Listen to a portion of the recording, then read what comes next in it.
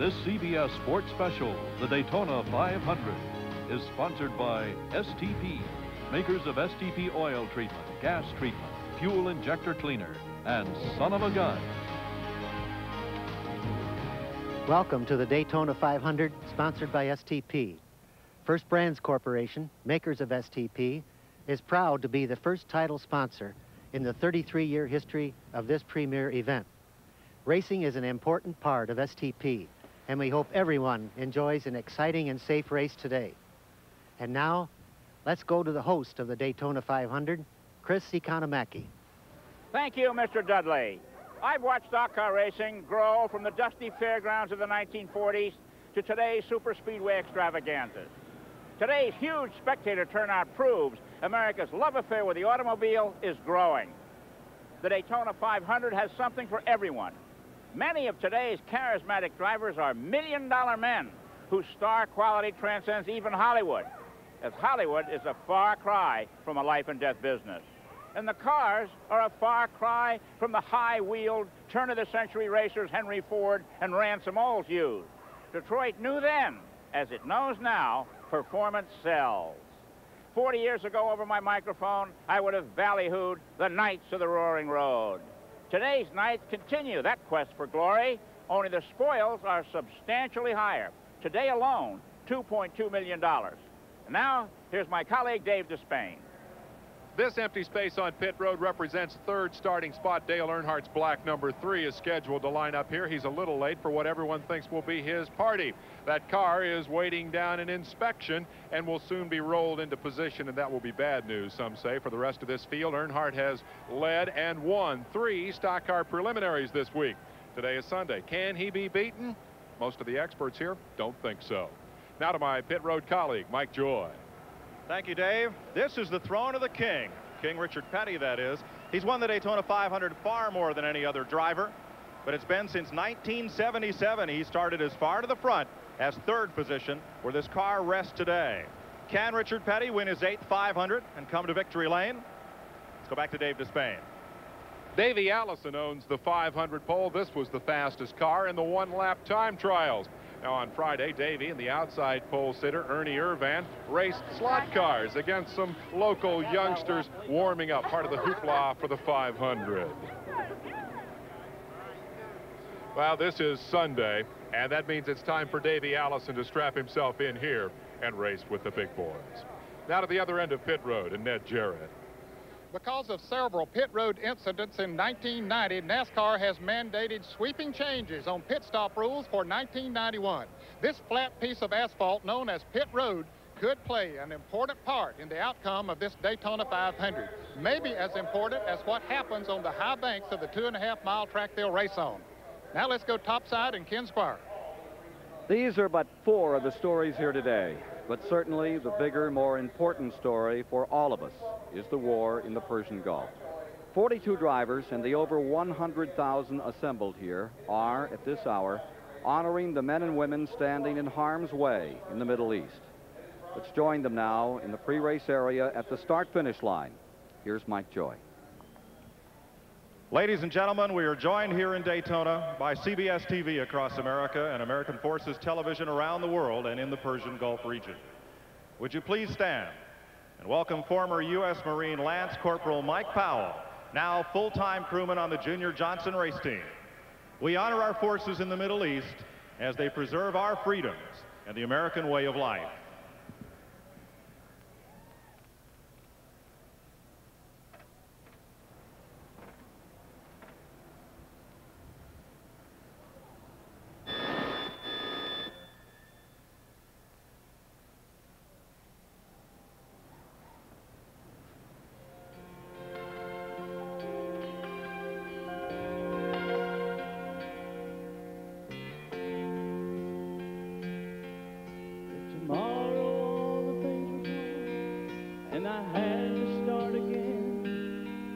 Just my children and my wife. I thank my lucky stars to be living here today, 'cause the flag still stands for freedom and they can't take that away. And I'm proud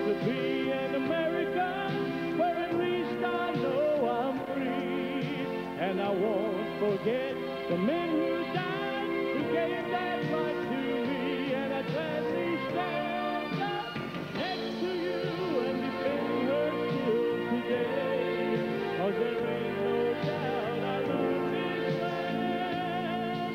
God bless the USA.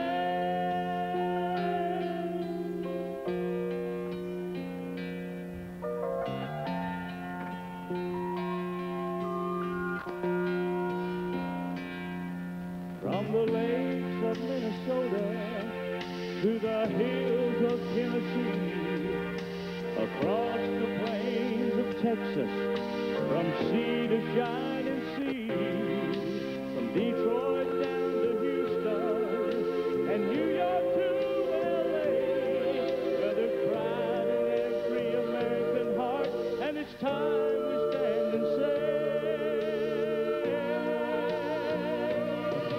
and I'm proud to be an American, where at least I know I'm free, and I won't forget the men who died, who gave that right to me, and I'm gladly stand up next to you and defend her still today.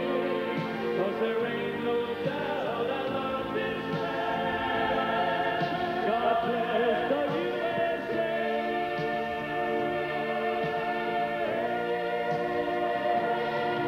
And I'm proud to be an American, where at least I know I'm free, and I won't forget the men who died, who gave that right to me, and I'm gladly stand up next to you and defend her still today.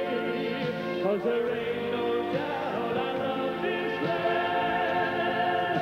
God bless the USA.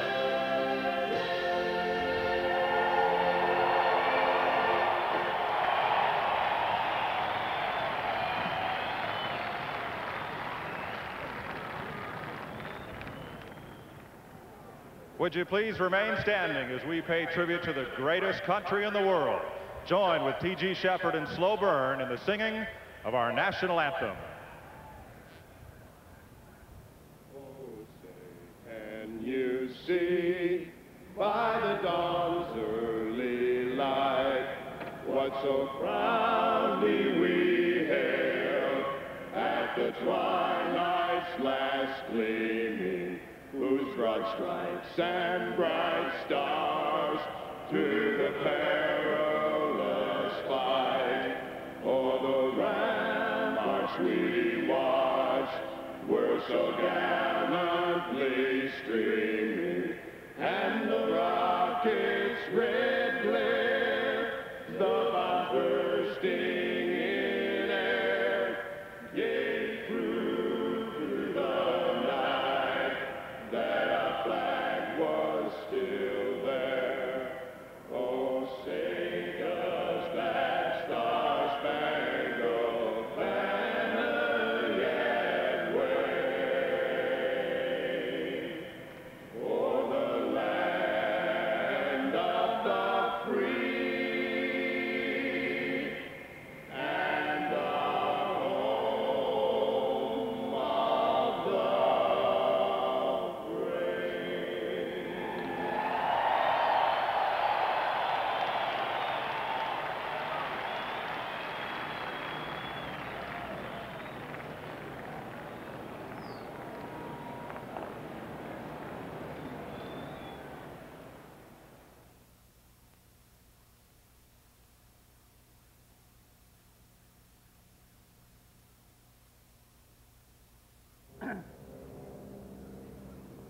That was Yes, beautiful. That was lovely. That was incredible.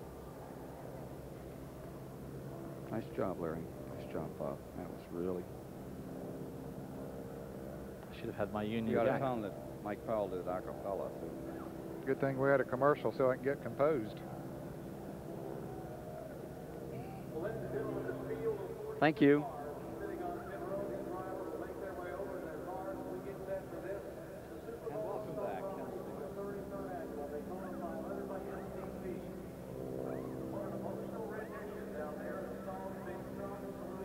not only the greatness of this wonderful nation of ours, America,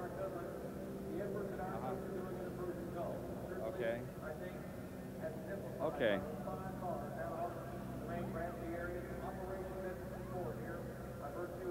Yes, sir.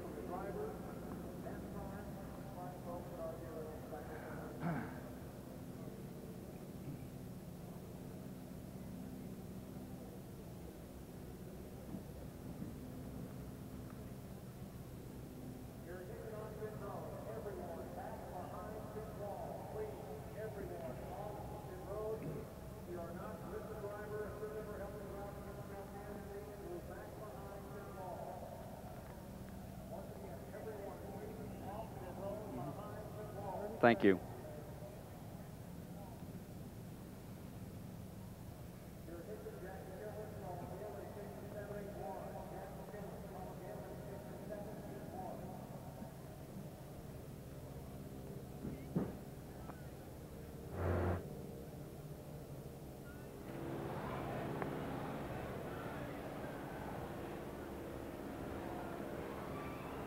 And welcome back to the Great American Race. Ken Squire here at Daytona, where throughout this entire week, one name has been on everyone's lips. That's Earnhardt. The Intimidator has been invincible. He has won 3 races in the past 7 days. And the question to my racing colleague, David Hobbs, is, can anybody whip him? Well, Ken, forecasting race winners is a chancy business at best. But everybody that should know down in the pit area has really given this race to Dale Earnhardt. But it's a very strong pursuing pack. Davey Allison on the pole. Richard Petty in his 31st start, running incredibly well. And relative newcomers, Ernie Irvan and Hut Strickland, looking good. But the chances of any of these drivers just flat winning this race are, to be quite honest, pretty slim. But Dale Earnhardt knows that races can be lost as well. And one way this race could be lost this year is with the new pit stop procedures instituted by NASCAR over the winter. Well, our NASCAR guru is Ned Jarrett. Ned knows all about these rules and procedures. Let us know, Ned. David, pit and race strategy will certainly be different here than any past Daytona we have ever seen. When cars would come down pit road and take on 4 new tires during caution flags, that won't happen today. Now, the new pit road rules have been in effect here for more than a week in the preliminary events, but none of those are 500 miles, so the real test of the new rules will come today. Pit road in the past had become a traffic jam under yellow flag conditions as cars darted in and out to take advantage of the caution. With all the emphasis on speed for both car and crew, the pits had become a dangerous place to work. Last year, there were several incidents. One at Talladega where some crewmen were hurt, and in Atlanta, Mike Rich, a member of Bill Elliott's crew, was killed in this incident.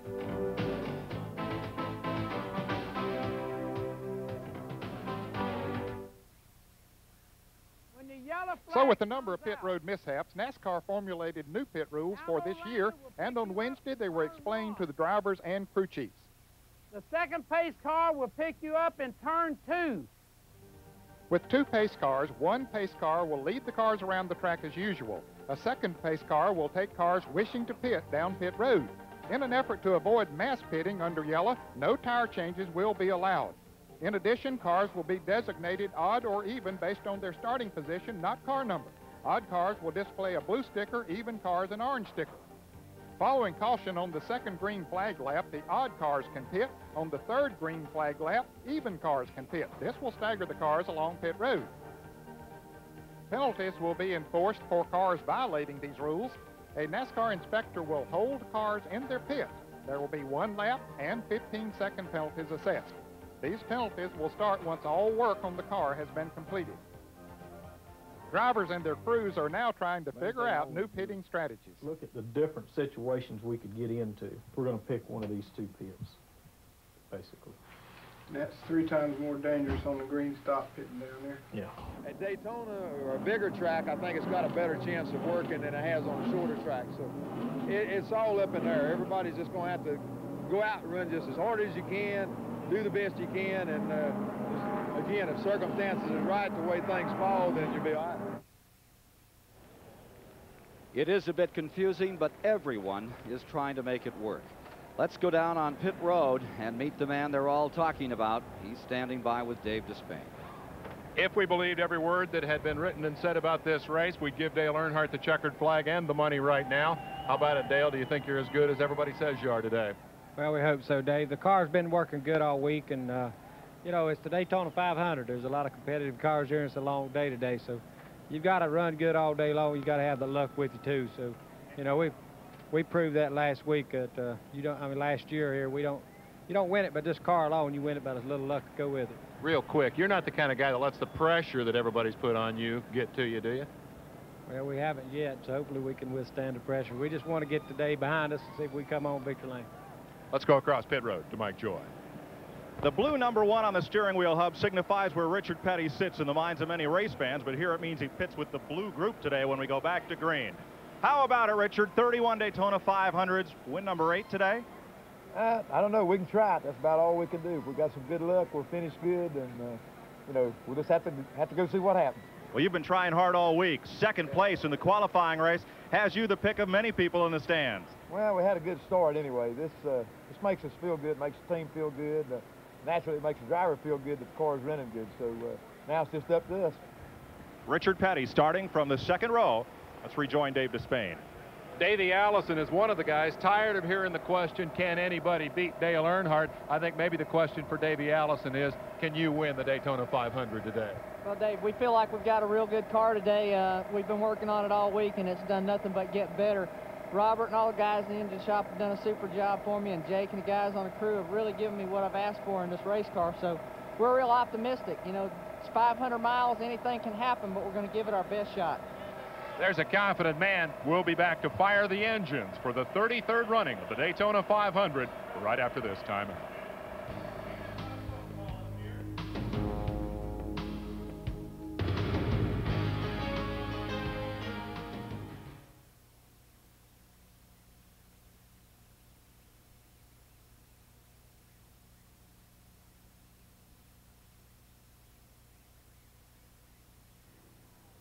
Yes, we are, Bob.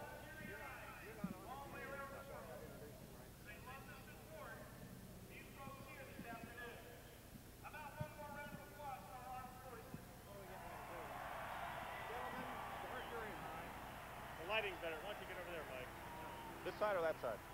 Either side. I will. And now, ladies and gentlemen, for those famous words of motorsports, Senator Jim Sasser.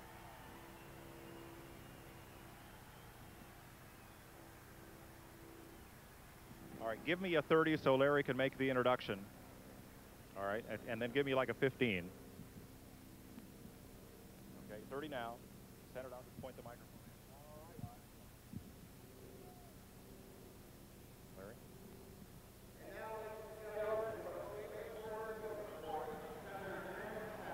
Wait.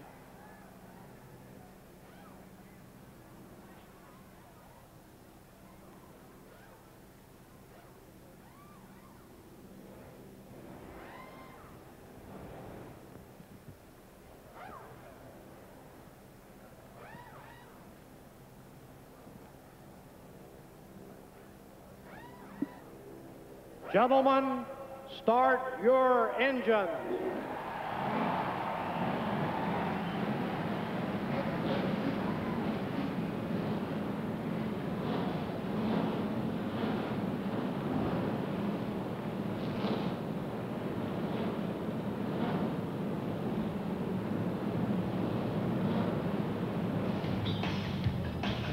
Ladies and gentlemen, the starting grid as they have qualified for the 33rd annual Daytona 500. Winning his first pole at nearly 196 miles per hour, the Ford of Davey Allison. Alongside making his third start in the 500, Ernie Urban in a Chevrolet. Starting third, looking for his 8th 500 win, Richard Petty in a Pontiac. And then the overwhelming favorite, Dale Earnhardt. In row 3, it's the Buick of the newest member of the Alabama gang, Hut Strickland and Kyle Petty. Row 4, the Oldsmobile of Rick Mast and Roger Penske's car with Rusty Wallace aboard. Row 5 is Ricky Rudd, the same car he crashed last Sunday in the Busch Clash, and the '89 winner Darrell Waltrip. Row 6 is Harry Gant and Sterling Marlin, now carrying the Junior Johnson colors. Row 7 is Michael Waltrip's Pontiac and Joe Ruttman back with the Raymark team. In row 8, it's the '85 and '87 champion Bill Elliott and the 1980 winner Buddy Baker. Row 9, Dale Jarrett driving for the Wood Brothers and Mark Martin in his Ford. Row 10 is Jeff Bodine, the '86 Daytona champion, and rookie Bobby Hamilton. Row 11, Jim Sauter, making his first 500 start in 5 years, and Jeff Purvis in the Neil Bonnet car.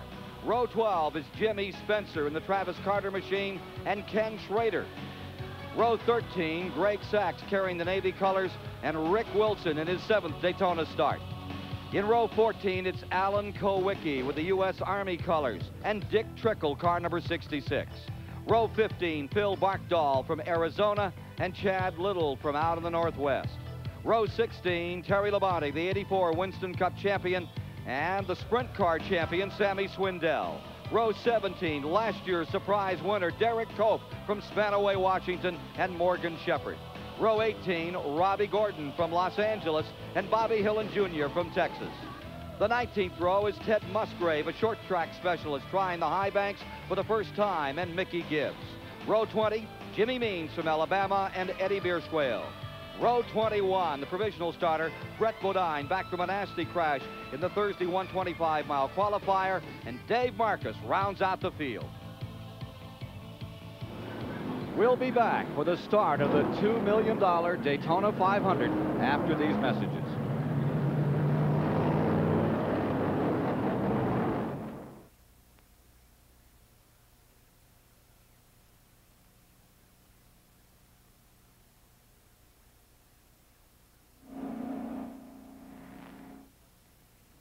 Yeah, I see. Yeah, thank you.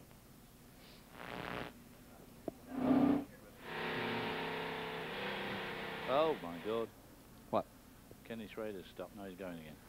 Just to get the steering wheel on straight. Is that what he's doing?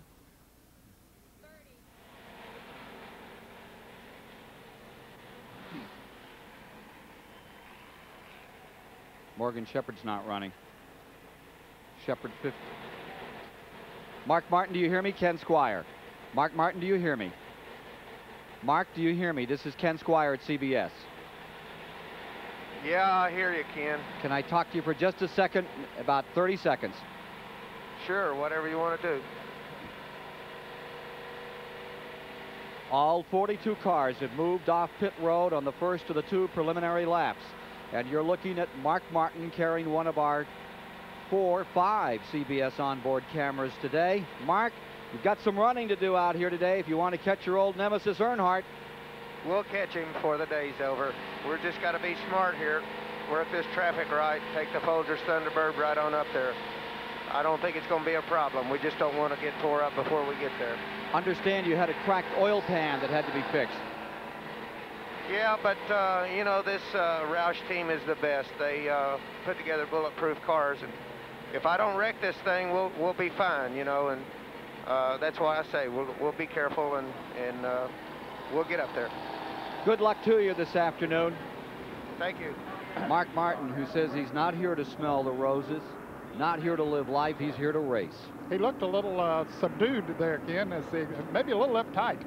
As they finish the first lap, change in the lineup, Sammy Swindell, the veteran sprint car driver from the World of Outlaws, was starting 32nd, has fallen to the rear, and he's driving a backup car since he crashed out here with Dorsey Schrader in the 3rd turn of the 125-miler. But he is on the field, but he'll come out of the last row now. Here's Dave Despain. 2 key issues are going to dictate the pace down here on pit road today. One of those is fuel. The gas men are really under a lot of heat today to make those gas stops effectively. That has always been true. But in the past, the reasons for coming on pit road essentially twofold. One is fuel and one is tires. Now, only fueling can be done under the yellow. A lot of teams feel they're going to have to do the majority of their pitting for fuel and for tires under green flag conditions, and that means the heat is on. And Dave, since they can only take on tires under green, the teams have mounted up far less than in the past. Usually we'd see 10 full sets, 40 tires at nearly $200 a piece lined up here behind the Dale Earnhardt pit. There's only 4 sets here and 1 up on the wall ready to go on the car. Take a look at these new pit boards along pit road, part of the new procedure out here. Of course, everyone's hanging those signs out so their drivers will know where their pits are in the neon colors. very easy for the drivers to read, and their number is the only one they're interested in. And of course, they are absolutely vital, because if you cross the line at the front of the pit, you get a 15-second penalty. 5 of the cars carry very special sponsors today. There you see Buddy Baker sporting the colors of the Marines. Alan Kowicki in number 7 is the Army car, starting 27.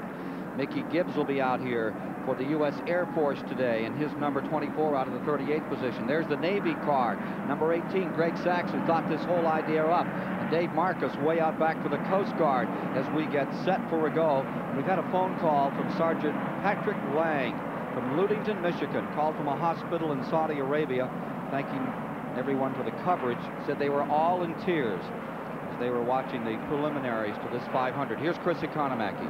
The first 100,000 people on the ground today got one of these free American flags. And many people are sorry they didn't get up earlier because they're looking for them. It's a great day here at Daytona. Out of turn 4. Field moving down for a start. Onboard cameras with Richard Petty, Dale Earnhardt, and Mark Martin at the outset. We'll be able to switch to Davey Allison and Jeff Bodine during the race. You're riding with Dale Earnhardt, the man who won 9 races last year, now with Richard Petty, getting ready for a lap this time by, and they will be going green 1 from now. Well, Ned said that Mark Martin was looking a bit apprehensive.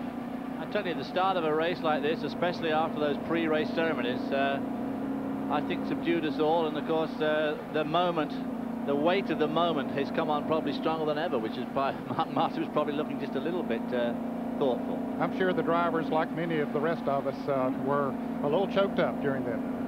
This is a camera on Richard Petty's helmet. This is as he sees the banking. It's a little different from the pictures you've seen before.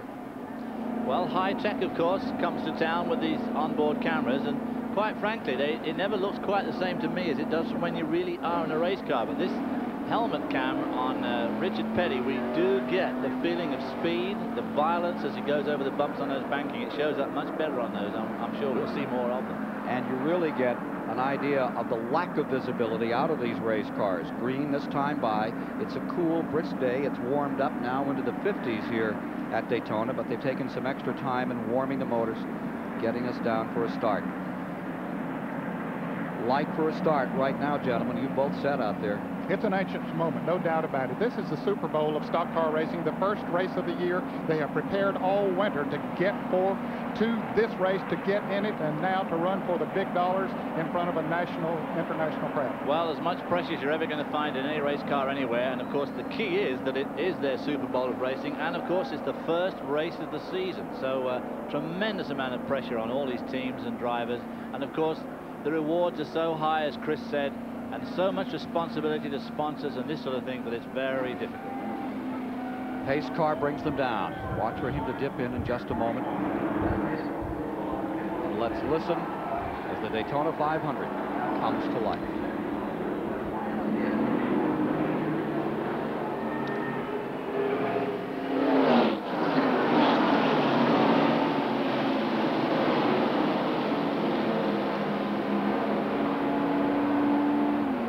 On the brake into turn number 1. It's Davey Allison jumping out in front, and Ernie Irvin goes into second spot. Calls himself Swervin' Irvin. Let's see what he's going to do. Notice that Kyle Petty is just up in front of his dad here as they head down the backstretch for the first time. Passing already starting, going into turn 3. There's Earnhardt moving up on Ernie Irvin. He isn't going to waste much time, Ken, trying to go to the front. That's what we may see all day. That car runs on a rail on the bottom of the racetrack. Earnhardt on the bottom for second. Shaking his fist at somebody already. I think he got tagged there. By the way, he took a big bite of that wheel. Crossed the stripe for the first time. Davey Allison still leads, but just look at the way that Dale Earnhardt's able to stay out of the draft and just pull by our pole sitter, Davey Allison. That's pure horsepower, David. And it's incredible handling. He can run anywhere he wants, as he proved a week ago in the Busch Clash. High, middle, low. This number 3 will track. A lot of hearts already sinking as they watch Dale Earnhardt disappear. He has dominated, I mean dominated, led 80% of the NASCAR races he has been here in the past 7 days. 400 of 475 miles. Ken, one thing that these drivers had on their mind, there's 5 bonus points for leading a race in Winston Cup competition. Now Davey Allison has those 5 bonus points, and so does Dale Earnhardt, and they count those up as the year goes by. It becomes very important for them. And of course we're seeing another classic NASCAR Winston Cup phenomenon here, and that is the dynamic duo Davey Allison and Dale Earnhardt hooking up there and trying to pull away from that pack that's duking it out behind them, and so far they seem to be very successfully doing it. Further back, Rusty Wallace is in third, Hutch Strickland in fourth. Now here comes Ernie Irvan back to fourth, Hutch Strickland to fifth, and that's allowing those leaders to get away as they run side by side a little further back. And note Rusty Wallace in the 2-car, the Roger Penske team, making an entry into Winston Cup racing with Wallace. A report from Mike Joy. Ken, if you have a good close look at the left front corner of Dale Earnhardt's car, you'll find not everybody here is a fan of his. He has hit a seagull in a critical part of that car, right in the inlet for the oil cooler. Richard Childress wants to know what it looks like from your point of view. Anybody see feathers? It looks like, yeah, it looks like they're on the left front of the car, that maybe there is something hanging on there. Indeed there is. Now, how much of the airflow has it cut off going into the radiator? Well, said all week that fate could play a part, and the only thing that could stop him, maybe it already has begun to show its head here, that fate again, Father Dale Earnhardt. One way to lose a race. Boy, if he loses, he'll be pretty distraught. An idea of the speed there as they go past the banking. We have some great speed shots here. The CBS guys have put some great speed shots. I always think one of the best speed shots is when you look out of the car and watch that wall going by. Well, as Dale Earnhardt looks down the long backstretch, you can see what he's looking into as he goes into that turn. Rusty Wallace has caught up to Davey Allison and Dale Earnhardt. There you see the black number 2 running in third position. And Ernie Irvan in fourth, Ricky Rudd in fifth. And Hutch Strickland, 30-year-old from Alabama, driving for Bobby Allison just behind them in sixth. Sense of speed out of turn number 4.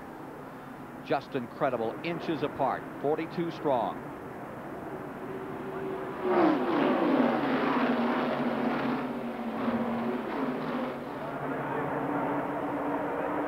All laps down.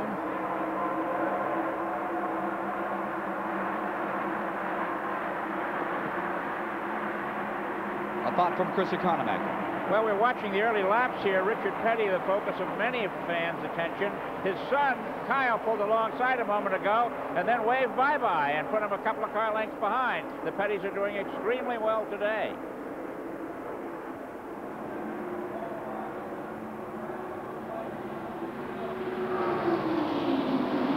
We may be able to see what happened to Earnhardt out here. Yeah, you can see right there.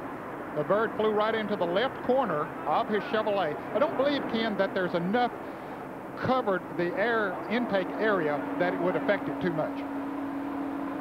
Fouled up his aerodynamics for just a moment, but we might be able to look at his instrument panel, of course, from that onboard camera. We can see all his key instruments. Richard Petty, after going so well in the 125-mile qualifiers, is slipping way towards the back of this field, back in the 16th spot.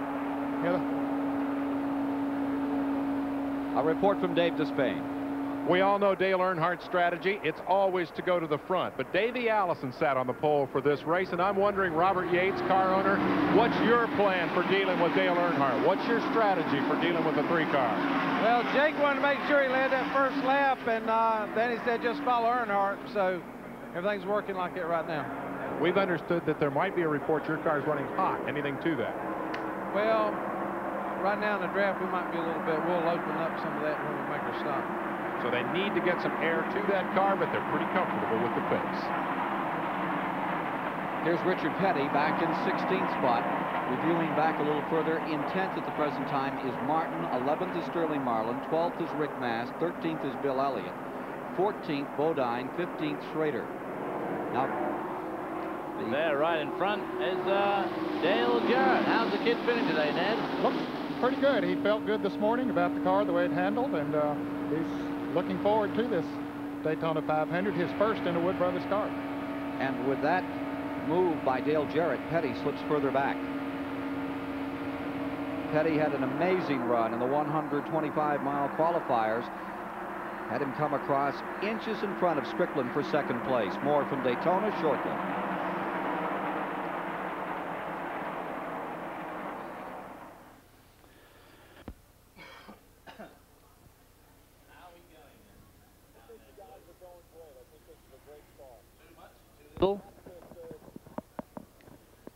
Stepping on each other.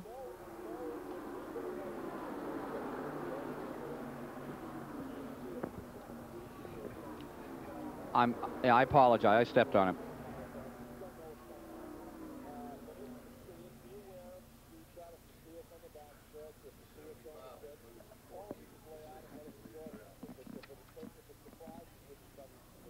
Thank you.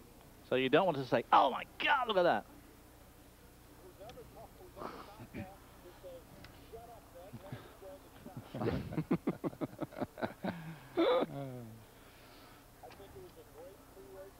Oh, yeah. Could you show us Mark Martin when you come back? He's gone from 18th to 10th.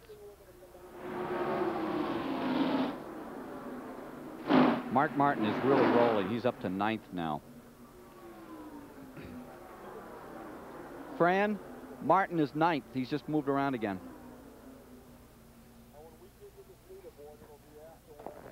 Thank you. Okay.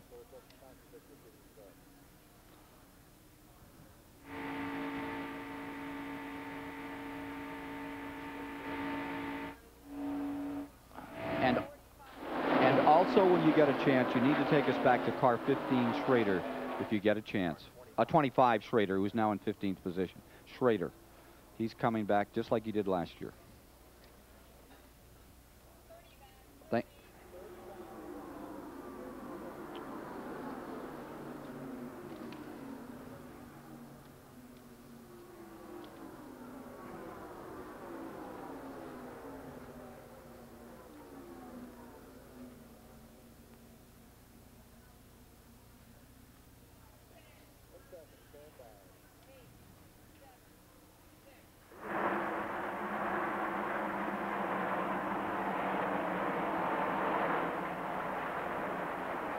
With 9 of 200 laps complete, let's look at the standings. At that time, Earnhardt up in front.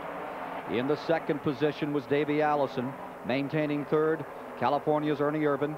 Going fourth was Ricky Rudd. In the fifth position, Kyle Petty. Front five, Joe Ruttman was then running 6. In seventh, Hut Strickland. The eighth position, Rusty Wallace at 9. Buddy Baker in 9th position, the 1980 winner of the event. Mark Martin was then in 10th. Mark Martin has now pulled into 9th position and continues to close on the leaders. Here are those leaders. And here you see Martin in the number 6 car moving in on number 2, Rusty Wallace, for 8th spot. Rusty Wallace was running right at the head of this group. Seems to have slipped back into a second group. You can see that fairly big gap behind Joe Ruttman in the car number 75, who's done extremely well to tag on to that front quintet.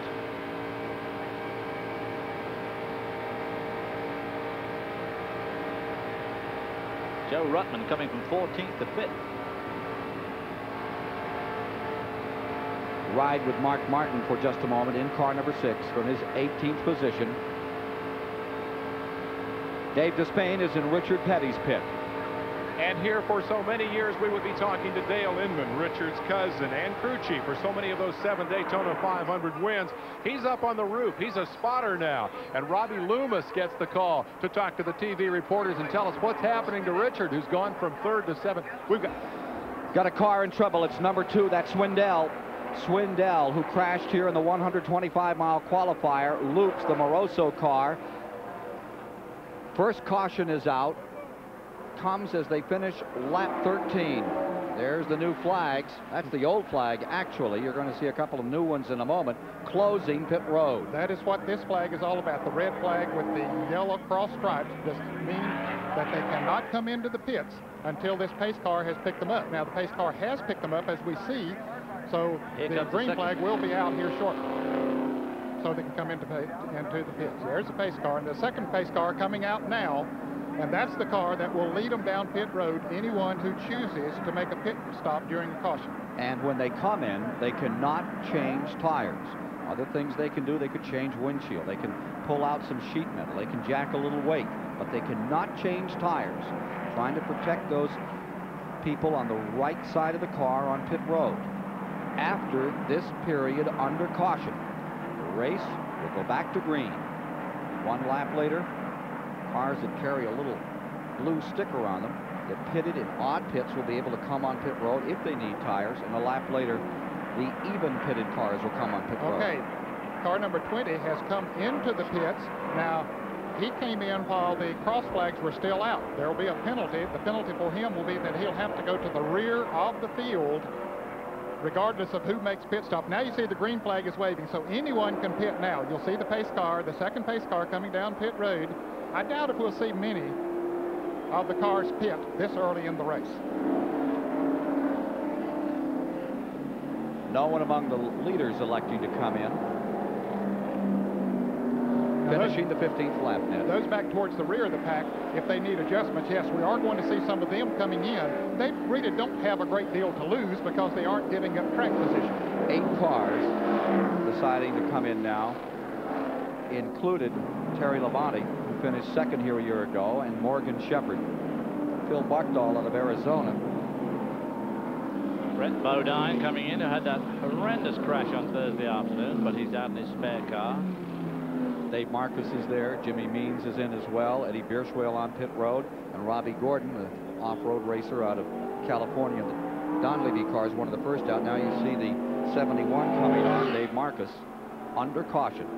Cars in the back of the field taking this opportunity to make some adjustments, make some changes, hopefully run a little stronger. And, of course, to fill it up with fuel, top it off. They've run 15 laps now, so that gives them that much longer that they can stay out on the racetrack if the green should stay out for a long period of time.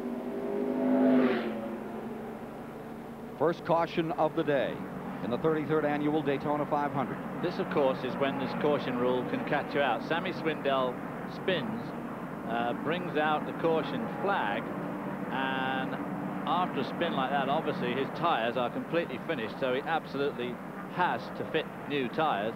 But by fitting them under the caution, he immediately incurs yet another lap penalty. It looks like he's going to lose a couple in the pits anyway. No, they're going to let him out now.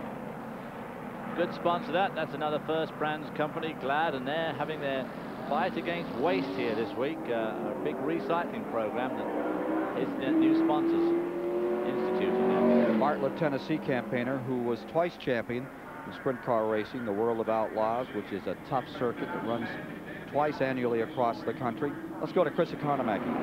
Well, 37 and a half miles are in the book. We talked with Junior Johnson this morning. He's the owner of Jeff Bodine and Sterling Marlin's cars about how far they could go on a tank full of gas.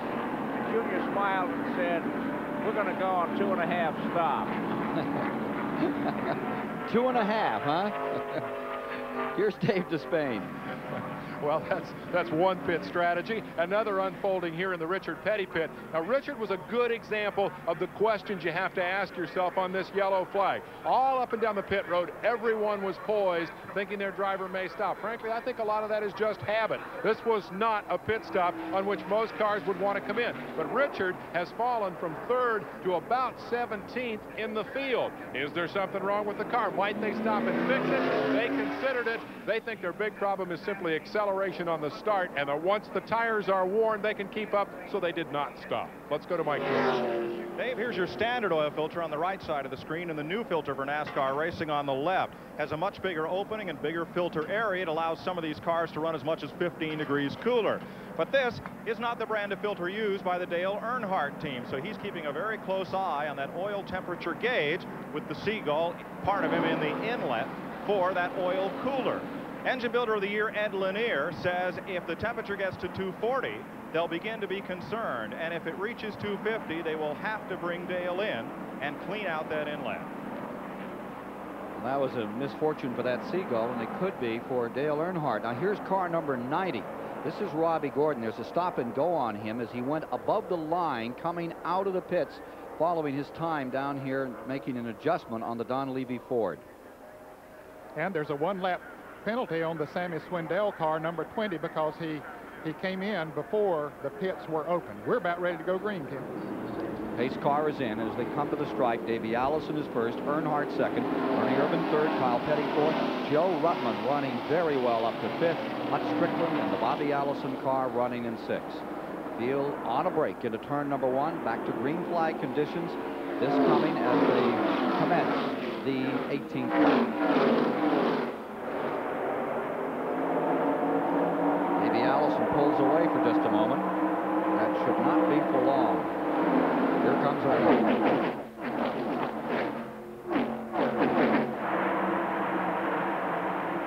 First 5, Allison, Earnhardt, Irvan, Petty, Ruttman on the break. We have a note that Alan Kowicki is having major handling problems with his car, and he's back in 23rd position now in the car sponsored by the Army, or that is carrying the colors of the Army, I should say. They aren't sponsored.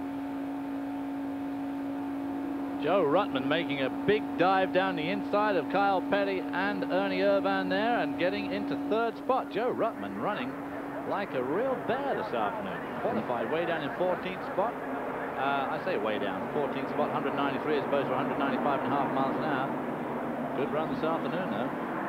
What a run back here as you watch Kyle Petty on the inside, and the draft on the outside has Hutch Strickland in the 12, Ricky Rudd in the 5, Mark Martin in the 6, all wheeling by, and here comes Sterling Marlin as well in the new Junior Johnson car. Kyle Petty just simply got caught down on the inside, no one to draft with, and it went right around him. Mark Martin in a similar position as Sterling Marlin goes around him on the outside. Now Kyle Petty might be able to pick up Mark Martin, but Martin wants to get back in line. I don't blame him. Sterling Marlin looked very formidable in that last training period yesterday afternoon. He looked strong. Also, Waltrip looked pretty good in that last hour following the 300. Now we have one car coming on pit road. It may have tapped the wall. It looks like it's Bodine. Limping on a pit road, right front tire down on car number 26, the Kenny Bernstein car.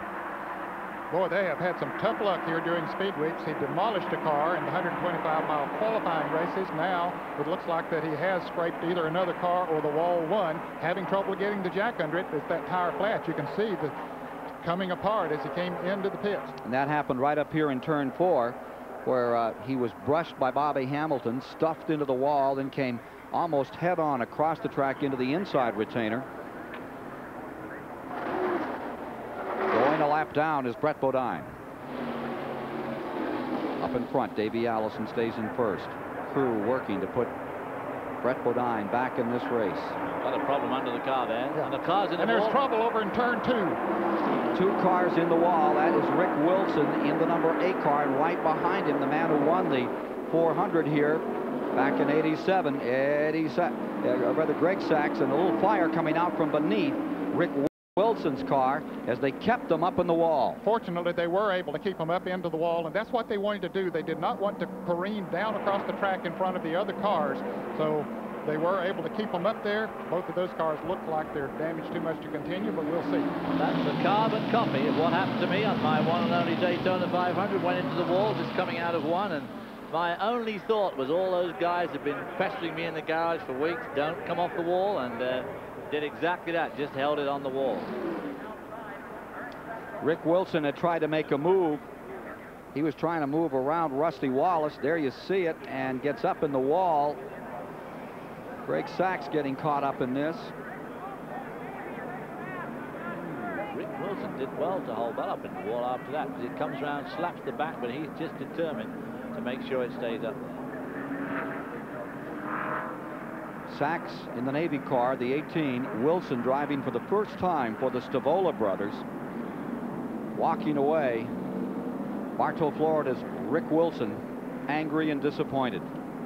Talking to Greg Sachs, they're explaining what happened to each other.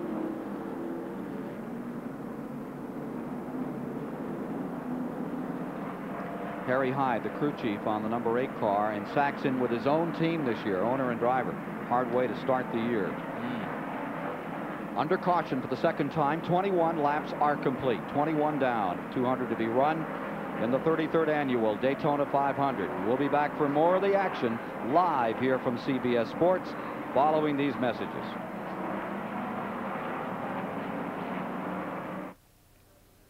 Okay, coming out of this guy's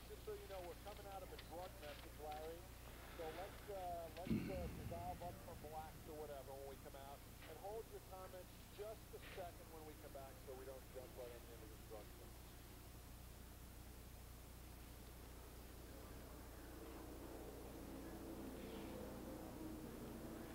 Could we get another report from the number 3 folks about what Earnhardt's telling them about the situation on temperature in that car? Yeah, another report on number 3. And the slowdown time, if it is stuffed up, could be a problem. Need to know. Thank you.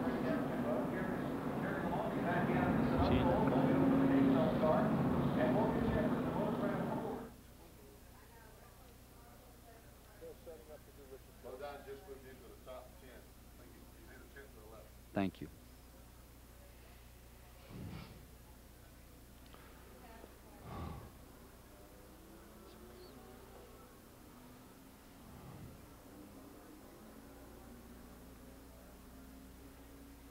Terry Lamani went back in again. They must be really searching. Yeah, I think they are, Chris. Okay. You tell us. We're having a good time. Yeah, yeah. Yes. Yep. Aren't you, You're Ned? great. You Sure. okay, David? Yeah. Huh? Mm-hmm.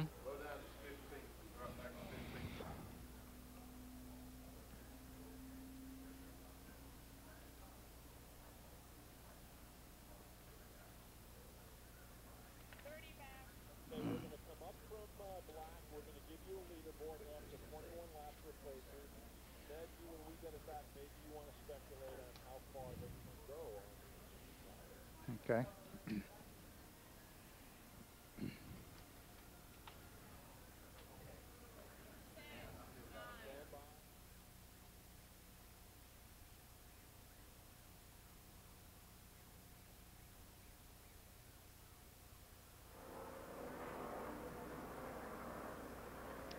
Daytona Beach, home of the 500. And the standings after 21 laps here in this February event has Davey Allison first, Earnhardt sustaining second, Ernie Irvan willing to ride in third. The fourth position is Hut Strickland, had a great 125-mile qualifier, and Joe Ruttman, who back in the early 80s drove for Raymock Racing, back running fifth with that team this year. Ricky Rudd is in sixth for Rick Hendrick Stables, and in seventh is Sterling Marlin. Mark Martin still on the move up to eighth. Rick Mast, who we saw drive in '89 to sixth place at the end of the 500, is ninth, and Kyle Petty rounds out the top 10. Here's the 18 car of Sachs being brought in. That one's done for the day. Here's a report from Mike Joy. Richard Childress owns Dale Earnhardt's car, and he spent a lot of time in Victory Lane already this week. What's he telling you about that oil cooler blockage? Well, we're watching it right now. It don't seem to be a problem. If it got up around 240 or 250, we'd start getting concerned. Now, Robert Yates was just here, the crew chief of the leading car driven by Davey Allison, and he usually doesn't come to pay a social call in the middle of the race. What's going on here? Well, we just wanted to talk about some stuff, you know, the bird. The Thunderbird or the other bird? Right now, the other bird. Okay, well, nobody's been able to beat these two black cars all week. Let's see what happens when the green flag comes back out. Here's Dave Despain. Bobby Allison's a busy guy this week. He's a former winner of the 500, 1988. He is the father of the pole sitter Davey Allison, but perhaps most importantly, he's the car owner for number 12, Hut Strickland. I counted him fourth that time, Brian. You got a big smile on your face. Well, he's running good. Hut's giving that Ray Bestis Buick a good ride for us, and you know, we're enjoying Davey out there showing the way right now too. I know how much you hated giving up that steering wheel, but how does it feel to be a successful car owner? Well, I'll tell you, it's just a lot nicer here than it was in that hospital room. Ain't quite as good as being out there, but the boys are working hard to give me a good time. We appreciate that. Any mixed emotions, Mom? How about it, Judy? Yeah, I think it's really good that Hut's doing a good job like that, and we're really proud of him, and we're proud of Davey too, you know. We'd like to say hi to all the family at home, especially our grandchildren. Okay. Have a good day here. That's the Allison family reunion on pit road. Let's go back to Ken Squire. And it's really great to see them back. And remember that year, '88, when Bobby and Davey, father and son, drove across the finish line 1-2. And here's Davey sitting on the pole for the first time, currently leading the man in black, Earnhardt. And of course, the number 12 is Bobby Allison's car. There is Hut Strickland out of Alabama. His name was Wyman, and and no one quite knows how he got the name Hut. He never was a football player, so it couldn't have come from there, but he wasn't too infatuated with his given name, so he called himself Hut. Okay. 30 years old. I think I would if I was called one. I'll tell you, he's a good race driver. He is in his 3rd year in full-time Winston Cup competition. And now with the car that'll take him to the front, he has brought it there. He has a lot of confidence, too. And a part of the Allison family, more or less. He married into the Allison family. His wife, Pam, is the daughter of Donnie Allison, of course, who is the brother of Bobby Allison. How about it, Mike? What do you know about Hut? Well, since you asked, Ken, and since we have time, Hut's dad is Waymond Strickland with a W. His twin brother is Raymond Strickland with an L, and they finally got a little brother named Raymond. So Hut is Waymond Jr. And he hung around his dad's salvage yard where everybody has 3- and 4-letter nicknames, and the one they just threw on him was Hut. Really didn't get popularized until he started driving race cars, and people couldn't figure out the Waymond, Layman, Raymond deal, so he is still, and always will be, Hut Strickland. Here's Chris. Well, Joe Ruttman in car 75 started 14th, and he's up to 5th place. Joe Ruttman last year, for lack of sponsorship, sat out the season. We encountered him in some races. He was working for a catering company, waiting on tables in the suites and racetracks, bringing food to those people who were backing other drivers. Now he's back at the wheel and likes it very much, and he's done a great job today. Fastest caterer we know right there, Joe Ruttman in car number 75. Coming up next, Arizona and Georgia Tech. Very important game for Georgia Tech this afternoon. Road to the Final Four right here on CBS, following the Daytona 500. Let's go to Dave Despain. Well, the questions about the new pit rules can remain to be answered, but we're getting down to answer time. Remember on Thursday here, the twin 125s, we saw that a lot of these cars can run 125 miles without problem on fuel. They've had no reason to stop during these first 2 yellows, except for the cars in the back, as Ned has mentioned. They could give up track position, make their stop, try to improve their car, and not lose that much. The front-running cars could not afford that. But when you get to that 50-lap mark, green or yellow, those front-running cars are going to have to come in, and if that pit stop is under green, you're going to see the wrenches fly. Getting set on a restart. Field in turn number 3. As they come around, there are 25 laps complete. Working the 26. They're using the radial tires for the first time here at Daytona on these Winston Cup cars, and they think they can go comfortably around 100 laps on tires, so that won't be a major concern for a little while. Be a little more stingy with the rubber than you've been in the past with these new pit rules. Pace car is in. Set for a start. Green comes out. Jimmy Spencer down at the inside, a lap down. And the top 4, Allison, Earnhardt, Irvin, Strickland. Brake on the outside. Spencer finds a hole and ducks in. And the Prentice car does not find a hole, stays down there as they get into turn number 1. You're right, he did get a hole and ducked in. I don't know what happened quite. One minute he was in, and the next minute he was out of the line again. Well, there's still 37 cars in the lead lap. 25, 26 laps will be down at the end of this lap, and of course, as Dave says, come lap 50, I'd say 50 at the absolute outside, we're going to have to start seeing some pit action one way or another for gas. Here comes Earnhardt, making his move on Allison for the lead. Earnhardt's there, back out in front. With him comes Ernie Irvin. Bill Elliott having trouble. He's got a flat tire. The right front tire is flat. Now then, here's a point. He has to go around. Where did he qualify? Well, he can stop. They haven't run three laps yet, so Bill Elliott is one of those that is on the blue, so he can stop this time around. He can stop this time around, but he couldn't stop that time round, which of course could be crucial because he's languishing right at the back of the field now. The right front tire is flat, and he would have obviously normally stopped on that previous lap. You saw Mickey Gibbs on pit road for a moment there.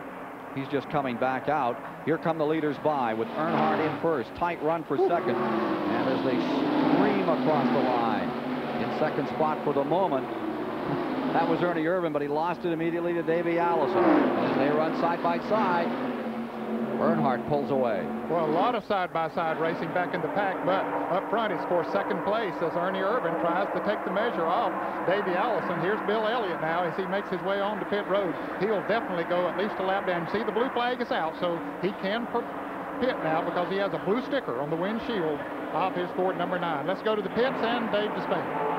Well, that's a remarkable bit of good fortune for Bill Elliott in the midst of some bad fortune. The bad fortune, of course, is the flat tire, and the good news is he is able to change it here coincidentally by being on the correct lap for his team to pit. He's able to pit and change the 4 tires without penalty. Now, they will go all the way around. They will change the tire that was flat, but while they're at it, they'll come on around. They will fuel the car and make a 4-tire pit stop. So, for the Elliott team, wearing black armbands here today in commemoration of Mike Rich, their fallen team member killed in Atlanta last year. They make the first green flag pit stop of this 1991 season. They make it under the new rules, and they make it as beneficiary of those new rules. And Elliott is out, and it was a lengthy stop. 39 seconds, Dave. Well, I have to take issue with Dave Despain now. I don't think that was very beneficial for him at all, for Bill Elliott. There's trouble on a car that was running up front. The fire is coming out of the Jimmy Spencer car. He was a left down, but Jimmy Spencer's car. And here's Jeff Purvis spinning around in car number 51. And Jimmy Means is in the wall. Phil Barkdahl crashing. 5 cars in trouble out of turn number 4. Spencer is out of his car. You can see him. He jumped out on the grass. Coughing badly there. I guess the fumes from whatever it is burning on that car. If there's any plastic going, that won't be good for him. A lot of smoke pouring out of car number 98. He probably breathed in some of the smoke because the inside of the car is completely filled with smoke. They'll get him now and get some oxygen in very quickly. Jimmy Spencer, who was involved in a couple of incidents yesterday in the 300-miler. And, of course, Bill Elliott now does get his lap back. Well, or will he? He was about to go 2 laps down, and he got back out. I think if they had stayed up to full speed, they would have lapped him twice, but he stayed out in front of him as a result of the caution coming out. See, I have to take issue with Dave on that he was a beneficiary because he just happened to be able to come in on that blue lap because he basically lost a lap by dragging around to make sure that he waited for the blue lap. He lost a lap. Now, will others come in? They have run 31 laps. Will they come in for fuel? They can only go another 18 or 19 or perhaps 20 laps from here on. Here's the Sammy Swindell car, number 20. He's had a tough day here today. Second altercation for Sammy Swindell. Jimmy Spencer, Berwick, Pennsylvania, in his Chevrolet, prepared by Travis Carter, comes away from one. Under caution, this lap 31. Lap 31 is where we are at, and we are already into our 3rd caution of the day. How come? Cool weather? What's happening here? Did in fact Spencer's engine blow, Ned, and leave oil down there, which caused the ensuing mayhem? Yeah, I think that's what happened, David, and that's why it caught fire. Let's take a look-see. He was running in that front pack of cars, although he was a lap down. See if we can see what did happen. And here's Jimmy Means. This is apparently, yes, he must have hit some oil and spun around. Yeah, they were getting a report now that the engine did go away. And there's the Neil Bonnet car, the number 51. It's being driven by Jeff Purvis from Tennessee. I guess that you can't see very well out of this booth, but there's probably a fine patina of oil on that track. Here's Dave Despain.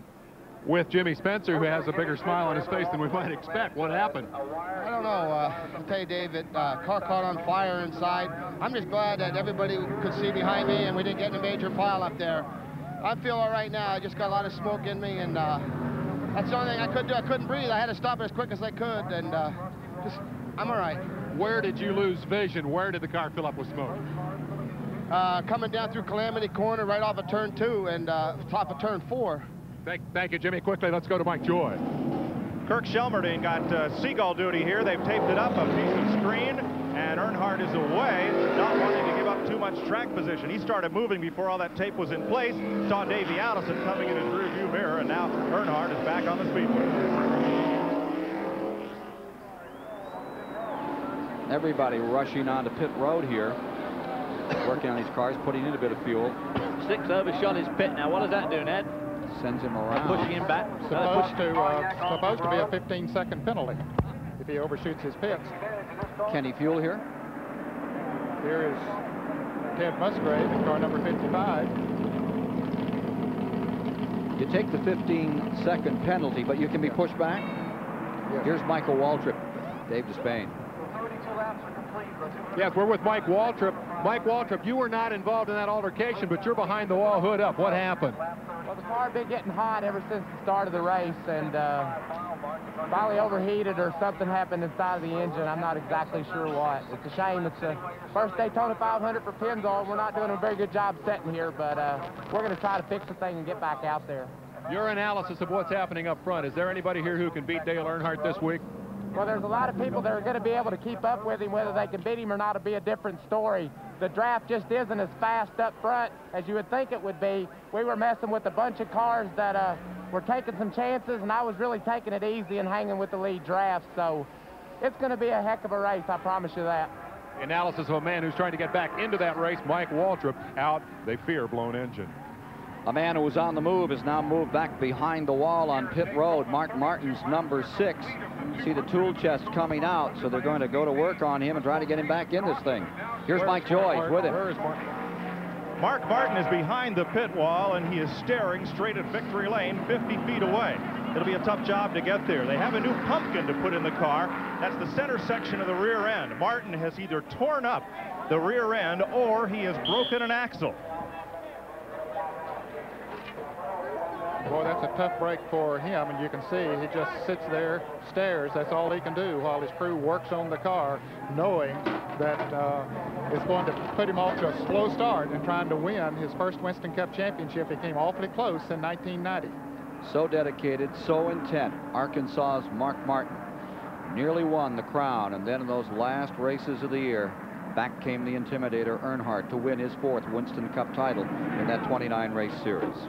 And I would guess that maybe the ratchet has broken in that car. It's unusual that a rear gearing would go out on the car. Perhaps we can get a word with Mark Martin.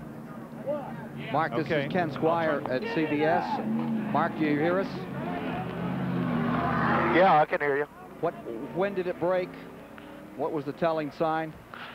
The gear broke, the rear end gear, the differential. I don't know if it's the case or what, but when we got ready to take off, it just it broke, exploded. And you were running so well, Mark.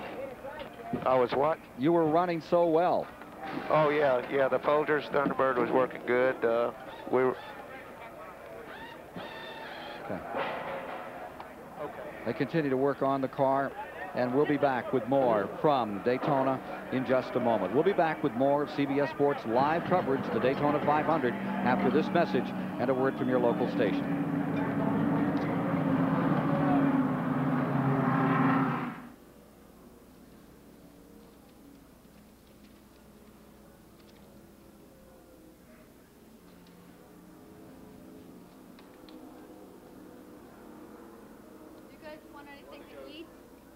Not right now, thank you.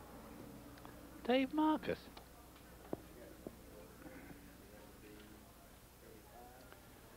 Okay, 42, 4, 22, 1. When we come back over those front 5 cars, Marcus has come all the way up.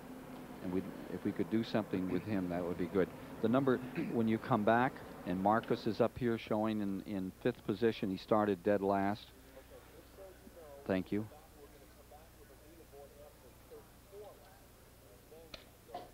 Okay. After 30, you're going to show us a board after 34. Okay.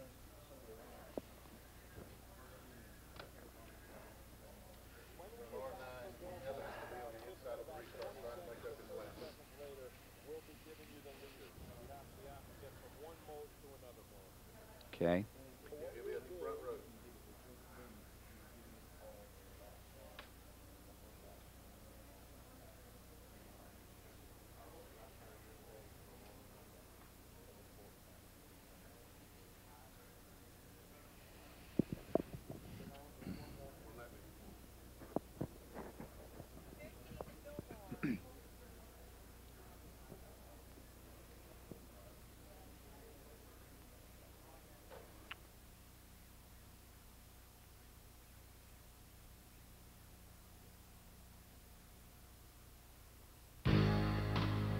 The Daytona 500 is sponsored by Budweiser with that clean, crisp, cold taste. Nothing beats a Bud. Haviland Motor Oil. Mellow Yellow, there's nothing mellow about it. And by Ford and your Ford dealer, where Leadership Month means a great time to buy.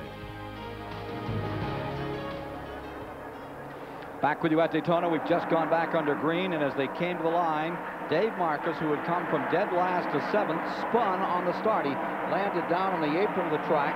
No green has come out. He's running on the bottom of the Speedway in turn 1 as the field is coming around. I missed what happened to him. He obviously got nudged by somebody there. And as you were just saying, come right from dead last to 5th. All those pit stops, staying out, gave him that opportunity to pull up through. We're in the green flag condition, driving down into the first turn. Kyle Petty now has the lead, that massive pit stop period. Here comes Sterling Marlin, his new colors, new number 22. Sterling Marlin closing up. Let's take a look at that race in the pits. Earnhardt was first going in, now he's 9th.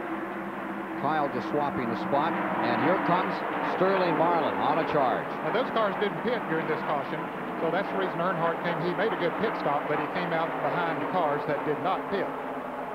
Kyle Petty in the 42, yet to score a top 10 finish. Buddy Baker, car number 88. And we got a spinner coming out of fourth. Barkdahl out of control, looping down into the grass. Let's hope he doesn't get back up on the racetrack. Getting through his Gant. Strickland, Schrader, and the rest of the field gets on the binders. Robbie Gordon scrapes down the wall there. Ooh, that could have been a nasty moment. Barkdahl's screen blew out, or half his screen blew out. He looked like he was headed onto his roof. You could see the car lift a couple of feet.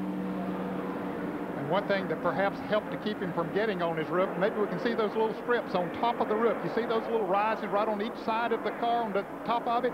Those were put on there to help to press the car down if it gets into a spin. Yeah, these cars before with that big ride height, big ground clearance, once they turn sideways, they turn into a wing.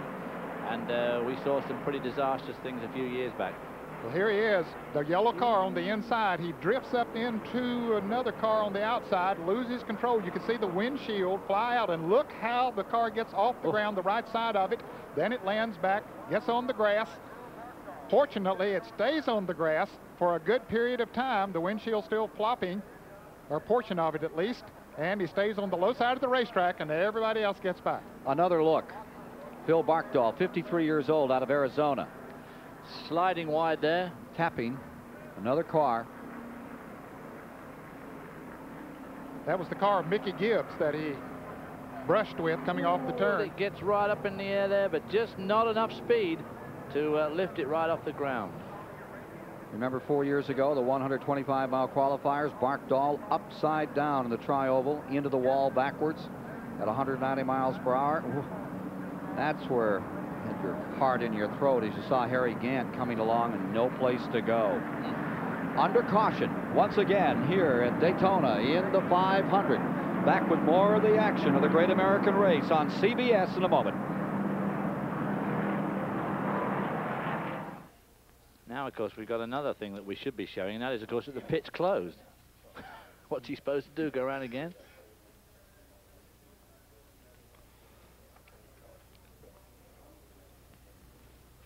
We understand that number 4 is developing a vibration, and Kenny Schrader might have some right front damage. He might have tapped somebody during the Got a piece of that?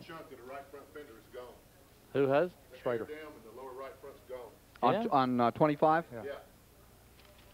We'll need to zero in on that. Car number 25, we need to zero in on the right front of it. Oh, Gone. yeah, there you go. Oh, yeah. Oh, gosh, he's in trouble. Yep.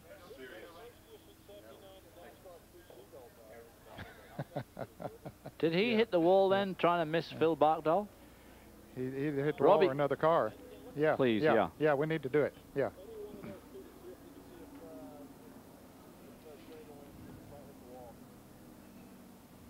Robbie Gordon definitely scraped the wall.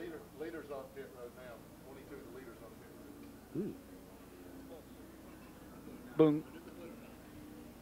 Elliott's on pit road with the hood Now Schrader is in the pack of cars behind this. So apparently, apparently someone slowed down and he. You don't have it? Hit him. No, just have those. Oh, okay. What's that? That's Jimmy Spencer's car, isn't it? Yeah, that's Spencer's incident. Yeah, no. That's from before. That isn't the incident we have now. No, no.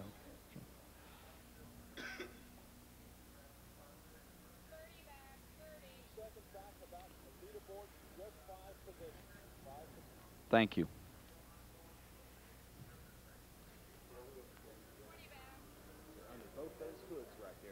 Yeah.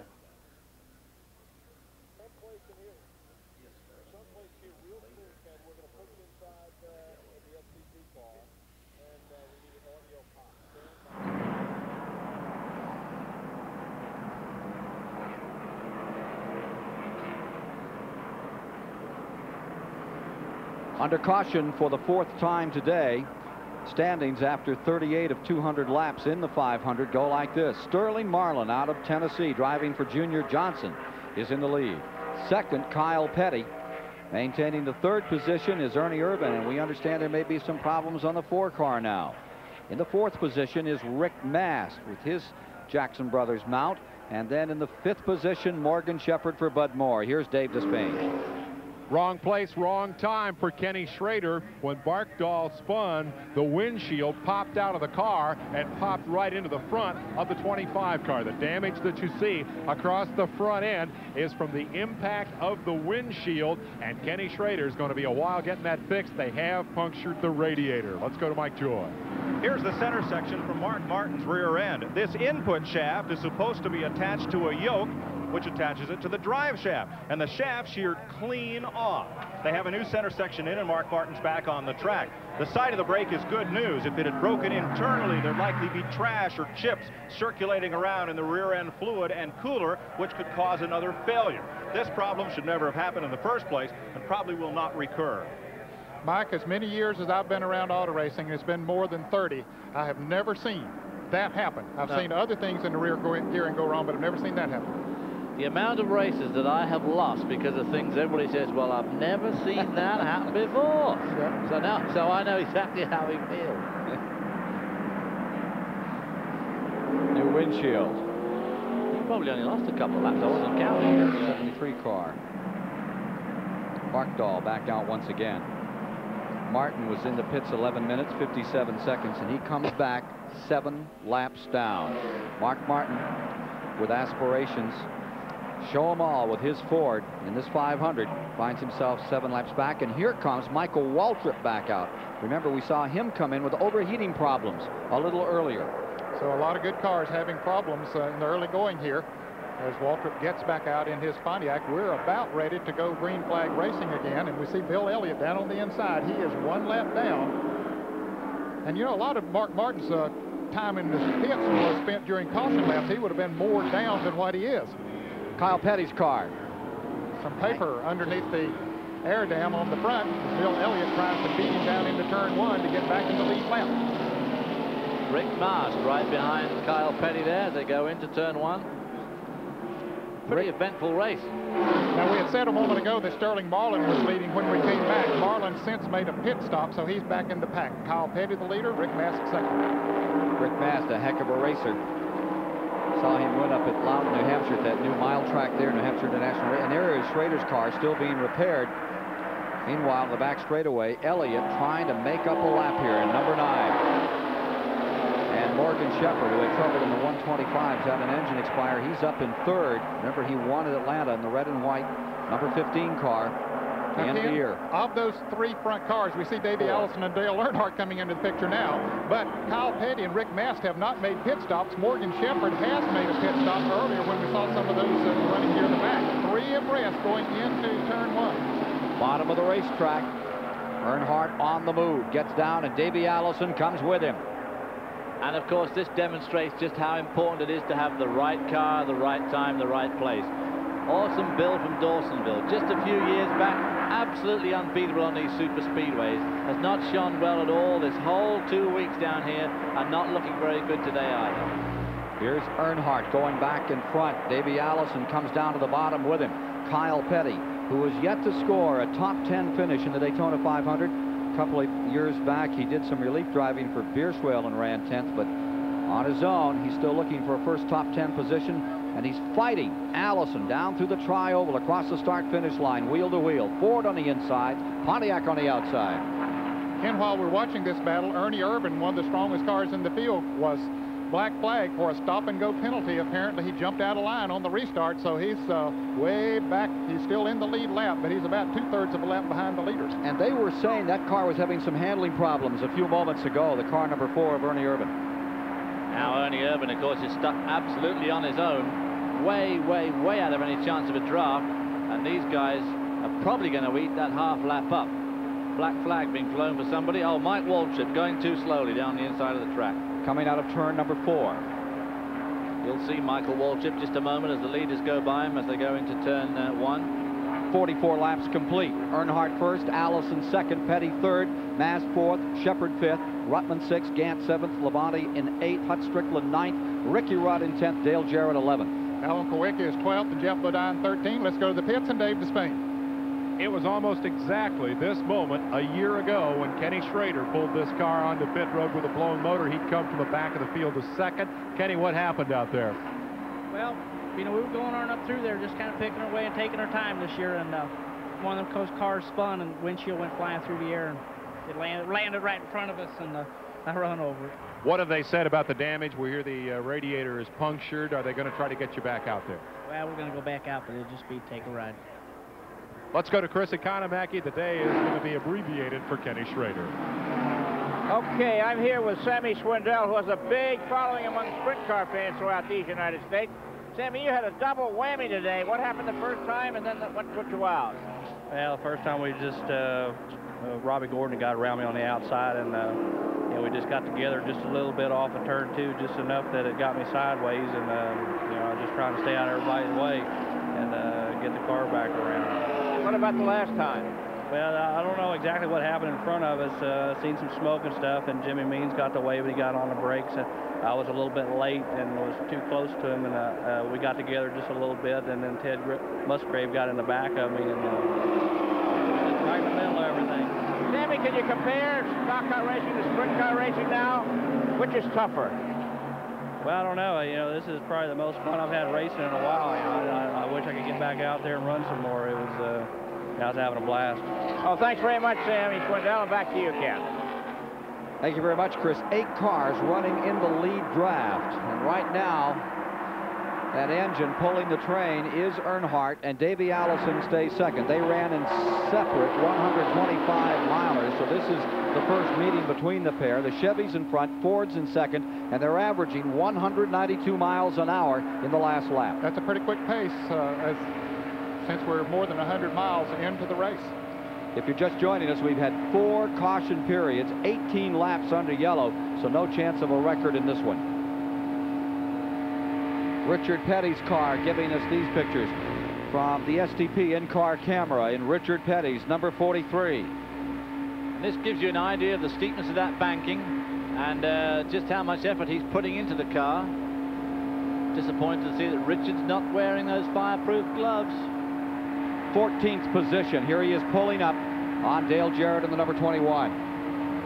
Dale having a good run today in the Wood Brothers car, hanging up there with the lead draft, and Richard right behind him. Into that bumpy turn 3 at about 197, 198 miles an hour probably.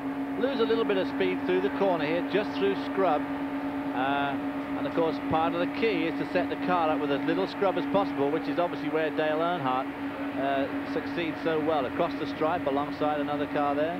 Now you see Richard drafted with Dale Jarrett around Ricky Rudd.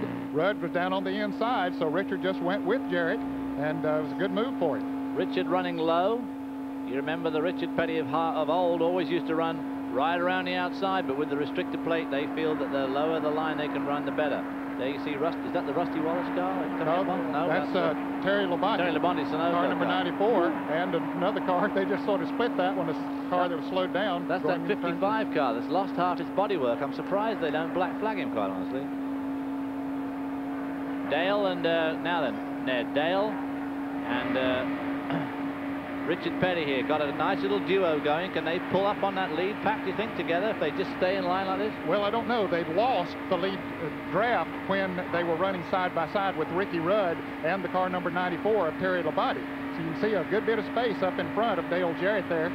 It'll be interesting to see. I think if Richard stays right on his bumper, they might be able to do that. Might be able to draft up to them. That'll help them both a lot, of course, wouldn't it?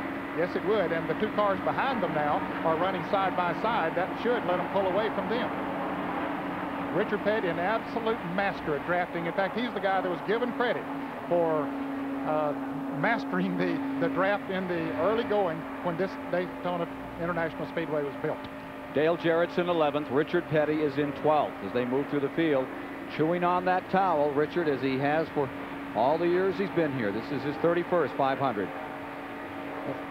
Wearing his new full-face Bell helmet there, which I'm glad to see. I wish more of these drivers wore the full-face helmets, because in the unfortunate event of an impact, it does protect the bottom half of your face. In fact, it protects all of your face.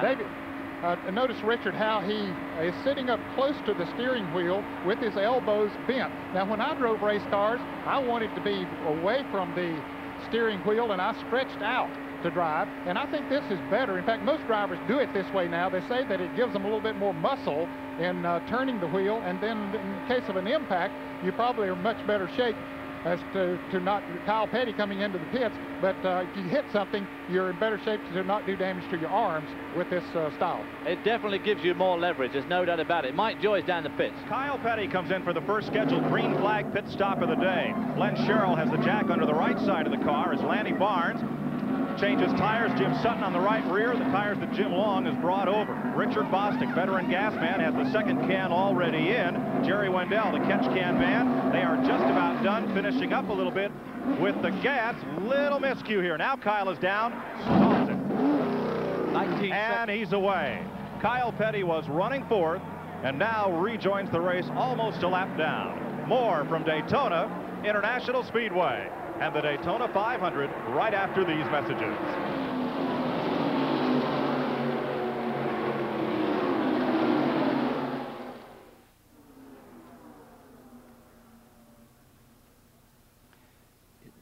It had this battle. Pardon me? It was at least 2 laps behind this battle all the time. I know, but that's what's not on the track. So when you're looking out there and it's saying that, so that's wrong. No, no, no, it was even back, and it was still a lap back. Last time, couldn't get it. I looked down, and that one was different.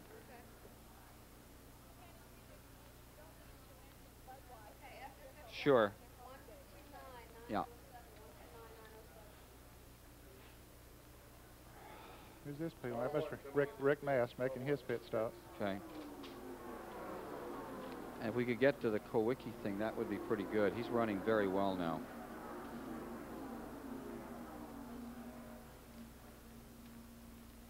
Tell you a guy who's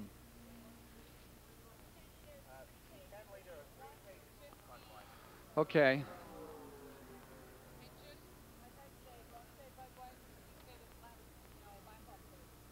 Thank you.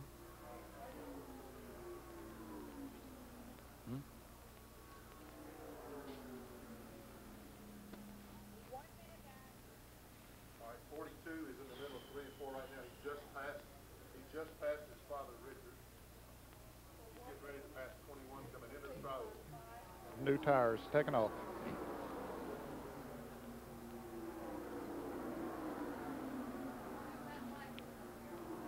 Dad wants to go with him.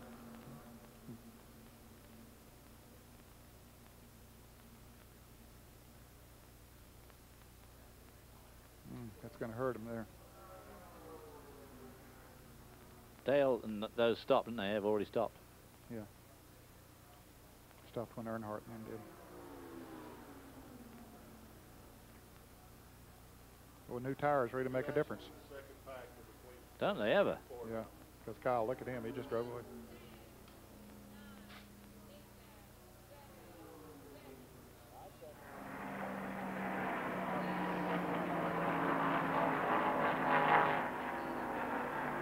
Let's take a look at the leaderboard. After 48 laps, Earnhardt was then leading, Allison second, Mast third, Kyle Petty in fourth, Morgan Shepherd was fifth.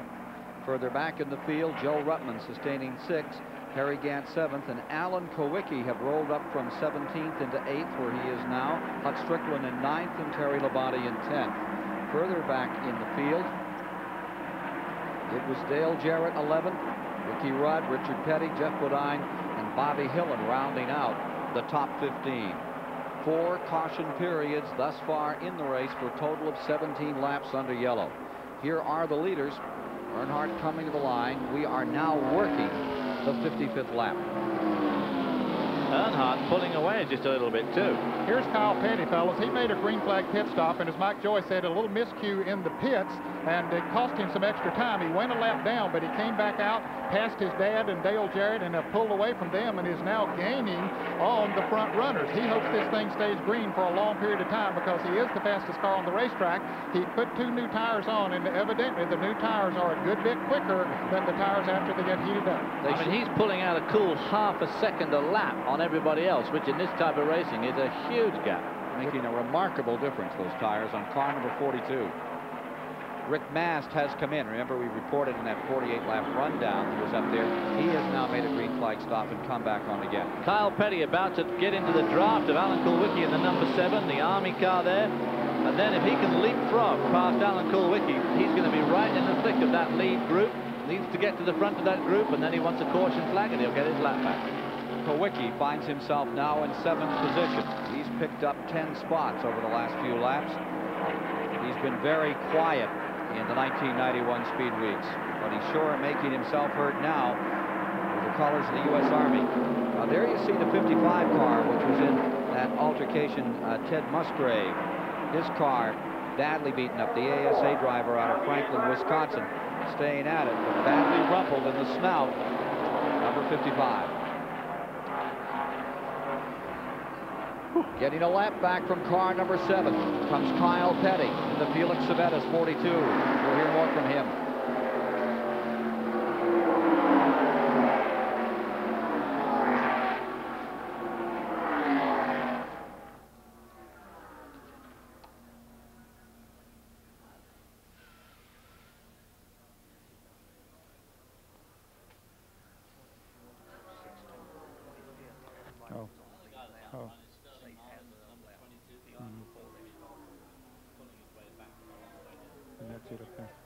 And that's it up there. 22 just went into turn 3. Do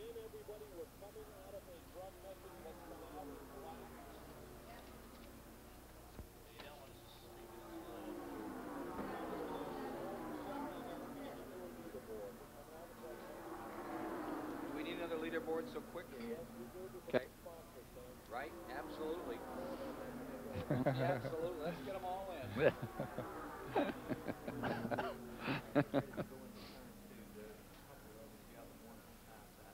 At what lap? Okay. Thank you.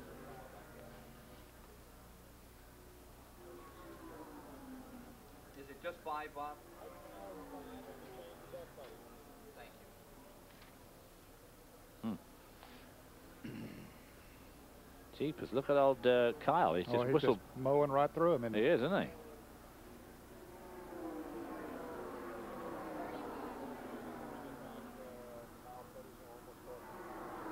Thank you, Greg.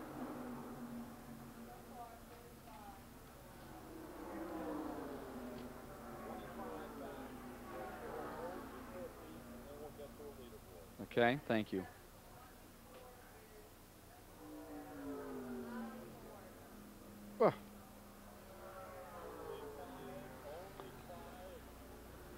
Confirmed.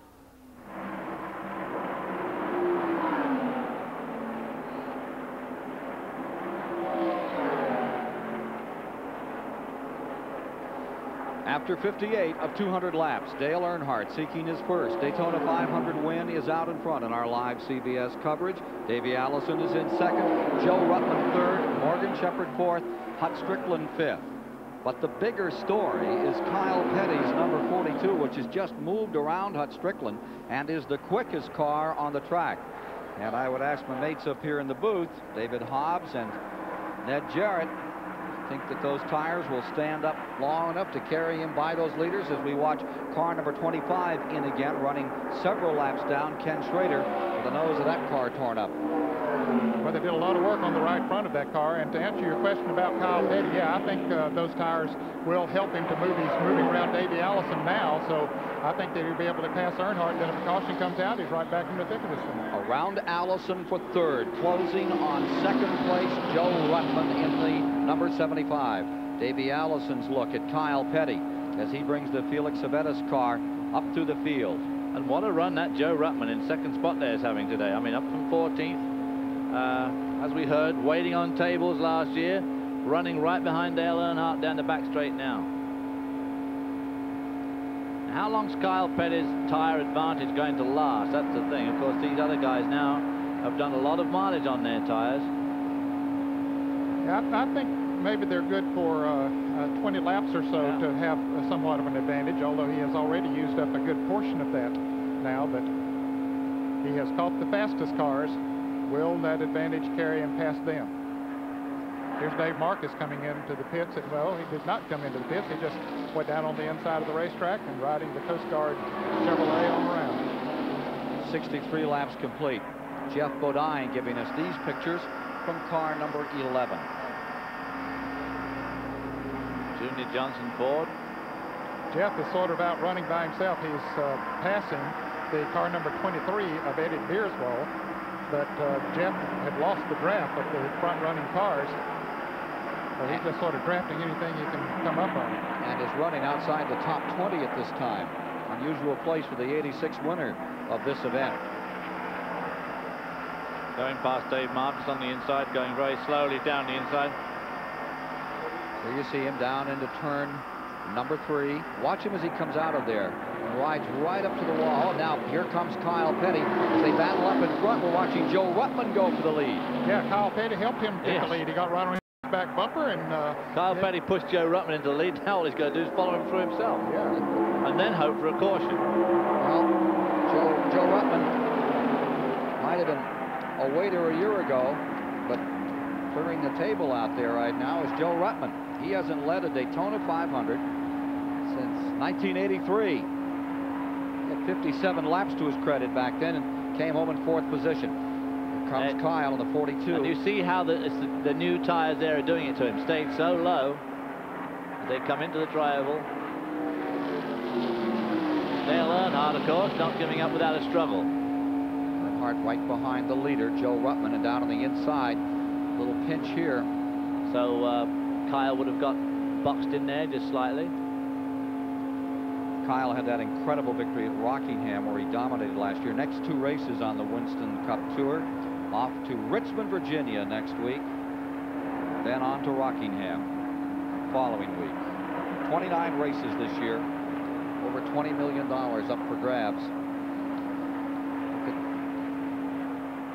Chris Economaki? Well, we've been looking at these inter-service cars. The service machines aren't having the best day. Buddy Baker in the U.S. Marines Pontiac number 88 is out of it with mechanical trouble. Greg Sachs in the U.S. Navy Chevy is out in a crash. Mickey Gibbs in the U.S. Air Force Pontiac is out there running but way down. And Dave Marcus is limping around in the Coast Guard Chevrolet. The best of the service cars is that of Alan Kowicki, who's running in the top 10. He's got his rooters in Saudi Arabia. The number 3 car, Dale Earnhardt, seems to be fading just a little bit here, Ned. The 12 car went by him. Davey Allison went by him. Yeah, I expect those tires are getting pretty heated up now. We've completed 66 laps. But if there's anyone that can drive on worn tires, it's Earnhardt. That's true. Yeah, he can manhandle a car, no question about it. It'll be interesting to see when he decides to come into the pits. Now, Kyle Petty has passed Joe Ruttman and is back in the lead lap.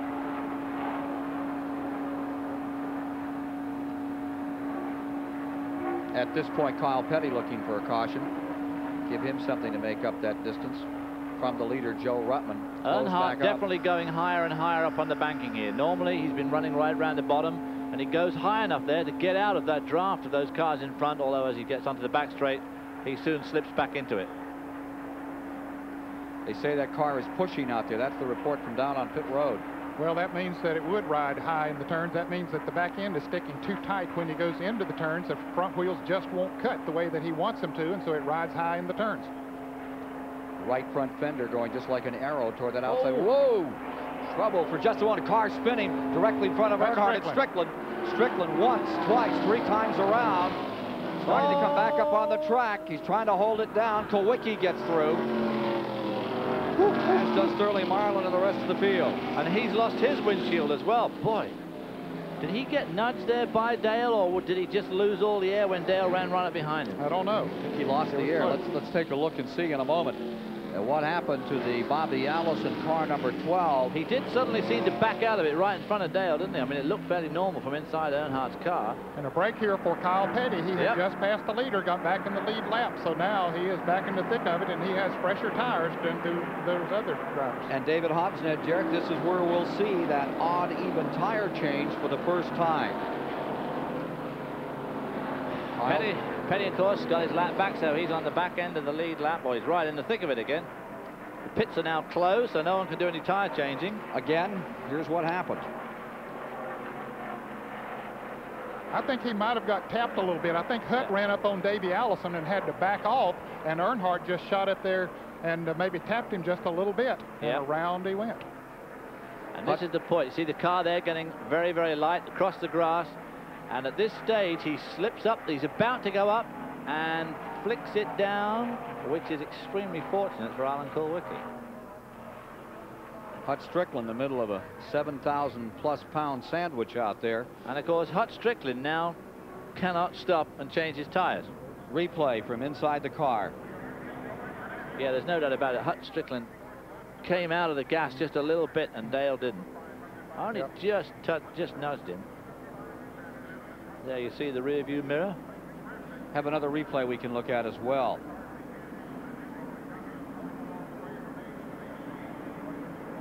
I think Ned had it right on the nickel.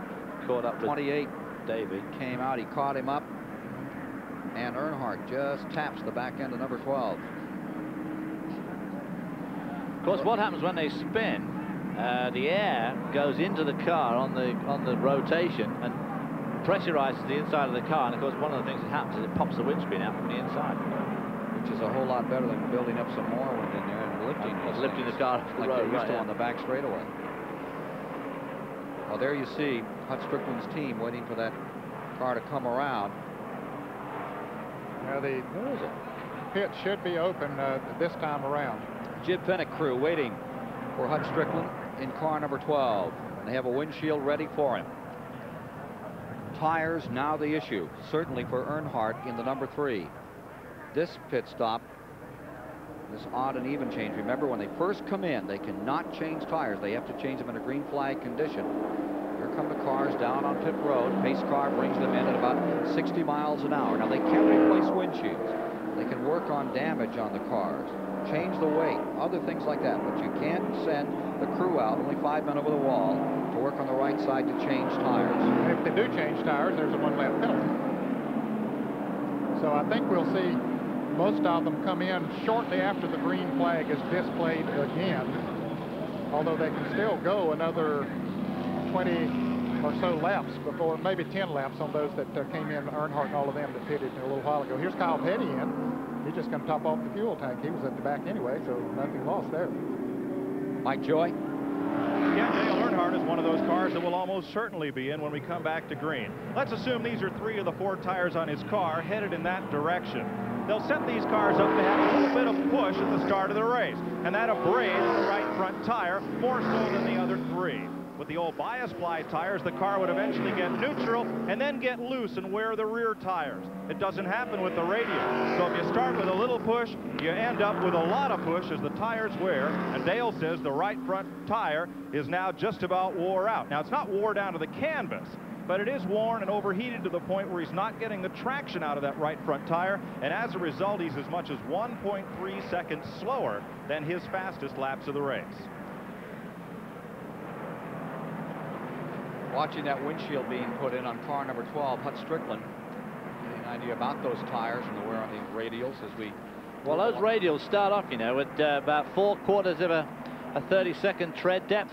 And over about 125 miles, you'd expect to lose half of it. Now they're going to send that car around and come back in, I would presume, to get the rest of that done. Trying to stay in the lead lap. They didn't get those straps fastened. I don't think that hurts anything, so they'll come back in the next time. Let's go down to the pits and Dave Despain. We're with the co-owner of the leading car, Bob Rahilly. Question of strategy. Now, when that green flag comes out, you have the choice of bringing him in. Will you bring him in? Well, right now we're debating on what to do, but I don't want to play my hand out to all the competitors, but right now I think we're on a winning horse, so you take it from there. Another quick question with 1 to go. You got to be happy with this guy you dragged out of retirement and put in your race car. We're real happy with it right now. Of course, Dinner Bells give us good backing this year, and I'm looking forward to a real good year with Joe. He's doing a heck of a job. He's got Joe in his other ear. They're getting ready to go back to green. That's Bob Rahilly from the leader's pit. Ned, we're getting that report. You saw car number 12 out there with a right front tire going down. Flat spotted him enough, so finally one wore through. Yeah, that's a bad break for Hut Strickland. He has to come back in to finish that windshield off, and the signal's just been given for one more lap, but now he has more problems. And while Dave Despain was talking to Bob Rahilly, Morgan Shepherd pulled his car number 15 behind the wall into the garage area. Man who won that last race of the year at Atlanta last year in November when Dale Earnhardt sewed up the championship. Well, this is going to be a very, very bad break for the number 12 car of Hut Strickland. Not only they changed the windshield, which they managed to do under the caution without losing a lap, but now he's doomed to lose probably at least 2, because you'll lose a lap going around slowly with the blown tire, and then he'll have to lose another one, either as a penalty or just keep staying out there, losing more and more time. Well, this Wheel of Fortune is taking most of the chips away from Hut Strickland now with this pit procedure. He's caught, and he'll have to come in and change a right front tire. We saw him spin 3 times. He was hoping to make that windshield change, get back out, and be able to stay in the lead lap. Okay, the caution is waving again, Ken. They were given the signal the last time around to be one more lap. I wouldn't be surprised if maybe some debris didn't come off of Hut Strickland's car as he came around. We don't know for sure if that's the problem, but with it being down on the metal or the frame of the car, he very well could have lost some debris. 71 laps are complete, and as they come to the stripe, Joe Ruttman is first. Davey Allison second, Earnhardt third, Harry Gant fourth. Alan Kowicki is 5th on the field. In the 6th position is Sterling Marlin. In 7th, Bobby Hillen Jr. showing up for the first time. Then in 8th is Darrell Waltrip, followed by Derek Cope, last year's winner, showing up here in the top 10. Here's Dave Despain. 4 tire change has been completed on Hut Strickland's car. They are still working on the windshield. Now, they will probably incur the 1-lap penalty right here. The rule says that if you make your tire change and it costs you a lap anyway, in other words, if you're in the pits long enough that the penalty would be self-inflicted, that doesn't make any difference. They're still going to stop you for another full lap after the work has been completed. This is the windshield that will go in replacement of the broken windshield for Hut Strickland. Actually, I believe that is going to be the second windshield. They're going to re-change that windshield, but they will not be able to do that.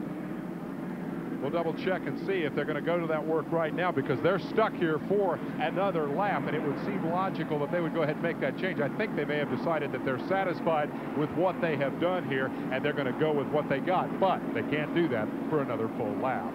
Jimmy Finnig is the crew chief, and let's see if we can get Jimmy over here. He's going to be tied up for a minute. We'll get back to this, guys. Let's go to Chris Economaki. Well, Harry Gant, they were worried in his pit this morning about the car. When they're taking the car off the transporter, they're taking it away. The left front fender was damaged coming off the truck. It scuffed the decals off of it, and they had a little bit of straightening, and they felt that all the time they spent in the wind tunnel with that car, this would have upset it, but it doesn't seem to. He's up there in 4th place in that green number 33. There's a lot of them, Chris, that the wind tunnel testing won't amount to too much on. They've been battered and bruised with thus far 5 caution periods in this event. Several cars that we just saw Rick Wilson's car come out all taped up. Left front panel completely gone. He's 52 laps down, Ken, so Rick Wilson just out there now trying to ride out some laps and get a few points. Here's Ricky Rudd into the pits getting fuel. They're looking at the tires. Oh, he has been on those tires for quite a while. Oh, he gets the tank of fuel and heads on back into the action. So apparently he's going to stay out there a while on this. There you see the number 27 car being driven by Bobby Hill, and that car wasn't even around until Thursday. They entered it at the last possible moment. That's the Moroso Memorial car that Dick Moroso brought in memory of his son, Robbie. And Bobby Hill, and has done a good job with it. He's come from 36 to 7th as we get set to go. And there you see the 73 car back out here once again, Phil Barkdahl, who had that wild ride a few moments ago. Now, here's Dave Despain. Of the multiple problems confronting Hut Strickland, this one may be the one that will ultimately be the biggest problem. The green puddle out there on pit road, and let's ask Jimmy Finnick. They have now completed the tire change. They have replaced the windshield. Jimmy, what's that we see out there on pit road, and how big a problem is it? Oh, that's just a little bit of water. The big thing is the windshield we put in there's got a little crack in it, so we'll just have to wait and see what happens. You elected not to change it again, even though you were stuck in here for the penalty. Did you figure you didn't have time? I figured we didn't have time, and then there was no sense going 2 laps down. So they cut their losses and got back out there with a crack in the windshield. That's the story on Hut Strickland's car as we get ready to go green once again. As they come to the line, Joe Ruttman is up in front. He has never won a Winston Cup race. There you see the sign on the 5 car up. Yeah, apparently he got above the white line going out, so he'll be in for a stop-and-go penalty, maybe. But the 5 car of Ricky Rudd is subject for a black flag the next time around. Joe Ruttman, whose elder brother won the Indianapolis 500 back in 1953. Joe Ruttman, who has never won in Winston Cup racing, had 3 second places, leading the Daytona 500 and being challenged. Here comes Davey Allison. Allison going down on the inside. Now, it'll be interesting to see how many of these cars pit. Now, they can't pit this time around. They have to come by the start-finish line one more time before the odd cars can come in, those with the blue stickers on them. So we'll see if anyone chooses to pit or if they stay out there for a little while. Davey Allison's view of Joe Ruttman from the leader. You're looking back over the field in the 33rd annual Daytona 500 live here on CBS Sports.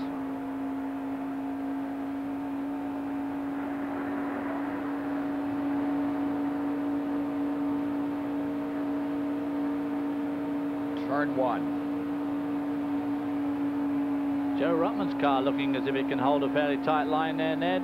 Yeah, even with hot tires on it, worn tires. He's holding down to the inside very good. In fact, both of them. So they may elect not to make a pit stop, although they're going to have to change these tires sooner or later. And it's just a bit of a lottery as to when you do it.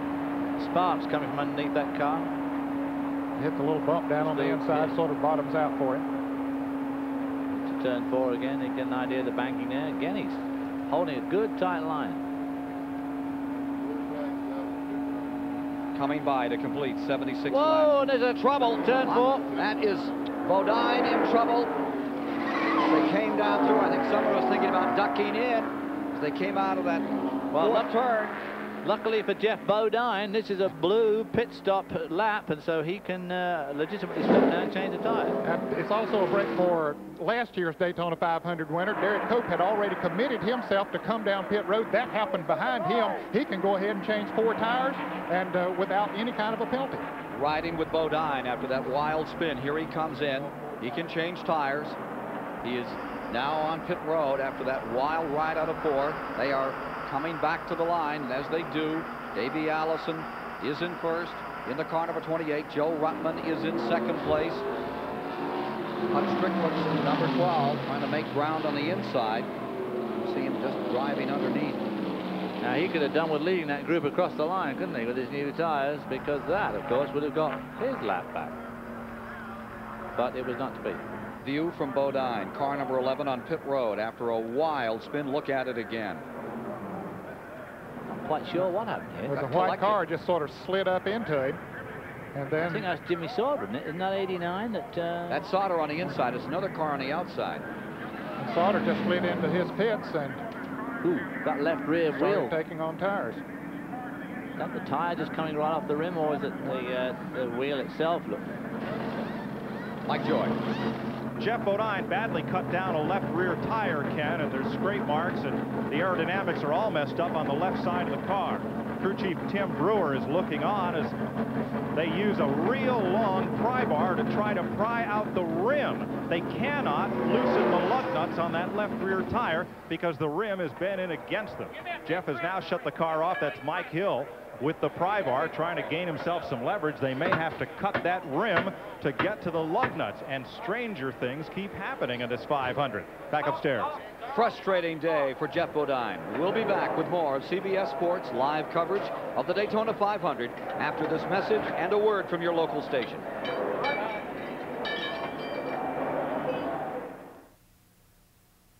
Didn't they? Yeah, that white car. 23 car. That was 23. Was it Eddie Beerswell?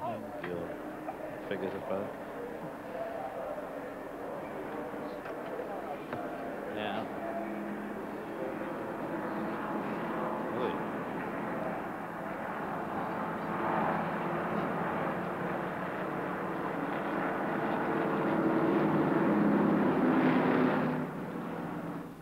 Kyle Petty stopping again. Yeah. Top off the fuel, I guess. How many cars in the lead lap, please? The cars in the lead lap, how many? Must be 25 or so. 22, thank you. 21. Thank you, got it. Thank you, Bob. Are we going to see all that again in replay? The 23 car hit him, you say, but there's not a mark on it. That's what our spotters say. Yeah. Because whatever hit him, that's what bent the rim. Yeah.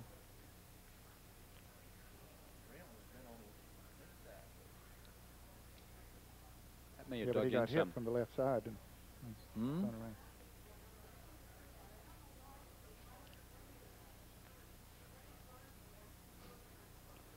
A pretty wild race, this one. Yeah.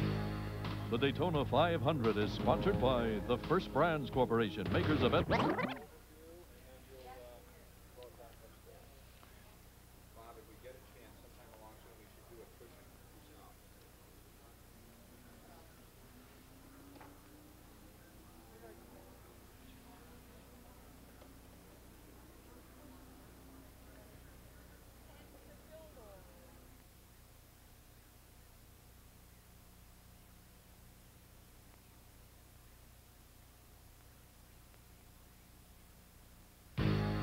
The Daytona 500 is sponsored by the First Brands Corporation, makers of STP, the Edge. Goodyear, who make the only tires used in the Daytona 500. Quaker State, the Big Q is one tough motor oil. And by the Die Hard battery, now with more power when you need it most.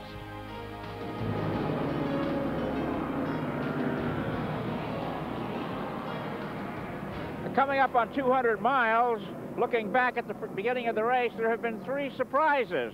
1, so many yellow flags. 2, the performance of Joe Ruttman unheralded. And thirdly, the fact that the pit stop rules have not borne one way or another on the competition. It was as expected early. Dale Earnhardt and Davey Allison setting the pace. At 200 miles gone, 300 to go. 21 laps to that halfway mark and the $10,000 bonus for leading at halfway. Gentlemen, your thoughts on what we've seen thus far? Well, I think one reason we have seen as many cautions as we have is the fact that they're having to run these tires longer than they have in the past. Those tires are hot, and the cars slide around a little bit more on the racetrack, and as a result, we've seen some cars get into others and cause cautions. And Kyle Petty just spent quite a bit of time there in the pits, so not quite. They were fiddling around with the front end of the car. He may have run over some debris or something. Earnhardt's car giving us these pictures, running in 3rd place. Let's look at the leaderboard after 78 laps. Here's how they were running. Up in front, Davey Allison once again with his caution period in the Ford.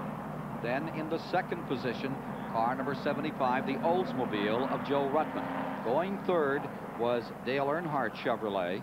In the 4th position was Sterling Marlin in his Ford. Then in the 5th position was Alan Kowicki in a Ford. Looking further back. Oh, we're going to stop right here because Earnhardt is coming in. Let's see what the story is on Dale Earnhardt. Well, is he coming in, or is he just throwing out a decoy to someone? Let's see. Yeah, I believe he is coming in. Okay. And I'll tell you, just in front of him is the 75 of Ruttman. Ruttman is pitted as well. Mike? Well, Ken, Dale Earnhardt has only gone 45 laps on this tank of fuel. Ordinarily, he should be able to go farther unless they did not get a full load last time, or unless he's not picking it all up. The Goodwrench crew goes to work. A little more cleanup work out there on the front of the car. Danny Myers is the man with the gas can, and Richard Childress is beating down the rear spoiler. Well, now he's going to beat it up a little bit. It's got to be 25 degrees from horizontal minimum, but he's trying to make a minute adjustment with his fist on the handling of that car. He's full of gas and back out. Mike, we wonder if, since he did come in and take on the fuel, we know that his tires are getting worn. Now, they can change 2 tires a lot quicker than they can put in fuel. So maybe they decide to come on in, get the fuel, and then come back in a little while and get those tires. No point making work on a pit stop. That's the thing about pit stops. If you try and do too many things at once, there's always the danger, even with a crew like that, that something can go wrong. So if you've got the chance to do it, and with the luxury of a caution, let's get the fuel in, because sooner or later he is going to have to make one of these green flag stops. 21 cars in the lead lap. Davey Allison sporting first position. Field organizing in the backstretch, ready to go back under green after the 6th caution period of the race, and this before halfway.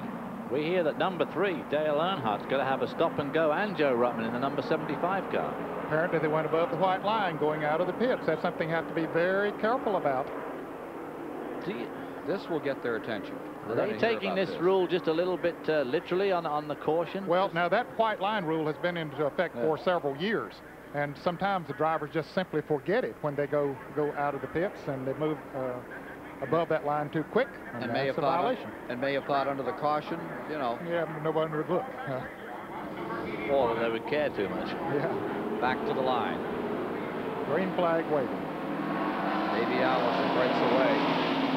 And the 3 and the 75 both scoot in for this quick stop. Mike Joy? It is a stop and go for blending up above the line. Ned, you're right. Dale just wanted fuel to ensure himself being able to go further once they got back to green flag racing. But I am surprised when they have to come in and get tires, you can fuel the car in just about the same amount of time. Here's Dave.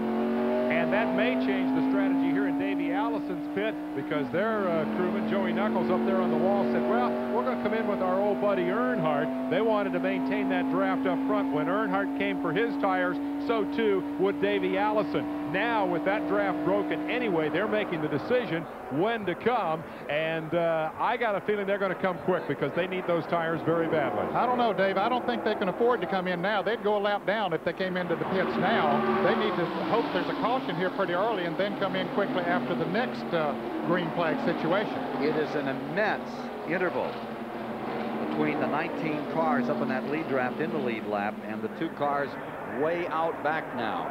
There you see the leaders with Davey Allison first, Sterling Marlin second, and Alan Kowicki third. Number 11 back on pit road, running well down now. And Ken, he came into the pits while the pits were actually closed. Well, now, of course, Dale Earnhardt and Joey Ruttman have really got to get their act together now and just hunker down and just pull back as much as they can in a dual draft to catch up with that lead group. Okay, the Blues can come into the pits now. We see Harry Gant and Dale Jarrett coming into the pits, and they were both designated as odd numbered car, not odd numbered cars, but those 2 happen to be that way. But anyway, they are wearing the blue. There you see Jeff Bodine, and there's Dale Jarrett, and then down farther pit road is Harry Gant. Both of them taking on right side tires and a tank of fuel. They're going to have to hurry to stay in the lead lap. There you see those leaders with Davey Allison's Ford up in front, Sterling Marlin in the second spot. Alan Kowicki's number 7 reported in 30 of some lap cars in between. Dave Despain. And here in Davey Allison's pit, we've seen the first sign of the confusion over this rule. Ned, they do want to get in here. They say they're coming in 4 laps, but they've been frantically looking if we can come around at this chart, which tells them the last time there was a pit stop. They are counting. Now, is it blue? Is it orange when we can come in? And what they have determined is we're going to go 4 laps. That way we know we're okay. But they are saying, at least, they're going to bring Davey in. Now, what they say and what they do, well, we'll wait and see. Dave, I misunderstood. I thought you were talking about Dale Earnhardt. Yeah, Davey, maybe so. He's up front. He could perhaps stay in the lead lap by coming in. I'm sorry, I misunderstood who you were talking about there a moment ago. Lap car behind them, the Mark Martin car, which had put up a stout challenge in the early going. Now here comes Allison dropping to the bottom. Looks like he's on his way for pit road. Maybe Allison coming down. And this will put Sterling Marlin in front for the first time today in the 500. Marlin takes the lead. Sterling Marlin, the Junior Johnson car, lap 85. He takes over. With Davey Allison on pit road, here's Dave. It is a right side tire change. That is as expected. This will be the norm in Winston Cup racing. Now there will be a right side chassis adjustment as well. And they were in and out of there in a hurry. 14-3 on the Allison team. They got a quick chassis adjustment on the right, and most critically, they got those right side tires. Dave, they had some strategy. It was planned that Alan Kowicki and Davey Allison would come down pit road together and hopefully get back out together so that they could draft. Well, Allison beat Alan Kowicki out of the pits by a pretty good margin, so now he'll probably be out there by himself with no one to draft with.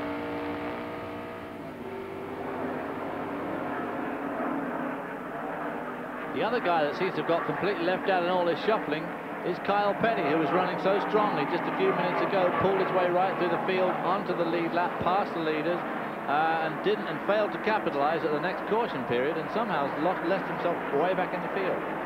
Here's car number 9, Bill Elliott, in another time. Directly behind him, Dick Trickle. There is your leader. Right behind him is the car number 12, being reported a lap down, Hut Strickland. The second place car is 17, Waltrip. Darrell Waltrip now owns his own team. Says he has to remember that he has to drive as a driver and not as an owner. He really had his driver's face on this morning. Dick Trickle comes back on the track. Petty, Richard Petty, comes up to 3rd spot. He's on the move. Back in a moment.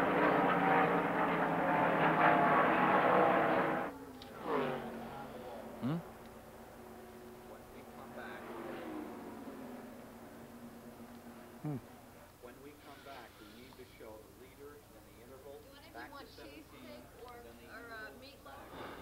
I don't think so. I'd like some, yeah. Cheesecake, maybe, yeah. Give us some energy.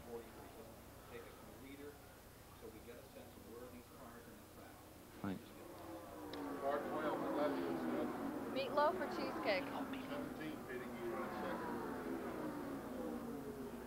Darrell Waltrip on the pitch. Yep. Ah. So now the interval is from 22 to 43. Petty is now second. Larry, you got 33, 21, 4, 2, and 7 who have teamed up in the draft and pulling away from the lead car. What's one lap down? He just got one. back in the lead lap. He just passed the 22 car. Earnhardt still hasn't changed tires yet, has he? No. Pulling away from the leader. They make green flag this time. Okay. Here, you animal.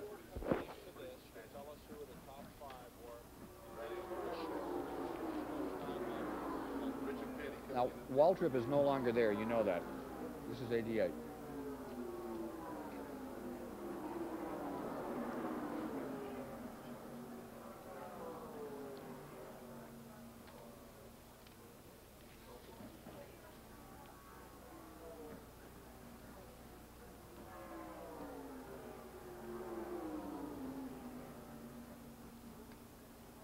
Anyone down?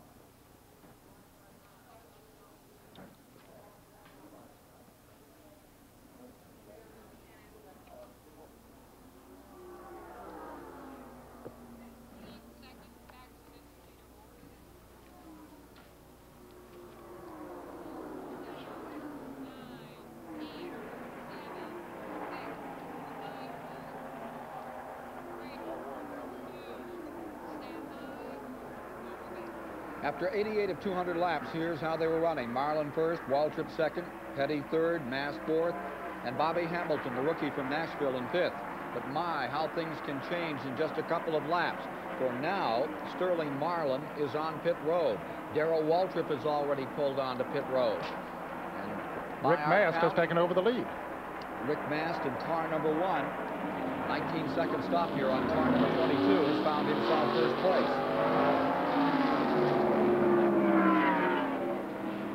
Car number 12, car that you've seen in your frame some of recent, Hut Strickland, was 3 laps down. Yeah, he was 3 laps down, and then he passed Sterling Marlin while Marlin was leading the race, so that would put him 2 laps down. As we see Dale Earnhardt, they're still in the lead lap, but yet to make a pit stop. And here is the car number 12 of Hut Strickland running right in front of the leader, Rick Mast.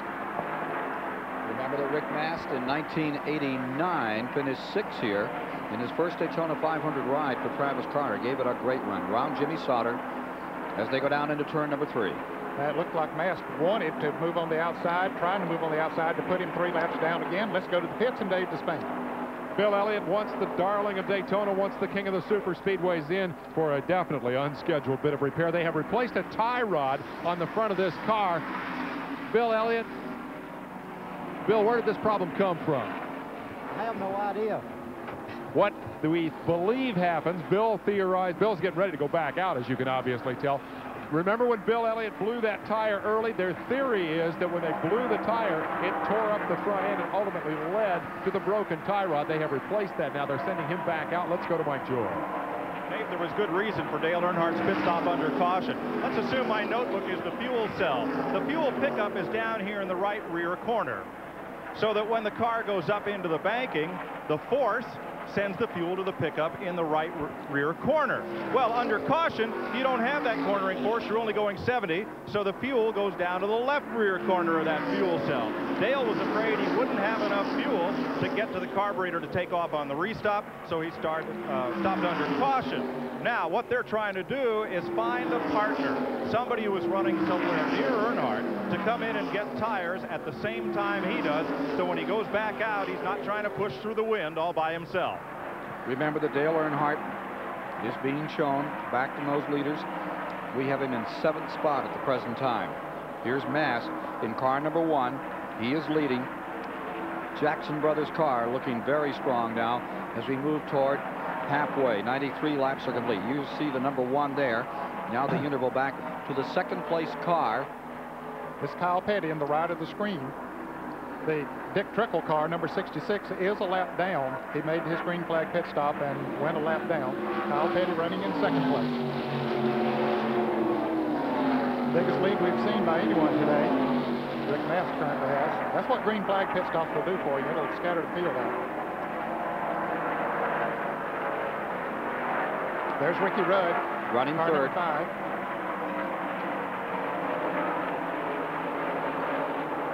Car number 24 is at least 1 lap down Mickey Gibbs, and then the car number 27 is Bobby Hillen, who is being shown in 4th place. A great run for him today in the Robbie Moroso Memorial car. And behind them, that's Bobby Hamilton out of Nashville in the 68 car in his first ride for this team. I think he has gone a lap down now after making a pit stop, Ken. He was up there in the top 5, but he has gone a lap down to the leaders. Well, we have a Stern report that showed him up there in that lead lap. That may be incorrect.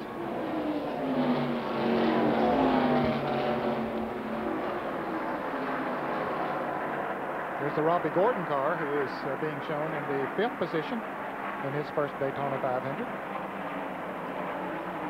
Ken Schrader, who is many laps down.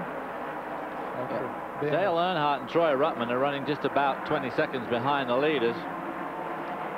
There's Eddie Bierschwell's number 23 that may have been involved in that altercation in 4 that sent number 11 spinning. Here's the 94 car, last year's 2nd place finisher. That's Terry Labonte, who currently is running in 6th position. Behind him, here you see the 19 car, Chad Little out of Spanaway, Washington, and he is running a lap down on the field as we give you an idea of where they're positioned around the track. And it's a pretty far piece back to the next car. You see a lot of racetrack there before we come into the cars of Dale Earnhardt and Joe Ruttman. They're doing a copybook job there. Absolutely tied together.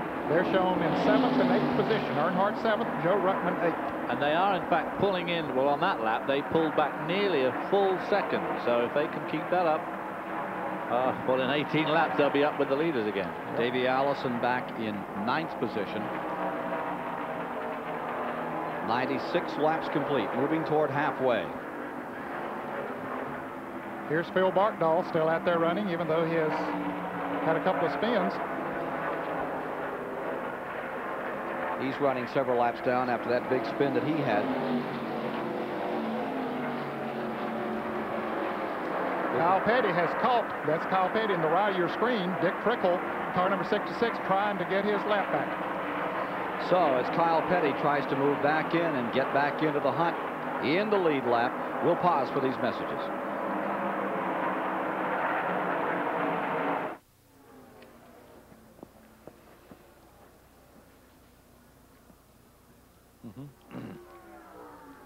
Kyle Petty is not second, is he? Yes, he is. Yeah.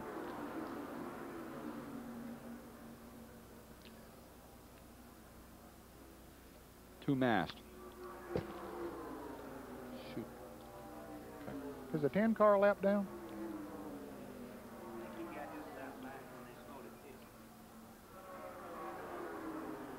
Okay. Robbie Gordon, 5th. Yep. How did he get up there? Smart pit stops. He hasn't stopped on the green yet.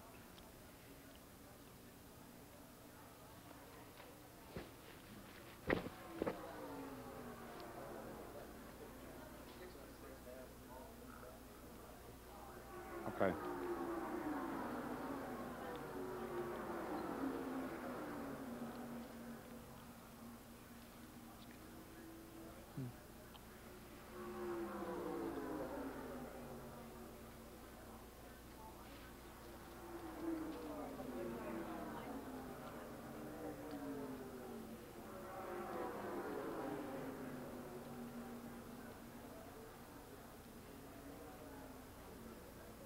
Troy Ruttman's running off the pace.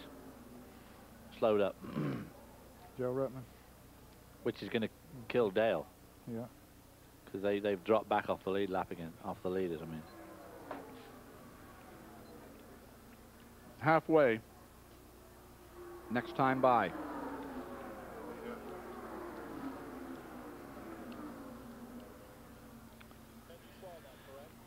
What? Yeah, can't we hold it on into a halfway? We're right there.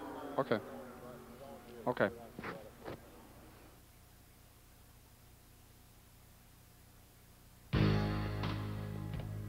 This Daytona 500 race summary is sponsored by STP, The Edge.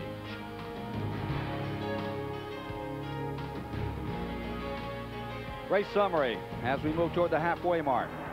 6 leaders. Lead changes 11, average speed, a slow 138-mile-an-hour clip with 6 cautions, bringing that speed down for 28 laps to a caution car condition. 9 cars have fallen by the wayside. Here are the cars that have failed to make the first half of the distance. Sachs, Swindell, Spencer, Jimmy Means, Michael Waltrip. Buddy Baker's car, one of the early ones out. Dave Marcus has retired. Morgan Shepherd, he too had engine problems and had to fall out of the 33rd annual 500. We have just made the halfway mark in the event. The $10,000 bonus for leading at halfway belongs to number 1, Rick Mast, and in second place in the lead lap, number 42, there he is, Kyle Petty. He is running in the lead lap. Let's be accurate about that. Kyle Petty in second. Then in third is Ricky Rudd. In fourth is Bobby Hillen. Fifth is Gordon, and Robbie Gordon's done an incredible job. Here's Kyle Petty closing up on the number 1. Battle for the lead building. Robbie Gordon, the off-road racer from Los Angeles, California, staying in the top 10, currently 5th. Ooh. Almost touching Hut Strickland, as Rick Mast has been drafting him at every opportunity. Strickland has been running low on the racetrack, and Mast will go down behind him to pick up that draft. But he sees Kyle Petty back there in his rearview mirror now. He would like to be able to draft away from Kyle, but don't look like that's going to happen now. Strickland moves down to the inside. Looks like he'll let the leaders go. Robbie Gordon, of course, qualified 35th for this race and really hasn't been much of a factor, but by good pit stops through his very experienced car owner, Junie Dunleavy, they have managed to pull themselves right up there into 5th position. Here's Dave Despain. Kyle Petty missed that $10,000 halfway bonus by about 3 car lengths. This despite the fact that on that long yellow just before halfway, he made not one but 2 pit stops. They had to repair some damage to the front end. They got that handled. The car is obviously still fast. Donnie Richardson is serving as crew chief on the car today. Gary Nelson is up topside. What was that second pit stop about, Donnie? Well, we just noticed, we come in for the gas mainly, just under the cautions, and happened to notice there's a piece of metal sticking out of the front end. So made a second pit stop just to cure that problem, because we were afraid that the nose might crack a little further, start flapping loose, and cause further damage to us later. There was a communication breakdown that brought him in one more time, though. What was that about? Well, then, leaving the pit road, NASCAR, with their new pit rules and the safety, the 19 car happened to pass us on the outside and went above the white line. They communicated, miscommunicated with us and the 19 car who went above the white line. So we thought we were getting a stop and go penalty, and as it turned out we weren't. So he come into pit road, and it was too late for me to stop him, and I just waved him on by as he come down the pit road. So he took a stop and go he didn't need. We'll go down pit road to Mike Joy. Richard Jackson is $10,000 richer. His driver, Rick Bass, will get part of that for leading at halfway. Now what? Well, we're trying to figure the strategy for the rest of the race. We've got 2 more stops we've got to make, and we've got to get tires at least one of those times. When do you think that'll be? How long can you go on tires? Well, we'd like to change tires in maybe 20 more laps. Okay, he and crew chief Bob Johnson noodling it out. Again, with these new pit rules, nobody's really quite sure when they want to stop. Here you see Kyle Petty out in front and Rick Mast in the number 1. Rick Mast is an incredible story. His father-in-law is A.K. Dillard, great promoter and car builder on short tracks up in Virginia, and he's his father-in-law, and those two had made a pretty good combination, won a lot of races over a lot of years. They finally put together a car to go asphalt racing. This year, of course, Rick Mast has left the family and is racing for another family, the Jackson brothers. They have 2 cars here. Richard in control of the number 1, his brother Leo, the number 33 car that's being driven by Harry Gant today. Rick Mast making an outstanding run. We'll be back with more of the Daytona 500, which is Kyle Petty's to win at this moment.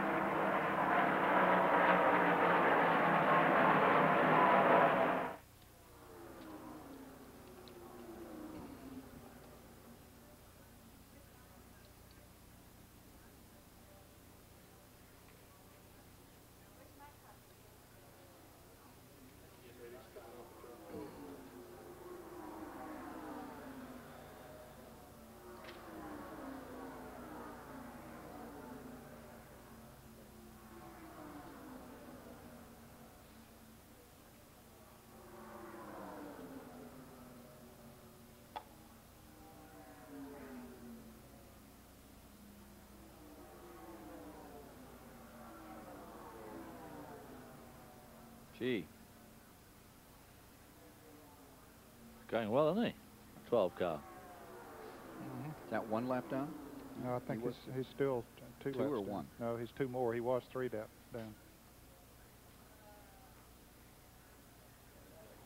Can we go back from there to the 5 when we come back and show the interval?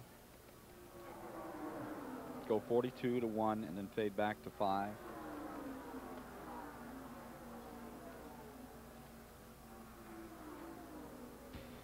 Excuse me.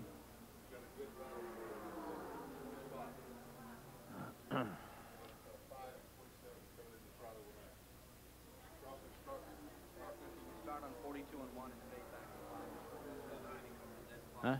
Robbie Gordon. 90 car coming into pits. 90 just pit. No, she was saying, I thought it was Earnhardt and Ruttman are losing ground to, and so is Ricky Rudd. Earnhardt and Ruttman are 25 seconds down, 21 seconds down now. But Earnhardt still hasn't changed tires, has he? No. He or Ruttman, either one.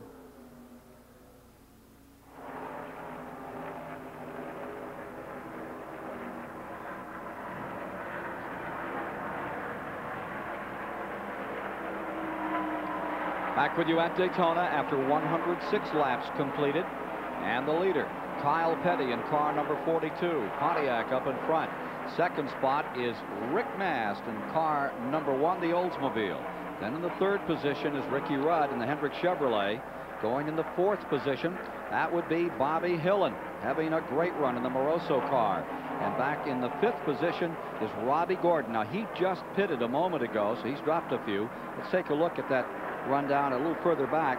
Terry Labonte was then running in sixth, well up in the lead lap. The seventh position was Earnhardt, stable right where he's been for the past 15-20 laps. Joel Ruttman has fallen a bit off the pace from Earnhardt, but remains in eighth. Then Davey Allison is in ninth. And rounding out the top 10, Ernie Irvin. Coming on to pit road right now is number 3. And we understand that he might take on 4 tires, Ken. He's going to go a lap down, even if he takes on 2. Let's go to the pits and Mike Joy. Ned, it will be a 4-tire change, and this crew has long been the best of the business. Kirk Shelmerdine on that right front as David Smith jacks the car. Hank Jones carrying tires around to the right side. Scott Kluka is already loosening up the left side lug nuts. They'll be off by the time Smith gets the jack around and that side of the car up. Right sides are done. Cecil Gordon rolls the left front tire up. Shelmerdine plants it, hits the 5 lug nuts. Down goes the car, and Earnhardt's away. Quick 4-tire stop. I'll tell you how quick, 23 and 9/10 seconds on our clicker. Good pit stop. Now, of course, he has gone a lap down, but those 4 tires should really let him run a good, maybe a second or second and a half faster per lap than he has been running. And that stop was made at lap 111.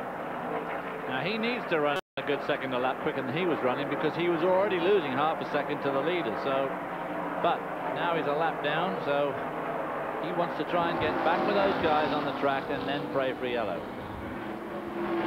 Leader Kyle Petty.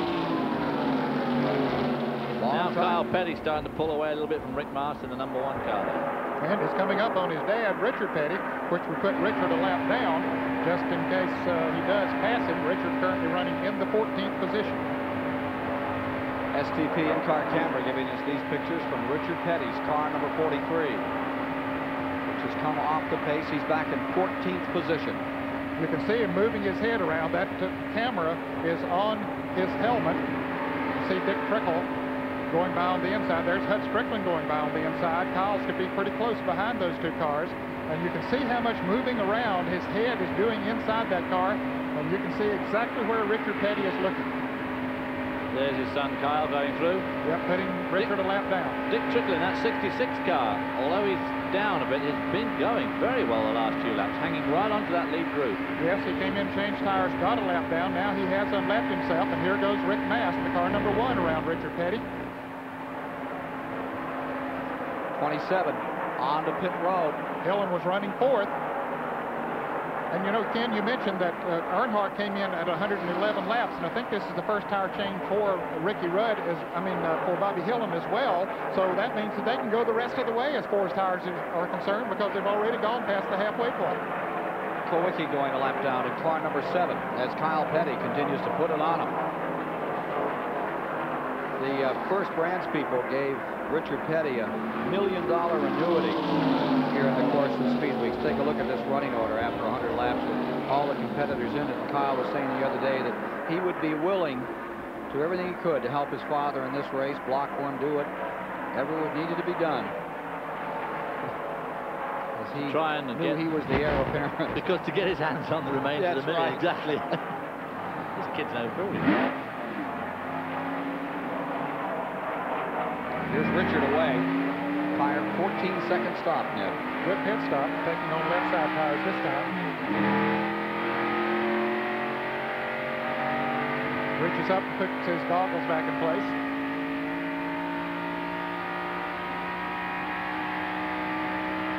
See how long he keeps it in 3rd gear? They have a very high ratio 3rd gear, and they use those here at Daytona and at Talladega, because with the restrictor plates, when you change into 4th gear, if you don't have the engine revved up good in 3rd, it'll just kill the engine. So they, in fact, fact, now he's just now going to fourth gear, and he's already... Long second gear is what they got as well, haven't they? They got a long second and a long third, yeah. He was almost into turn 3 when he went into fourth gear. He'd probably have a second gear here, almost like their high gear would be at somewhere like Martinsville or Bristol. Oh, yeah, probably even higher than that. Yeah. Richard Childress is telling me he thought that they would be shifting into high gear coming out of 2 with the car number 3. You saw Richard carry it 2/3 of the way down the backstretch before he got it all wound out.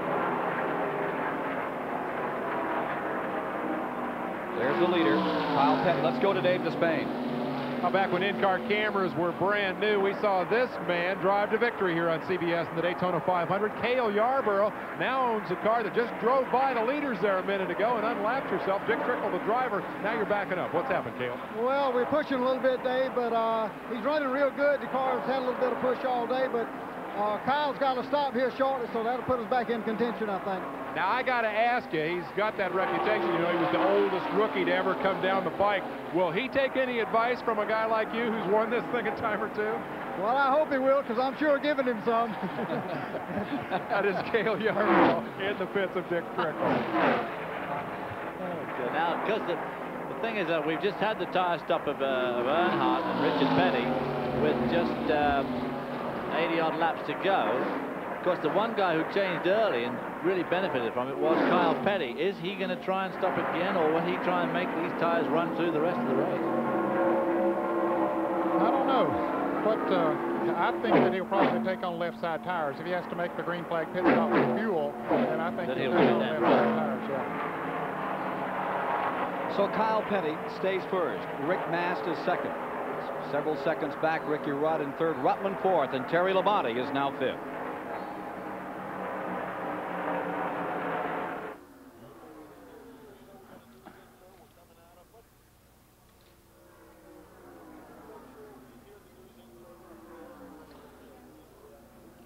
Okay, am I throwing to that news or? Okay, thank you. We're going to listen to it, you say?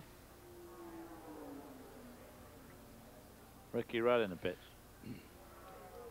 Bob, can we begin to show more that we'll do that 42-1? Oh, 5 is in. That won't help us. Good battle for position between 28, 4, and 17 coming in. And 4 just across the finish line. We need to see where 42 is sometime and then where number 3 is. And always needs to lap down to begin to see if he's going to make his lap. He's a lap and 19 seconds down at the moment. Is that right? Should be right. Fran.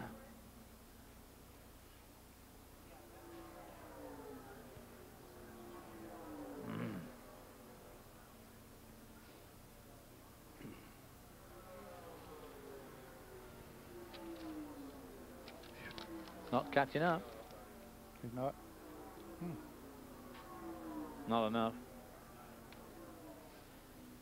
You're talking about the 3 car? Yeah. He may be waiting him out. Could be. You think he'd stand on it right now? Oh, yeah, absolutely.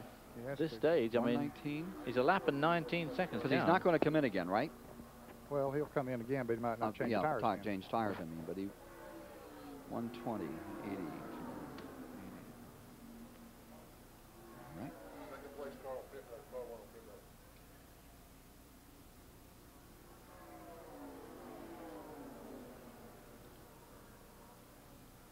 Are you feeding us that? Oh.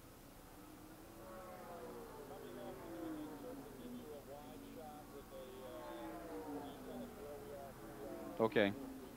Anything in the insert we should know?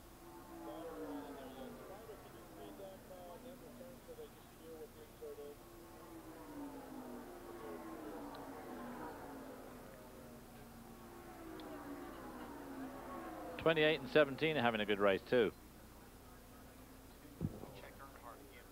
Thank you. Thank you.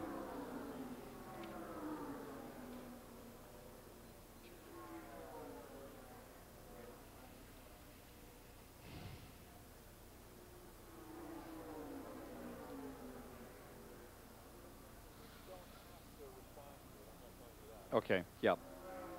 Did they do a throw to us on the end of that, Bob? Okay. Okay.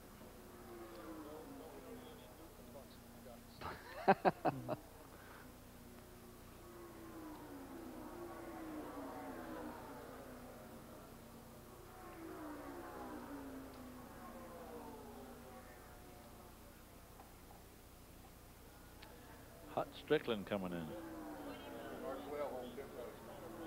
Thank you. Yeah, okay.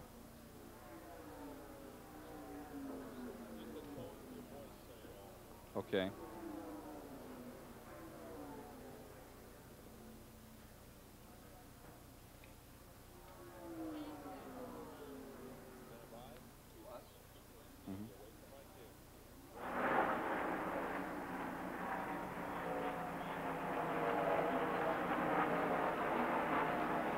And back at the 33rd annual Daytona 500, the leader continues to be Kyle Petty. Joe Ruttman has now taken over in second place. Ernie Irvin has moved up to third. Darrell Waltrip is in fourth, and now we're seeing the leader coming in. Here's Dave Despain as Kyle Petty motors down pit road. A planned pit stop, a scheduled pit stop, but a potential problem. They plan to change the right side tires for Kyle Petty. Here is the car on pit road, the crew going to work. Len Skull over on the far side on the jack, and Felix Sabatas, the car owner, an interested bystander. The problem is this car does not have low gear. How well will Petty leave? He killed the engine. 14-1 on the pit stop. They had to push to get him going. Now that is legal. Felix Sabatas is the team owner here, and we will get a quick word from him if we can. They have lost low gear in Petty's car. Felix, you got to be pretty jazzed about the way things are going, but you do have a problem, no low gear. Yeah, later on in the race, we're going to be in big trouble because we don't have the low gear. So when we stop the next time around, we probably end up going a lap down. It didn't get a lap down there. You could win this thing. Well, we got it back one time, but we had a new fresh set of tires on when we got our lap back. Now we only put two left side tires, so I don't know. It's a long afternoon. Maybe we'll catch a break here and there, but right now we're looking good. It's just that the tire situation is going to hurt us with the gear. Now they have right side tires fresh, but they have no low gear. Remember the rule, you cannot push a car that has the motor running. However, when the engine died on pit road, that then made it legal for them to push the car and get it refired. As Kyle Petty came in, Joe Ruttman took first place, but in front of Joe Ruttman was the number 3 car of Earnhardt. That now puts him back in the lead lap. That's my opinion, Ken. We'll have to wait for official scoring, but according to our calculations, it would put Earnhardt back in the lead lap. And Ruttman has yet to take on any tires. He's going to have a pit stop coming up before too long, but Dale Earnhardt has 4 tires at the 111th lap. Leader, Joe Ruttman. Here's the 11 car. Let's see if he's back in and going slowly. And now Ruttman is going to pit. This will put Ernie Irvin into first place. Darrell Waltrip will move up into second. Very close to Ernie Irvin, too. Davey Allison comes back to third at the line. Rusty Wallace fourth. Sterling Marlin fifth. Harry Gant comes to sixth. Now this will be a 4-tire change for Joe Ruttman, as Earnhardt did. Earnhardt made it in, what, 22, 23 seconds? 23. Let's see how long it takes them. It's going to take them longer. They're already past the time that Earnhardt was in. In fact, Earnhardt goes across the start-finish line, and Ruttman just now coming out of the pit, so he's going to be at least a third of a lap behind Earnhardt once he gets up to speed. Joe Ruttman is giving up first place. There are the leaders, Ernie Irvin in first. Darrell Waltrip now second, Davey Allison to third. So it's Chevy, Ford, Pontiac, Ford in the top 5 positions. Ernie Irvin's number 4, which started outside of the front row today, getting the lead for the first time. And then got penalized by a stop-and-go penalty, was about 2/3 of a lap behind at one time. Then the cautions helped him to catch up, and has made good pit stops as he moves around Terry Labonte and Joe Ruttman as they try to get their speed back up. Be something if this California campaigner pulls off an upset like Derek Cope did a year ago. Stand by. Lots more to come.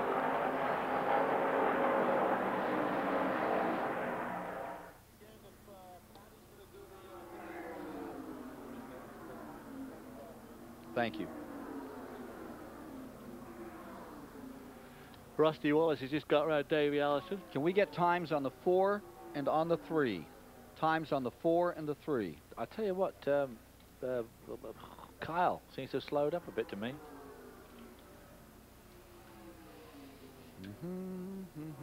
No, I don't need any more. I don't need any more.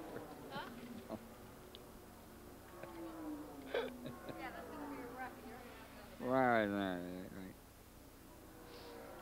Oh, I need a gin and tonic, I think, to liven myself up a bit here.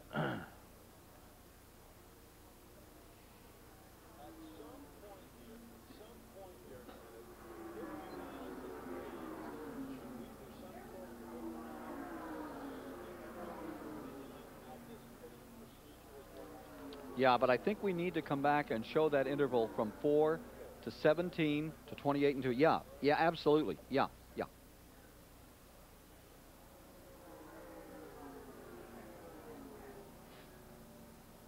I think we ought to ask them, the crew chiefs, not us.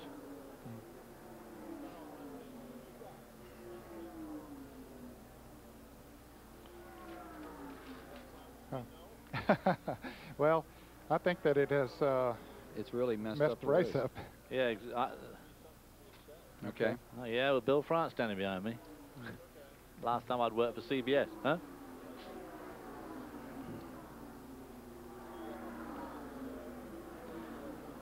I don't think it's doing anything for the crowd, and I don't think it's doing anything for the race. Okay. All right. Well, sometime you need to show us that interval. 4, 17.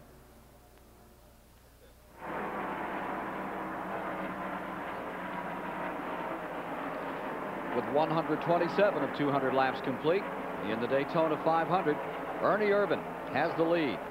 Second spot belongs to Darrell Waltrip coming along, the '89 winner. Then in third is Davey Allison, who started on the pole. The fourth position is Rusty Wallace in the new Roger Penske team Pontiac. Then in the fifth spot, Sterling Marlin's number 22, the Junior Johnson Ford. The sixth position is Harry Gant. Running in the seventh position, Kyle Petty. Going eighth on the field is Dale Jarrett in the Wood Brothers number 21 Ford. In ninth is Dick Trickle for Cale Yarborough. And then Rick Maston, number 1. Mike Joy with this update.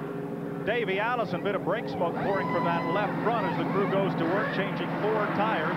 Devin Barbie, the front tire changer. Eric Horn on the right rear. Joey Knuckles already had those lugs loose on the left side on the back. A little slow there with the front. Now that tire's in place. Norman Koshimuzu has a second can of gas in. They are done. He is down and away. 26, almost 27 seconds on Davey Allison as he gets back out here in that Ford Thunderbird that qualified at nearly 196 miles an hour. The STP race cam carrying us down into turn number 1. Car number 3 at this point stays as fast as anything on the track. The leader's going around at, this is the leader, Ernie Irvan at 188, and Earnhardt still running laps at 191. Ken, I'm sure that Davey Allison's crew and many others down there have had the stopwatch on Dale Earnhardt. Since he put those 4 new tires on, he has gained more than 20 seconds on the front runners. So they saw what the 4 tires did for him, so Davey Allison said, hey, I need 4 tires on this thing. Mike Joy. Alan Kulwicki getting a little service here with military precision as they put right side tires on his Thunderbird. The effort's dedicated to the U.S. Army today. Little chassis adjustment, 1 whole round taken out of the left rear. Getting that second can of gas in, and crew chief Paul Andrews tipping up the spoiler just a little bit for more downforce on the rear. This pit stop a little slower than the ones we saw earlier. Done now on the left front, but they're a little slow on the left rear. Had to wait for the fueling to be done, and he's going to get the penalty. Kulwicki in the penalty box, gets the 15 seconds, and now he's away. Well, Mike, keep your eyes open. We understand the leader, Ernie Irvan, will be coming in 1 more lap, and he, too, will get 4 tires on his Chevrolet. As a matter of fact, it looks like he's slowing coming off of turn 4 now, and Ernie Irvan will be headed towards the pits. Ernie Irvan was just about half a minute in front of Dale Earnhardt, so it'll be interesting to see if he can, well, he won't be able to stay in front, that's for sure. As Ernie Irvan comes in, this will move Waltrip, number 17, into the lead. Sterling Marlin will go to second. Rusty Wallace to third. Kyle Petty to fourth. Rick Mast will come up into the 5th spot. Earnhardt was running back in 10th. This will put him into 9th. Here's Dave Despain. This is a team that has not had as much talk about it this week as perhaps it has deserved. It is Ernie Irvan who sat on the outside pole coming to the 4-tire stop. And again, same decision. They've had the clock on Earnhardt. They got a good quick stop, and they're pumped about it. 24.8 seconds to stop as they go to 4 tires on Ernie Irvan, the lead automobile. The crew chief on this car is Tony Glover, and we'll try to get a word with Tony. But consider this. This team has never raced at Daytona with a Chevrolet in the 500. They've never raced with radial tires. They crashed here last July when the radials were used. And it's a brand new driver, and yet here they are leading the 500, and Tony Glover's pretty jazzed about it. Let's talk to him. Tony, you got to be pretty excited about where you stand right now. Yeah, right now everything's going pretty good for us. Hopefully we won't get another caution, and if we don't, I think we might have things looking our way. You got the rhythm of the race coming to you. What do you think about this pit rule? It seems to be working your way right now. Well, so far I think we've ran 130 laps, and I've aged 3 years, so I don't know. He doesn't know if he likes it, but for the moment, it appears to be very successful. Running well, Ernie Irvan and the Morgan McClure team. 17 cars in the lead lap. Car number 17 leading the 500. The 89 winner, Darrell Walton. There you see him in the lead going down into turn number 1. And this is a team that really came into the season. That's the first time that he's owned his own team in Winston Cup racing. Derek Cope, last year's champion of the race, right behind him. Not too much said about Darrell all week, but he's looking very stout right now. Second place car to him with these pit stops would be car number 2. Car number 2 would now be your second place car. And that, of course, is Rusty Wallace, car number 2. New number for him this year. Fans would remember him having number 27 on his car for many years. But a new team, new number. Car 22 that had been in second place, Marlin in, and now the number 2 takes over. And here you see, coming down the number 26 car, Brett Bodine's machine, still hanging in here after he had a wild experience right where he crashed out of turn 4 back on Thursday. Let the car get loose on him again today. Darrell Waltrip running just about 6 seconds in front of the car that is number 2 on the track behind him, which, as you've already said, is Rusty Wallace in the Pontiac number 2. Roger Penske making a return to NASCAR racing. Darrell Waltrip won this race before. Took him a long time to win it, like Dale Earnhardt. I guess he thought he was never going to win it, and of course finally he managed to pull it off. 17 years it took him to win that first one. Well, closing up on Robbie Gordon to try to put the Ford driver a lap down is Darrell Waltrip. For the moment, the Daytona 500 is his.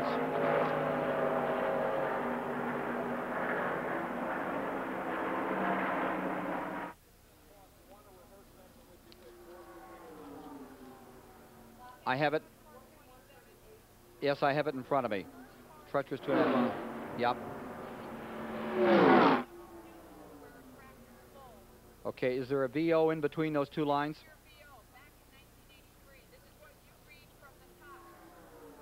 I read the lead line, then I read the top. Thank you.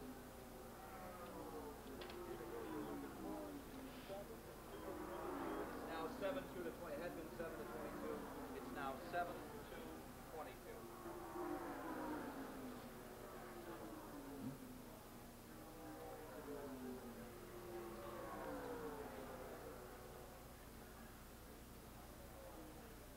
What position is 42 in right now? I don't think this scoring thing is right. He's fourth. Show him in 4th. They've got him 3rd here. That can't be right. Sterling's still 3rd, isn't he? 22 is still 3rd, isn't he? Because this thing says he's. Yeah. I think this is I'll off have to see 1. where they are on the racetrack. Now Sterling, the 10 car, Cope has made up a lap. He's miles down, isn't he, Cope, though? How many laps down is Cope? I don't know. Can you check next? Can you confirm laps down on 22 is ahead laps of down Kyle on Petty. Cope? Laps down on Cope. He just made up a lap. 22 is ahead of Kyle.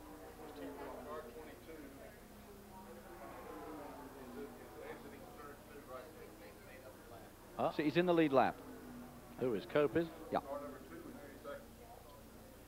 So it's 17-2, and that's a big story.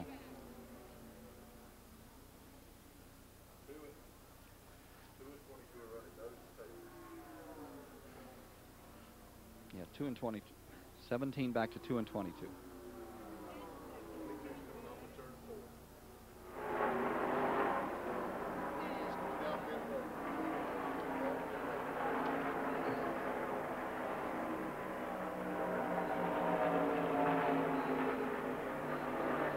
.140 of 200 laps are complete. Darrell Waltrip is in command of the Daytona 500. And here is Sterling Marlin, who had been running in third place, now bringing his car onto pit road, and the number 2 car of Rusty Wallace that had been running second also pitting. So both the 2 and the 22 are in at the same time. Must be they intend to get back together. Great pit stop, 12 and 7/10 seconds, Ned. Yes, a great pit stop, and Rusty Wallace made a 15-second pit stop, so they do go out pretty well together. Looks like Sterling Marlin will beat him out. Rusty might not be able to pick up his draft, but here is the leader, Darrell Waltrip. Just in front, Derek Cope, Ned, and he's made up a lap. He's now back in the lead lap, giving us 18 machines in the lead lap. Yeah, he would like to see a caution now, so that he could go all the way around the track and catch back up again. Chad Little's car out back. Here's the 17. In '89, after all those years, he finally tasted victory in the 500. This super speedway has been a treacherous 2.5 miles for Darrell Waltrip over the years. Back in 1983, there was this crash when he suffered a concussion but escaped anything more serious. This past July, he broke his leg in this crash and still limps noticeably, all courtesy of the Daytona track. It's kind of like the horse that threw you, you know. It's out there in the corral, and you walk out there and you look at it and you say, hey, buddy, I got a little something for you this time. And that's kind of how I feel about it. I have a love-hate relationship with this place. I love to win here, but I hate to come here. And the reason for that is in '83, I had a pretty serious wreck here off of turn 4. In the Busch race here last year on Saturday, I had a pretty serious wreck over here in turn 3 and 4. And in July, I had a pretty serious wreck here in turn 3 and 4. So that's the only turn in racing that's really given me the kind of problems and hurt me before. So every time I go through there, I grunt my teeth real hard and I say, just come on, I can take your best shot. Darrell Waltrip has said races are won partly by attrition, partly by patience. I've got a lot of patience. Here he is at lap 143, continuing to lead. He also said the other day, he said, I'm going to start the 90s like I did the 80s, Ned, and you remember how he started the 80s. Well, that was with a lot of wins and 3 championships, so if he can do that, it'd be great. But he is a car owner now, and he was saying after the 125s, he said, I drove those last 10 laps like a car owner. I intend to drive the 500 only as a driver. Now, here's that Robbie Gordon. He's in that lime green car. And Robbie Gordon is a new name you haven't heard too much about. He's out of L.A., California, mixing it up with some of these good old boys and looking good. He's a youngster, good-looking guy, and he cut his teeth the same way Rick Mears did in the deserts of Southern California, down in Baja. But you put him in anything with 4 wheels, he goes like a scared rabbit. Here's Chris. Sterling Marlin and Rusty Wallace made a fuel stop just 4 or 5 laps ago. Unfortunately for them, they don't have enough fuel to go the distance. There's 144 laps on the board. 6 more laps, and anyone who stops can then get to the checkered flag on the amount of fuel. One of the big things that have borne heavily on this race is the fact that the radial tires are getting far better mileage than the old bias tires did. And that, coupled with green flag changes only, has really changed the character of this event. Thank you, Chris. Watching Davey Allison here. Davey made a 4-tire change, Ken, and went a lap down, so he now is trying to get back in the lead lap if he can move around to Darrell Waltrip. And there you see the 22 car Chris was responding to. Sterling Marlin, part of a new 2-car team for Junior Johnson, and I don't think there's too much happiness with Jeff Bodine about that. You got the feeling all week he didn't put it down, but I don't think he's a happy camper. I think he would rather see it stay a single-car team. As Hut Strickland goes around, here comes Mark Martin around Waltrip. Boy, he is really slow. He's trying to get into the pits, and he's caught on the outside. Pinned up against the ropes here. Now he dives down, and he may make it. Yeah, that's one of those two-car teams. When the old driver says to the team owner, I think we ought to go back to being a one-car team, he says, we are, you're out. Mike Joy. This is a brand new team for Darrell Waltrip, but it's full of veterans. His jack band, Jeff Hammond, is his crew chief. Doug Rickard changes the right front. He's a veteran crew chief. Bruce Hayes will change the right rear. Bob Sutton looking at those left tires, while Tom McDermott gasses the car and Ron McLeod has the catch cam. They are just on the confidence window here at lap 146. Waltrip will have to go 54 laps, 135 miles to finish the 500 and look for a repeat of 1989 when he stretched his fuel all the way to victory lane. Finishing up on the left rear, stalls at 26 and a half. Last spurt of gas, and he bumps it along on the starter and pulls away. Looked like more than 5 men to me on the pit wall at one stage there, but I could have just been miscounting them. 17 Waltrip falling back. He ran 58 laps between pit stops. He could probably go the distance.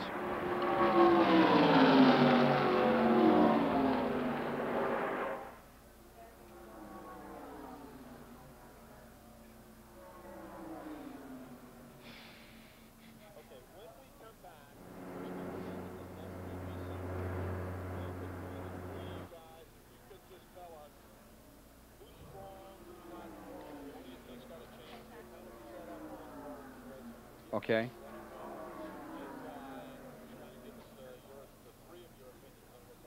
And then get any opinions about how this pit procedure is working? Okay. Could you tell that computer board that Darrell Waltrip pitted and he's no longer in first?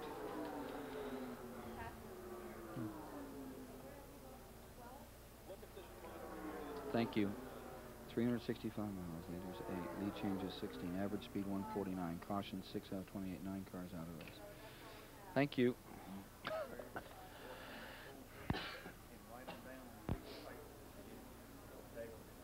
Kyle, Mast.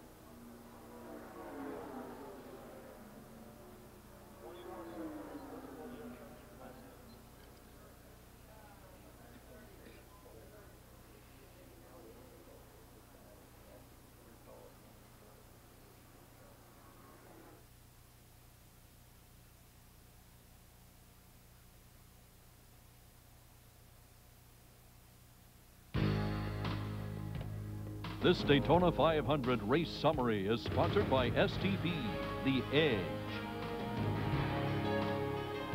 The race summary shows 365 complete. It had 8 leaders. They've swapped the lead 16 times, and the speed's down at 140 miles an hour. We've had 6 cautions, and 9 cars have officially retired from the event. As we look at the attrition here, Greg Sachs is out, Swindell, Spencer, early incidents in the race. Jimmy Means lost an engine. Michael Waltrip's engine went sour. Jeff Purvis is out. And engine problems, the story on Backus, Marcus, and Shepard. 50 laps to go, gentlemen. Ned Jarrett first. Your thoughts about how this race can be decided?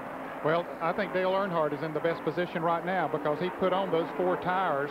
There he is, running now in the 3rd position in the lead lap. There's Dale Jarrett right behind him, but he's a lap down. And he does have to stop one more time for fuel, but if a caution should come out, you know, he can do that and no more problems to go the rest of the way. However, Kyle Petty is the man out front at the moment. But if there's not a caution, Waltrip looks better by the moment. Well, Kyle Petty, of course, did change his tires many laps ago, so he probably won't be wearing his tires out as such, but we see what a difference the new tires makes to the performance of the cars. And towards the end of this race, his tires are going to be getting pretty skinny. Kyle Petty staying first. Rick Mast is second. Dale Earnhardt is up to 3rd. Ricky Rudd is 4th. Ernie Irvan 5th. Bobby Hillin 6th. Let's get an opinion from Ned Jarrett on the new pit procedure. How do you feel about it? Well, to me, it's making some confusion for the fans in the race. It's making confusion to some degree, Ken. However, we've had the long green flag run here, and that's not any different than in the past. But what has happened, if they had been able to change tires during the early caution periods, we would have seen the cars running much closer together. I think that it has spread the field out. It's done the one thing it was supposed to do. It's been a harmless pit road all day, and I really feel that by July, NASCAR is going to get a computer setup going, and this will be just a brief moment in history, and it will be something we'll be talking about. David, your thoughts?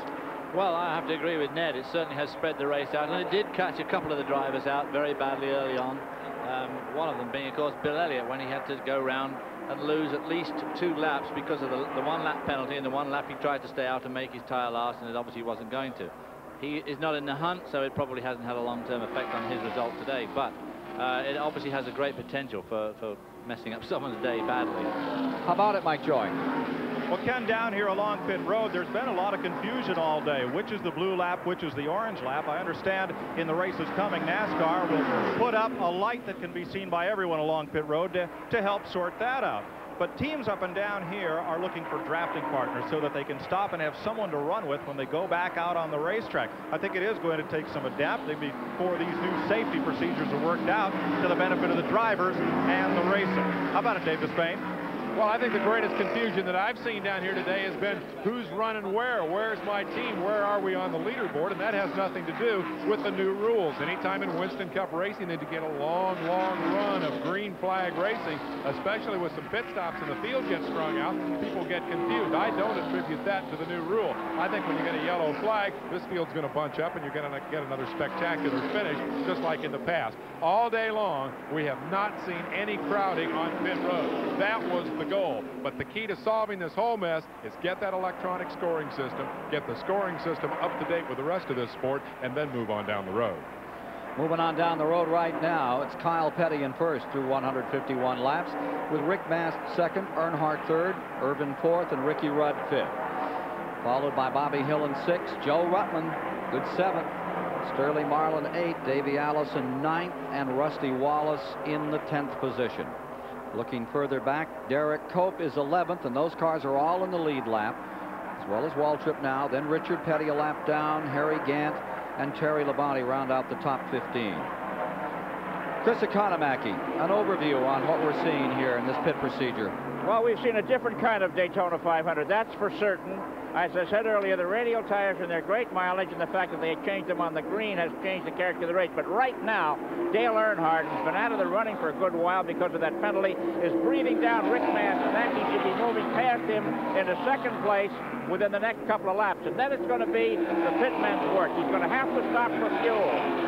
And that's going to be the key. I think the risk race for Dale Earnhardt couldn't be won or lost in the pit.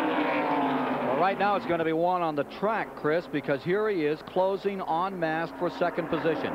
You're riding at 190 miles per hour in our live CBS Sports coverage of the Great American Race as Earnhardt, who has come so close so many times last year, right into the final corner. Ran over a piece of bell housing, cut a tire down, and was an also-ran. Twice has run out of fuel. Had it won in '86.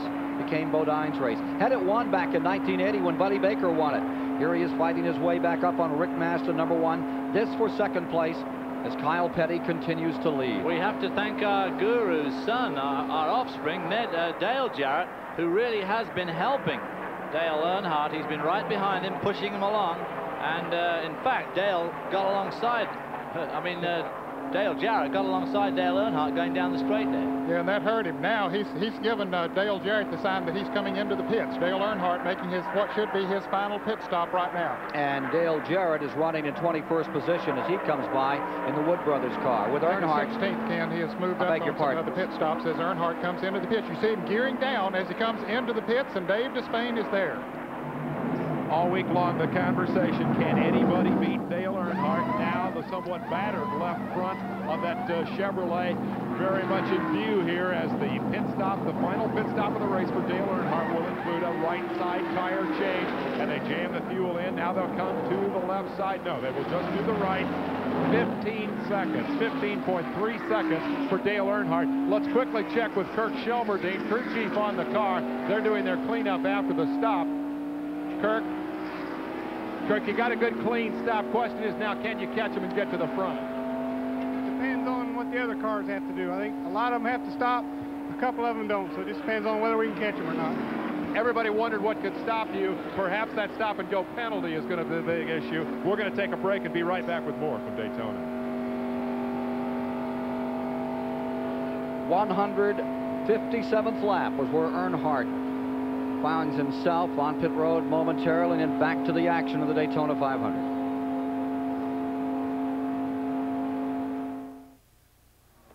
Do they get a penalty for letting that wheel roll across pit road? I don't know. Beats me.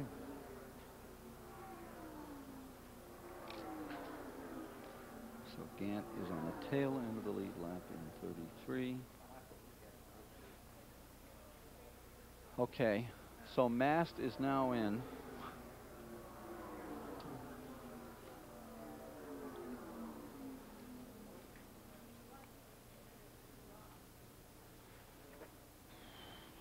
See, Mast just pitted, so. Yeah, Mast is in.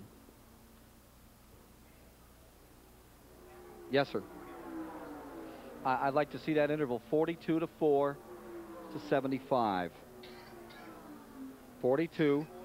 Yeah, just roll back to 4. See if he's close. 42 he's miles back. He's about half way a lap. back. He's Okay. half a lap down at least. Half a lap back. Good then go 4 to 75.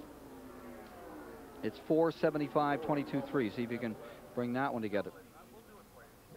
Yes, sir.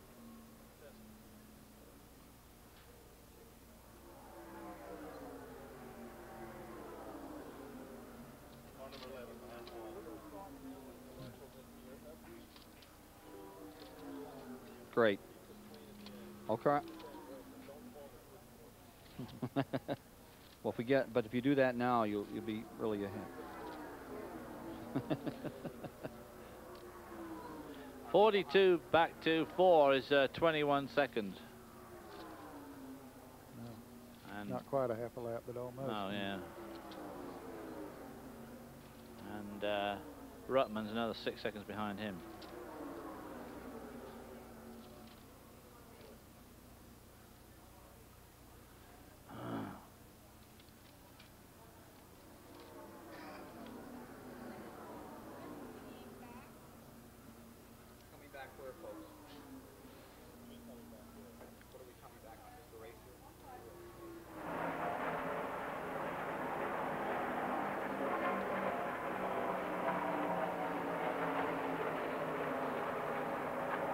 Back with you once again at the Daytona International Speedway with 161 laps now complete. Kyle Petty seeking his first Daytona 500 win. Here's car number 27, Bobby Hillin Jr. on pit road, Dave Despain.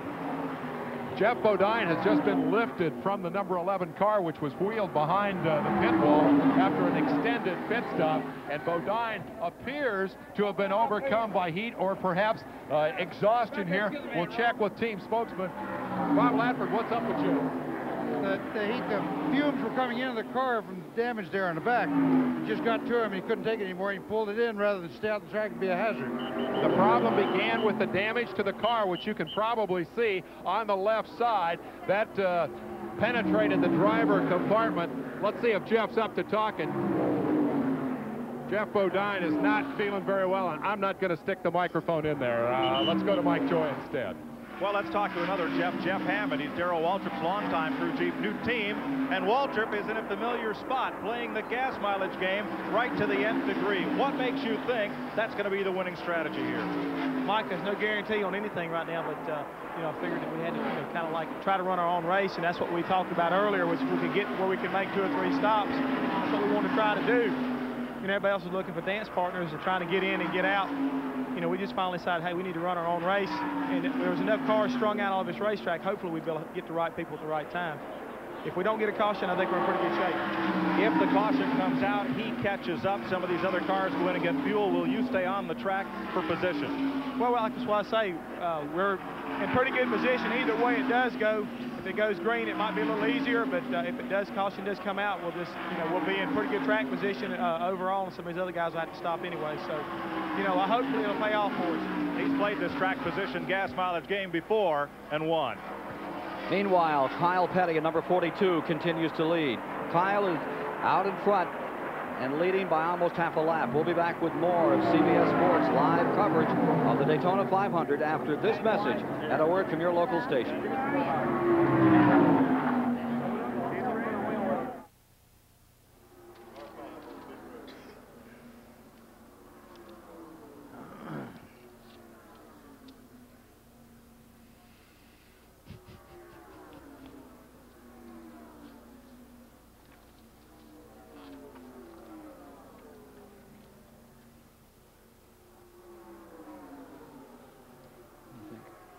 What do you think? For what we got to work with. Yeah.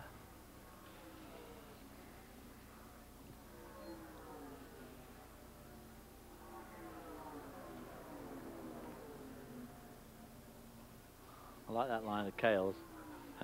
You take advice, I hope so, because I'm giving him plenty.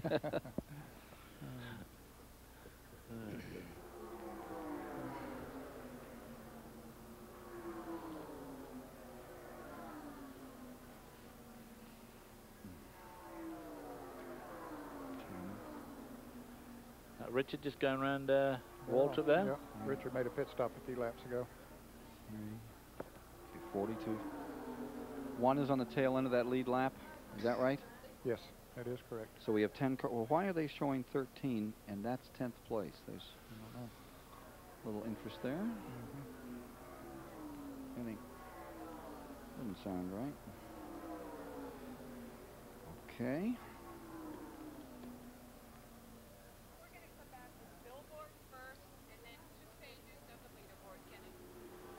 Thank you.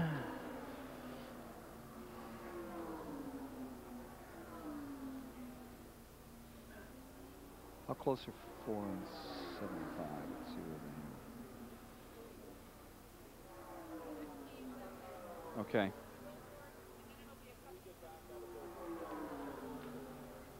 Thank you. 10 spots.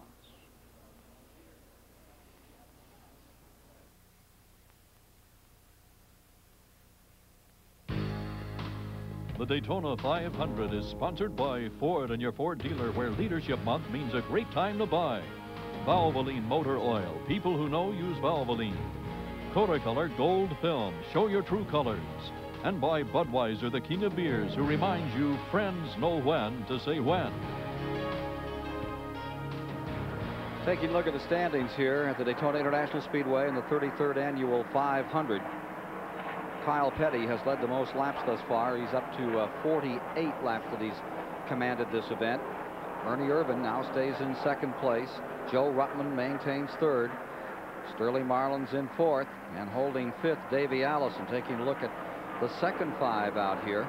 Rusty Wallace, sixth. And Derek Cope being shown in seventh, with Darrell Waltrip leading some time ago, now in eighth. Dale Earnhardt in ninth, and Rick Mast in 10th. And he's right on the tail end of that lead lap, nip and tuck back there with the 42. In fact, I believe Kyle Petty just went around Rick Mast and put him. No, he didn't. Rick is still up in front of him. So 10 cars on the lead lap. And the fans are wondering about Bill Elliott, two-time winner of this. He is 12 laps down, currently being shown in 24th position, and Mark Martin is in 23rd position, 6 laps down. Kyle Petty coming in, 42 on pit road. Should be his last pit stop. As they complete lap 169. Kyle Petty is on pit road, and here's Mike. Ken, they're not changing tires because they're betting he's only going to need a tank and a half of gas, and they can't get the tires changed in that time. Richard Bostic was the first can. Here goes the second one. Taking a while, but they want to make sure they get it all in. Now, Kyle does not have low gear, so he bumps it along out of the pits, and now he's going, but he's going to lose a lot of time getting back up to speed. Well, that did cost him a lot. Critical pit stop for Kyle Petty. John Schrader looks like he's trying to help him. Schrader pushing him along. Pushing him out, yeah. Trying to get that speed up. Now, did Schrader not overtake him down in pit lane because of this rule about overtaking the pit lane?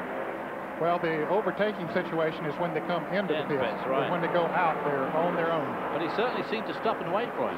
Bernie Urban's number 4 now takes the lead, lapping Bobby Hamilton.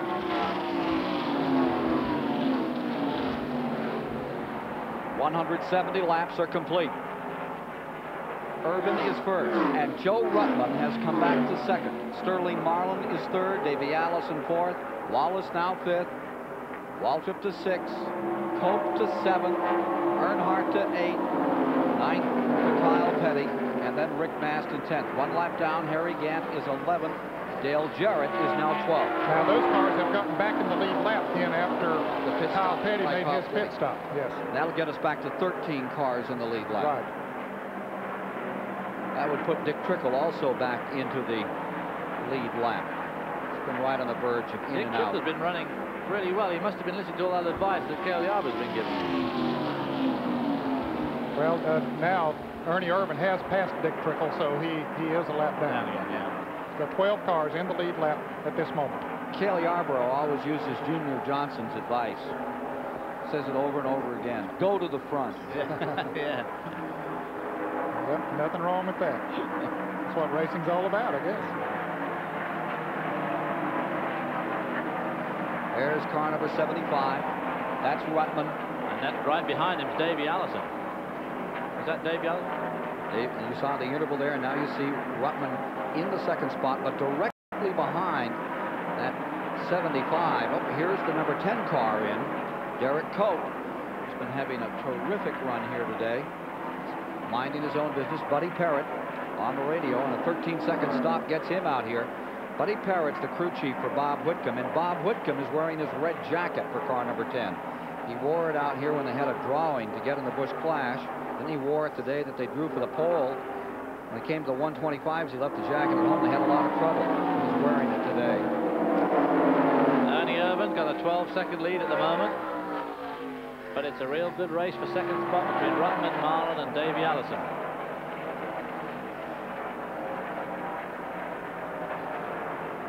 Now we're looking at second place. There you see Joe Ruttman, and right behind him, Davey Allison in that third position. And coming with them is the 27 car, Bobby Hillen. Had a really good run with that machine this afternoon. Back with more of the Daytona 500 following these messages.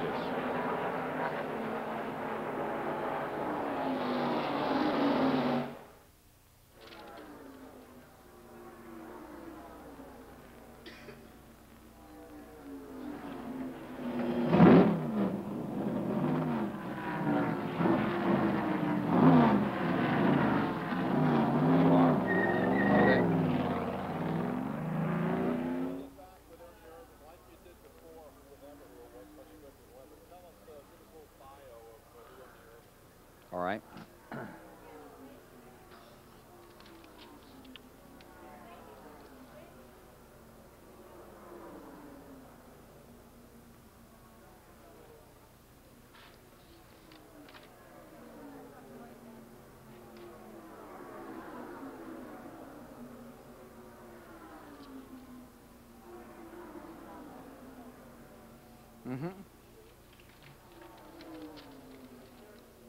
I will.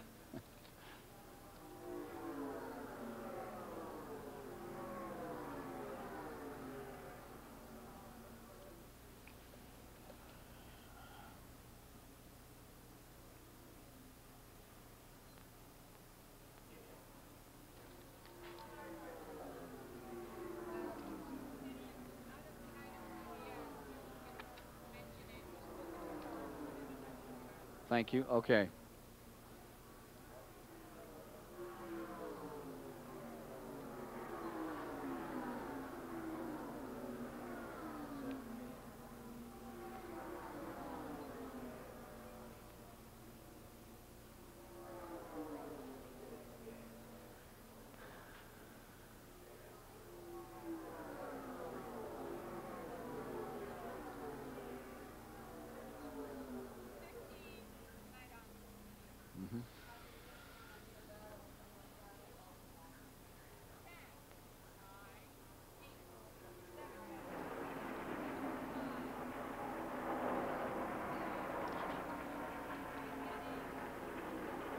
Tonight on CBS, it's a really big show. 60 Minutes leads things off, followed by Murder, She Wrote.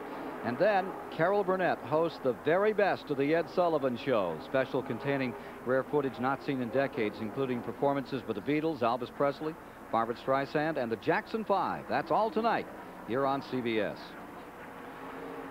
The Goodyear Blimp, Spirit of Akron, hovering over the 100,000 plus here at the Daytona International Speedway for the 33rd running of the Daytona 500. Spirit based down in Pompano Beach, Florida.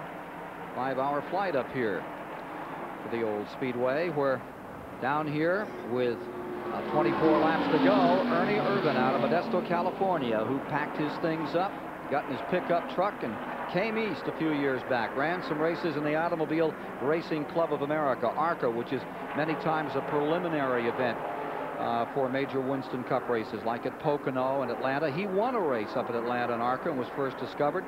And he made good friends with a guy that has paid off for him. Guy that really kept him in the East and kept him racing. Some fellow named Earnhardt. Dale Earnhardt did help Ernie Irvan when he first came east, and certainly has shown that he had a lot of driving talent. His dad, Vic Irvan, was a race driver on the West Coast. Never got to Winston Cup racing. He might have participated in a few of those West Coast Winston Cup races many years ago, but has shown a lot of talent. And down there around El Cajon and El Toro. Ernie Irvan showing a lot of talent at the moment and leading, but Dale Earnhardt, his buddy, is closing in on Darrell Waltrip for 6th place. But we think that everyone ahead of them, which obviously includes Ernie Irvan, should have to pit again, whereas we're almost sure that Waltrip and Earnhardt won't. Well, they say, yeah, they say that Earnhardt's going to run close, but because of Waltrip, he's going to have to try to stretch it. Waltrip, we're pretty sure, can run the distance because he's already done it once this afternoon, but it's going to be nip and tuck. That's the case. 178 laps are now complete. There you see Waltrip in the 17 car, and Earnhardt is right behind him. Waltrip is 5th, Earnhardt is 6th. Kyle Petty now finds himself in 7th. The 90 car running a lap down, the Don Levy Ford, and Robbie Gordon, for his first time in this 500, has put on an outstanding run, as has Bobby Hillen in that 27, also a lap down. Here's Sterling Marlin, the 3rd place car, coming into the pits. What should be his last pit stop? He perhaps will just take on fuel. We'll see. Yep, and they're making a chassis adjustment on the left rear,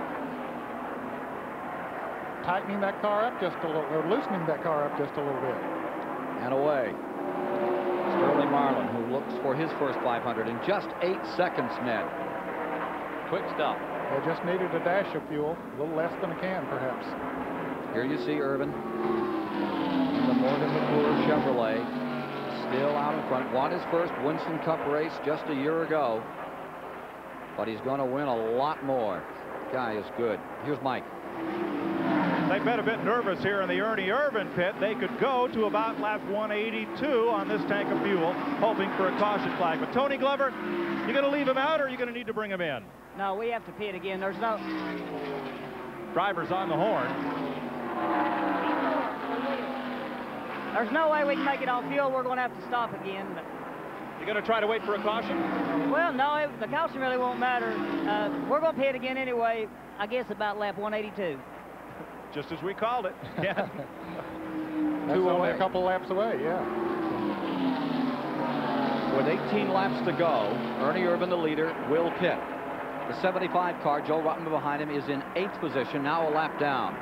With all these green flag stops, that's where you see the accordion is in the back of that lead lap, from 13 down to 18 cars in the lead lap, depending upon when you join us.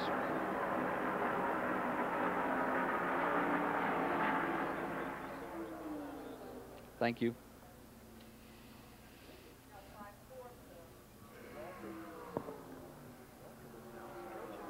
Is he? Can he go all the way? Waltrip. Oh, I think he can. I think Waltrip can go all the way. Yeah, I think he will. Can too. Davey, can the 2 car go all the way? 2 or 3? Can well, the 3 car, but the 2 car, I'm interested in. What lap did the 3 car stop on? Huh? 60? I think that's pretty strong.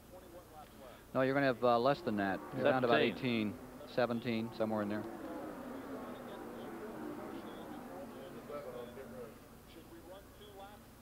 Yeah. If you've got to take one more, I'd get... Well, he should be coming in this lap. 4 should be in. Let's see if he drops down right now. He's looking pretty low, but... Yeah, I think he's headed to the pits. Yep. He's in. Car 4 on pit road.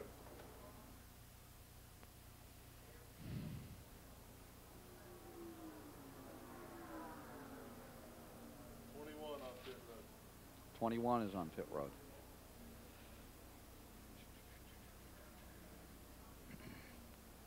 Fran, just to the right, just a little, please. Thanks. Walter, third. I'll tell you, he's going to be tough. 3.9 back to Waltrip and 12 back to Earnhardt.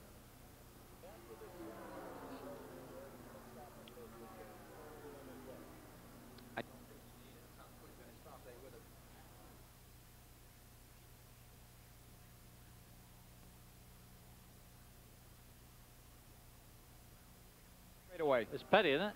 No. It's 3. We're back with you live at Daytona. Incident in the back straightaway. Car number 43, Richard Petty, is involved. We believe 2 other cars. Robbie Gordon has crashed in number 90. He's up against the outside wall as you enter turn 3. Here's Richard refiring car number 43 to bring it about. Down in the bottom of turn 3. This is coming to you. This is live action from Daytona. We are working the 184th lap.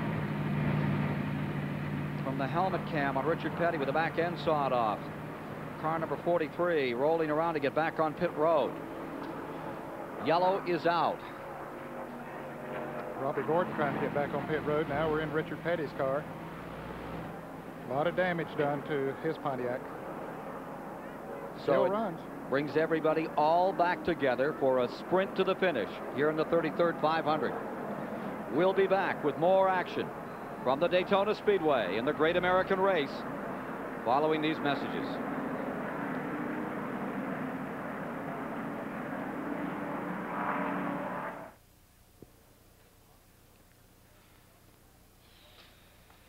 Did you get any of that?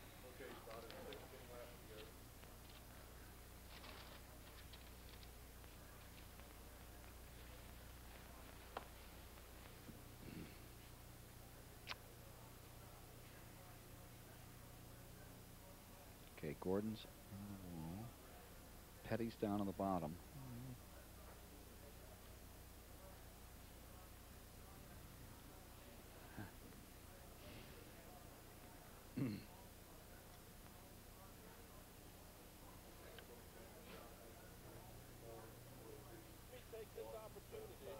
Let me take this opportunity to tell everybody what we're going to do.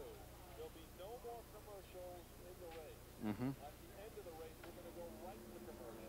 Right. Then Mike Joy is going to come out of that commercial as quick as we can to the winner's interview. If there's a second story, Dave Despain will have that.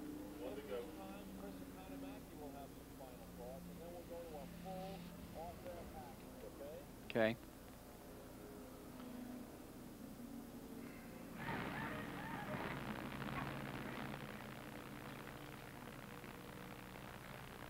What position was Richard in when they crashed?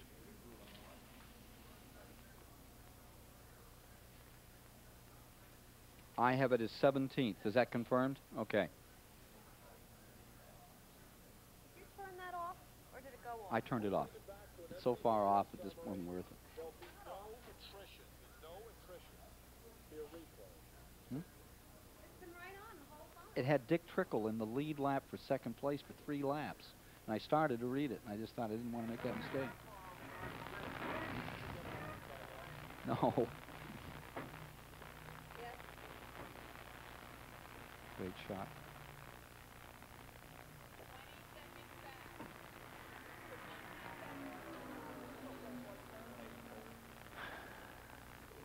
How many cars? 10, right? 9 cars lead lap.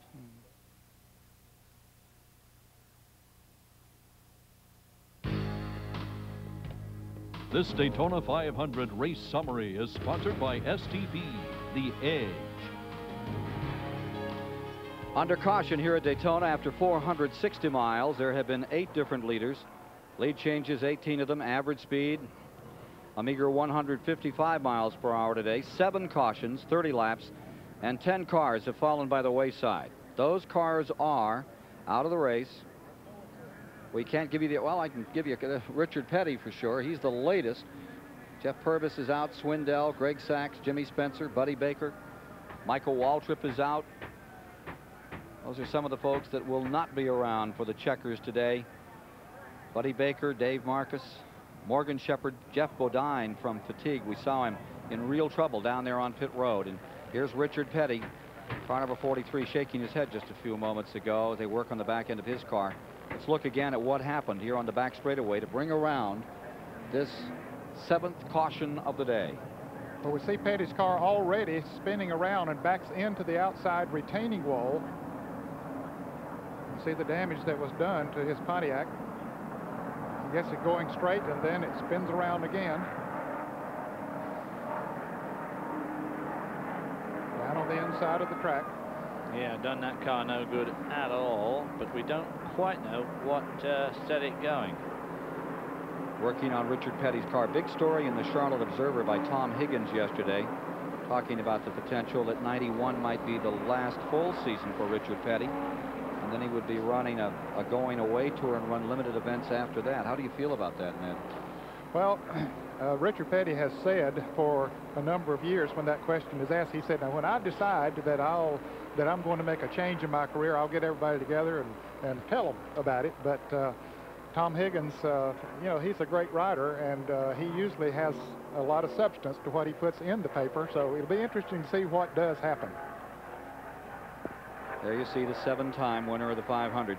Had such a great run in the 125s. Beat out Hut Strickland by inches for 2nd place to the line.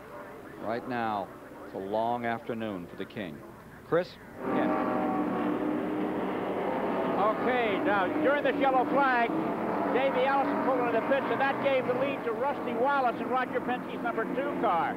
There's 13 laps left in this competition. How long they'll be going slow out there, I don't know. This is the first time in Roger Penske's racing history, I think, where he is up in a suite watching his car race. Over the years, in all of his events, Penske has been down in the pits with a hands-on situation. He told his crew before the race that I hired you to do a job. I'm not going to be able to go to all the races. I'm going to go upstairs and watch. And with him is his Indianapolis winning buddy, Rick Mears. So Rusty Wallace, for the first time today, is in the lead. All right, here's how they run at 186 laps. Wallace, Pontiac first, Davey Allison Ford second, Waltrip third, Earnhardt fourth, Ernie Irvan fifth. Getting set for the green to come out when they come by this time. Field in the back straightaway, lap cars on the inside, cars in the lead lap on the outside, of which there are 10. Mike Joy. Tim Morgan is one of the owners of the Ernie Irvan car, and he came out of self-imposed pit crew retirement to gas it today. And on the green flag stop during our commercial, Ernie stopped that gas filler right on your belt buckle. He couldn't have done a better job, and you got him out quickly. Yeah, Ernie did a great job. He's been doing a good job for us. Well, you hit it, though. We don't want to take too much credit for that. Okay, let's go to Dave Despain. Robert Yates is sole owner of Davey Allison's car. They started from the pole today. He used to build engines at one time for 25% of the field. You had a big cheer when that yellow came out. You needed that quick free stop for gas. Now can you outrun him on the racetrack? Well, not many laps left, and we don't have that good position right now, so I hope we can do it. All right, let's get back up top for the restart. Coming down to the line, ready to take green. Final moments, 500. 188 laps complete as they come to the strike. 12 to go. And it's Wallace, Waltrip, Earnhardt, Irvan, Kyle Petty, the top 5, Rick Maston, 6, Joe Ruttman, 7, Sterling Marlin, 8, Derek Coates, 9, Davey Allison back there in 10 as they wheel down into the first turn. Ken, I wonder if Rusty Wallace has enough gas to go. I mean, we're told that when he pitted last, there was something like 60 laps to go. And I don't know if he can make that, stretching it a long way, so we'll just see. But he's got more than gas to contend with right now. Here comes the man in black, Earnhardt to the inside.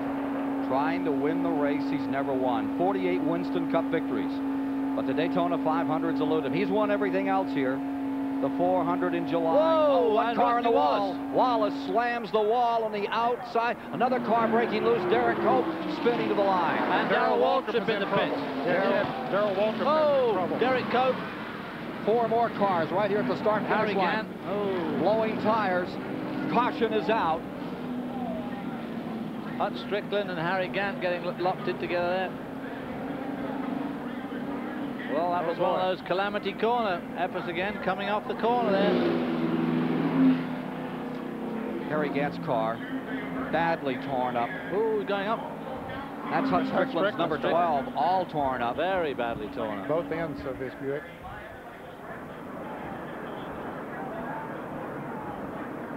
Seven cars involved. And look at Waltrip's car, the 17 in the backstretch. Stevie Waltrip, concerned. They made such a run, you could see him coming right up the middle. Darrell Waltrip has been snake bit again by Daytona. That same corner, the one that he just hates more than any other corner in racing, the same one, got him again. Rusty Wallace appeared to start that off, but I think he got nudged into the wall by that clutch of cars as they came round 4. Obviously, as he had said, 13 laps to go. This was all getting pretty desperate. He's a little hot right now. He crawls into the ambulance for the mandatory checkup. He looked at his race car first to be sure that it would not be able to continue. Stevie Waltrip looking down to see when the 17's coming in. It won't be long. He's dropped to the bottom. He's on the apron. When it Pace comes car in, waiting for him to bring him down pit road. When it comes in, it won't be going anywhere. All cars coming in. Pace car leading the entire field onto pit lane. Because there's so much debris down here in the main straightaway. Exactly. There's pieces and parts from the start-finish line, and so both pace cars, they're going to stop in pit lane, are bringing the field in. No, they can't stop because or at least the flagman has the cross flags out, so they can't stop in the pits this time around. If they do, they'll be penalized. Of course, Waltrip might not have any choice.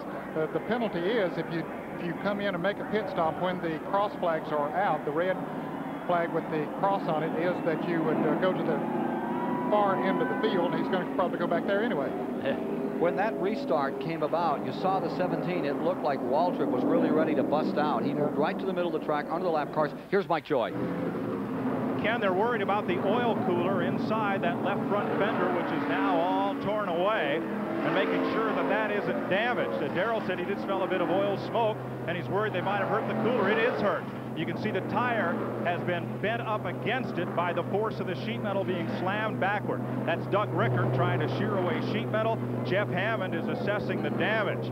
If it's leaking, they still might be able to finish the race. Here's Dave. This race will come down to a restart that will decide it all. Remember this, the third place car, Kyle Petty, short of gear. Now that shouldn't be a problem. He's not going to have to stop, but the key to this whole race is going to be who can come up off the corner. Remember that all week that has been a big problem for the number 4 car of Ernie Irvan. Don't be surprised if Dale Earnhardt wins this thing yet. So now Earnhardt is first, Ernie Irvan is second, Kyle Petty is third, Joe Ruttman is fourth. There's Hut Strickland's number 12. We saw him trying to drive it around, thrashing that car that is torn front and back. And they're now trying to get him out of that Bobby Allison car. As you watch these replays. There we see Rusty Wallace really seemed to be all on his own when he set.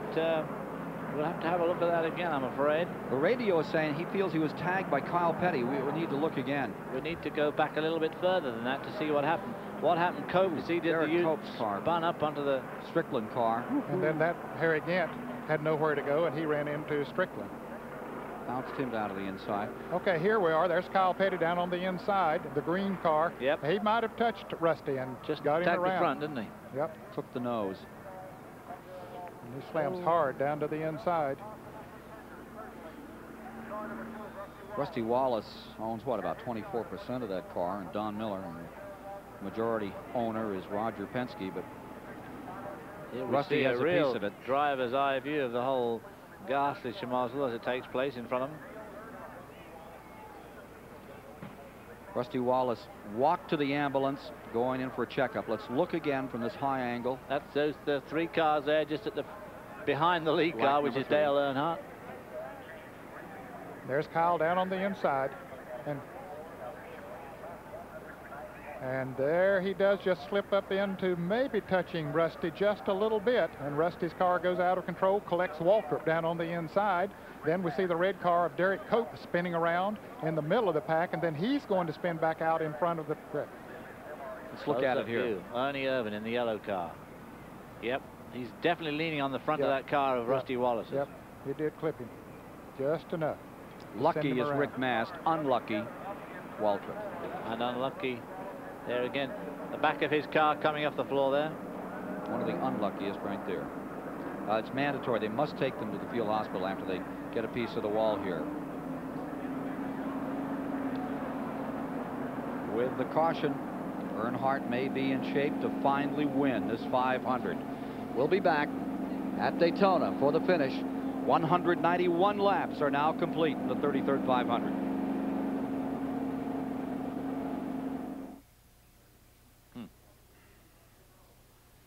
Bit of battle, wasn't it? Oh, boy, he was well and truly nailing him, wasn't he?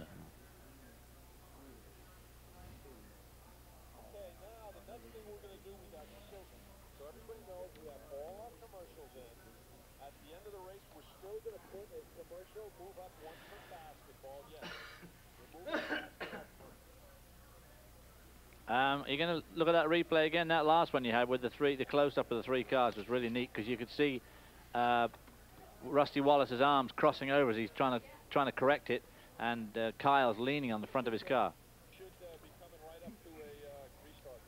Okay. Do you think they will? A lot of junk all around. Well, maybe they are, yeah. No, they got it clear.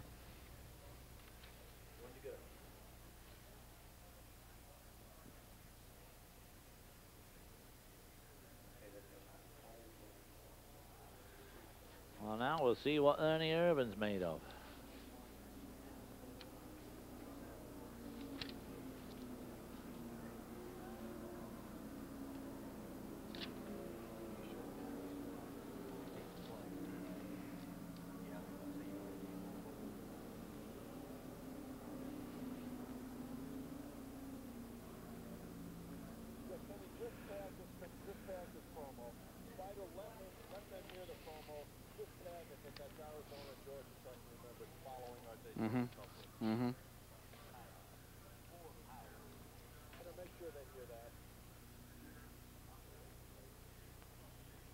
Is Walter out there again? That's that road. Oh, yeah.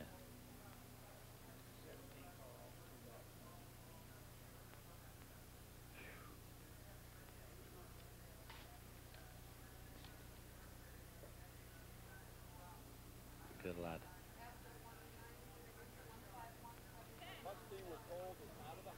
What am I coming back to?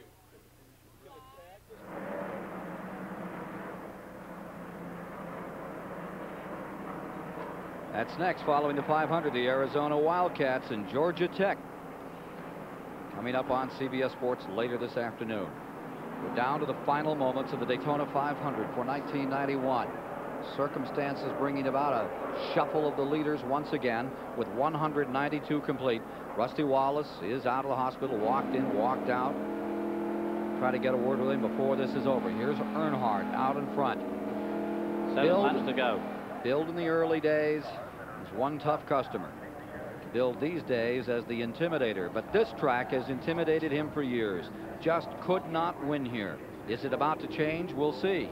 Ernie Irvin has other ideas, as does Kyle Petty in third, Joe Ruttman fourth, Sterling Marlin fifth, Rick Mast sixth, Davey Allison seventh, Dale Jarrett up to eighth as they wheel away. There's that lack of a gear hindering Kyle Petty and Ernie Irvin slightly, as Dale Earnhardt really jumps into a lead. And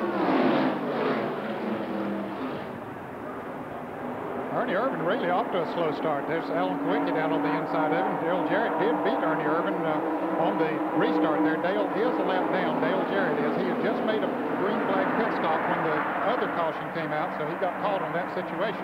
Now Ernie Irvin drafting up on Dale Jarrett. He wants to get up on the back bumper of Dale Earnhardt. That leaves 7 cars in the lead draft. Kyle Petty dropping back quite a bit there, but if he hasn't got that low gear, it takes a lot of getting these cars wound up. 3,500-pound car. 7 cars in that lead lap. Earnhardt stays first. Ernie Irvin in second.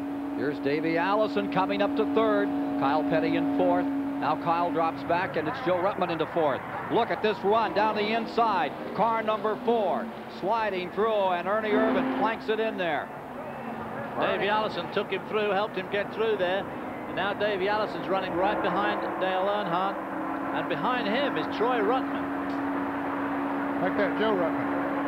I keep calling him Troy Ruttman. Well, Troy was a race driver. He won the Indianapolis 500. Davey Allison up on the outside. Davey Allison makes a run on Earnhardt for second place. The Ford on the high side, Chevy on the inside, and Chevy out in front. Long Down way to they go come. around now. As they come back to the line, this time Ernie Irvan. Is this going to be an upset? We'll see. 28 and 3 are locked up side by side, and as they run wheel to wheel, Ernie Irvan says goodbye, gang, and pulls 3 car lengths out in front. Well, Dale Earnhardt's got tires that are fresher than Ernie Irvan's too. He pitted more recently than Ernie, about 25 laps less mileage on his tires, so in theory he should be slightly better off. Yeah, I think something wrong with Earnhardt's car. That maybe he has a tire going down or something. It just doesn't look as smooth in the turns. He and Davey Allison touch going down the backstretch into turn 3. Earnhardt trying to hang on, but I don't know, that car just not working in the turns like it did earlier. Coming about out of turn number 4. Down to the line. 196 laps complete this time by. Ruttman drops to the inside. Remember, his best finish here at Daytona has been third. He's had some seconds on other tracks. Third was his best run here. And look, they're still locked side by side. And of course, that's just playing right into the hands of Ernie Irvan. At this stage of the game, there's only 4 laps to go. 4.5 laps to go. 4 laps to go next time by. Davey Allison, Dale Earnhardt, locked side by side. Is Joe Ruttman's going to be able to push one of those guys along with him? Dave Despain. Well, let's put that question to Kirk Shelmerdine. Is that car as good as you would like to have it? Well, I think the cars are awful close. We think Dale can do the job for us, and we're just sitting here watching right now. You know, in a 5-lap race, Earnhardt would be the guy to bet on, but he obviously backed up pretty dramatically when Irvan shot through, but there's nothing wrong, huh? No, we're doing okay. Okay, well, they say they're confident here. Let's go to Mike Joy. And they're confident here as Ernie Irvan whistles by. Irvan was slow coming up through the gears on the restart. Crew chief Tony Glover said he thought he hung back a little too far. But every time the 2 black cars come past side by side, that's a break for Ernie Irvan's chances to win the 500. And there's trouble up the turn 2. Ernie Irvan in front, and Earnhardt Davey Allison. Davey Allison and Dale Earnhardt and Davey Allison both out of this race. Ernie Irvan racing back to the line with a big advantage. There's Davey Allison's car coming to a stop. Ernie Irvan coming down. If it finishes here under caution, it'll be the first Californian to win this race since Marvin Panch back in 1961. Ernie Irvan's number 4 streaking across the line. Rest of the field coming by. The 28 car about where it rolled. Kept on going not too long ago. Kyle Petty spinning in turn 4. Well, look at the damage on his car. He must have been involved in that fracas back on the back straight. Now they're trying to get Davey Allison's car off the bank. Dale Ernie Irvan, Earnhardt of course, crosses the the leader. line. That all happened behind him. Ernie Irvan is in first. Sterling Marlin now finds himself in second spot. In third, car number 75. Joe Ruttman. Kyle Petty car's wreathed in smoke there. I don't see any flame, but a ton of smoke. So it looks like this race belongs to Mr. Irvan with just 2 laps to go. $2 million at stake. The number 4 car of Ernie Irvan pulling away, getting the advantage. There's Davey Allison stuck on the backside over by the lake, climbing out of car number 28. Wow. What a turn of events. Absolutely. Dale Earnhardt fails to win the Daytona 500 again. Kyle Petty climbing out of number 42, and here's Earnhardt's number 3. Nose bloodied on the black Chevrolet coming down to make it for pit road. I think he'll stay out there and just try to ride it out, because I believe this thing might end under caution, Ken, and he should be able to, even though he's down on the bottom of the racetrack. We'll see if he stays out there and is able to continue on around. White flag will come out along with the yellow. White flag on the track. Last lap. And Chris Economaki. Well, Davey Allison over there, the Texaco people, the sponsors of his car, when he won the pole position, they scheduled their quarterly business meeting here in Daytona Beach. And the top executives from 16 divisions of Texaco had their meetings here in Daytona and are in the track today. They were hoping Davey could win it. Now they'll go home sad. Well, they and a lot of other people are going to go home sad, especially the Dale Earnhardt people. There you see the Ernie Irvin crew. Tony Glover. Boy, he can't contain himself, and I don't blame him. This is it. This is the biggest. Tony Glover's dad, great racer for many years of Virginia area, and there you see the disappointment of the Earnhardt crew. Well, Ernie Irvin's been right there all the week. He started this race on the front row and has been running very, very strongly all week.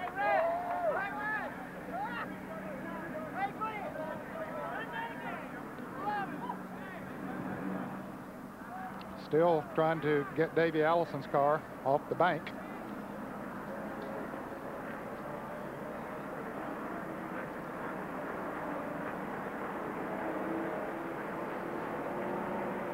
Coming down for the checkers, under caution.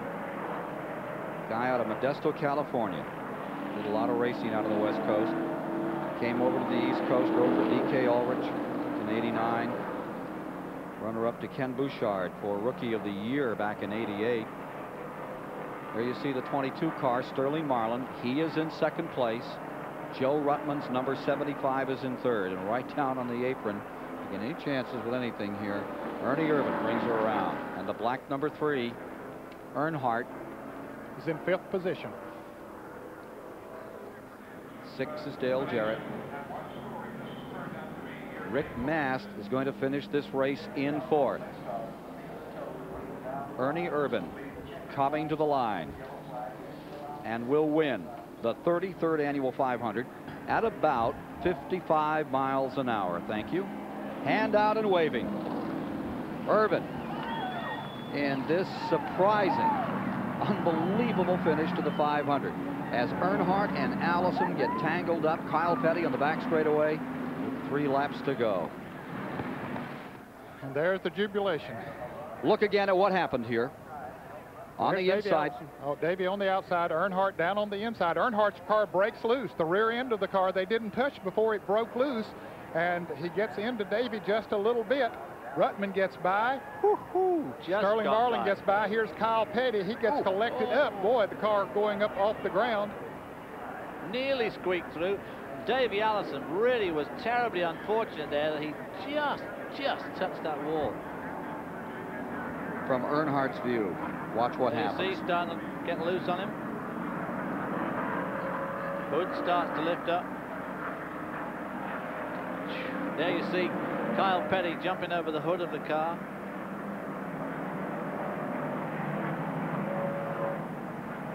That could have been nasty there with Kyle and Earnhardt. In car of Davey Allison. He was on the outside of Earnhardt. And there you can see the lick when Earnhardt touched him and it threw Allison out of control. Here he comes, headed for the infield and into that dirt protective bank to keep him out of Lake Lloyd. And hit that bank real hard.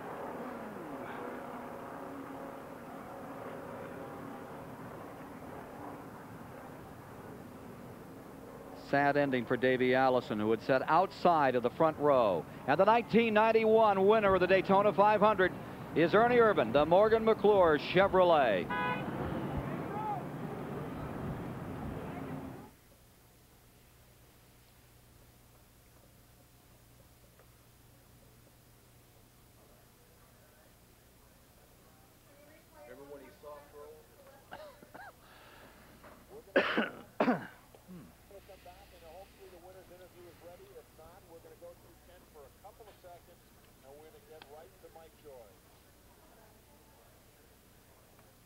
How much time back, Bob?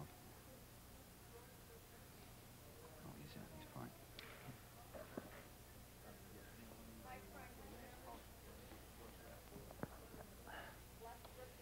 I still believe Earnhardt had a right rear tire going down or something.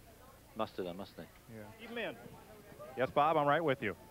Can somebody get a story on Not a shot, please. On the number 3? What's he said on the radio? because if it was a tire, if that's the second year in a row that's happened, it's a big story. I thought we had a plan late back.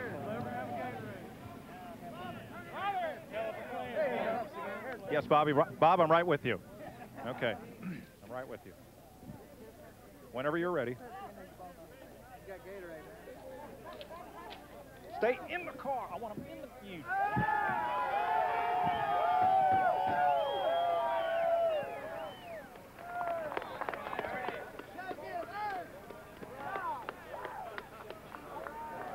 Tony right here. Tony, right with him. Yeah, we're ready.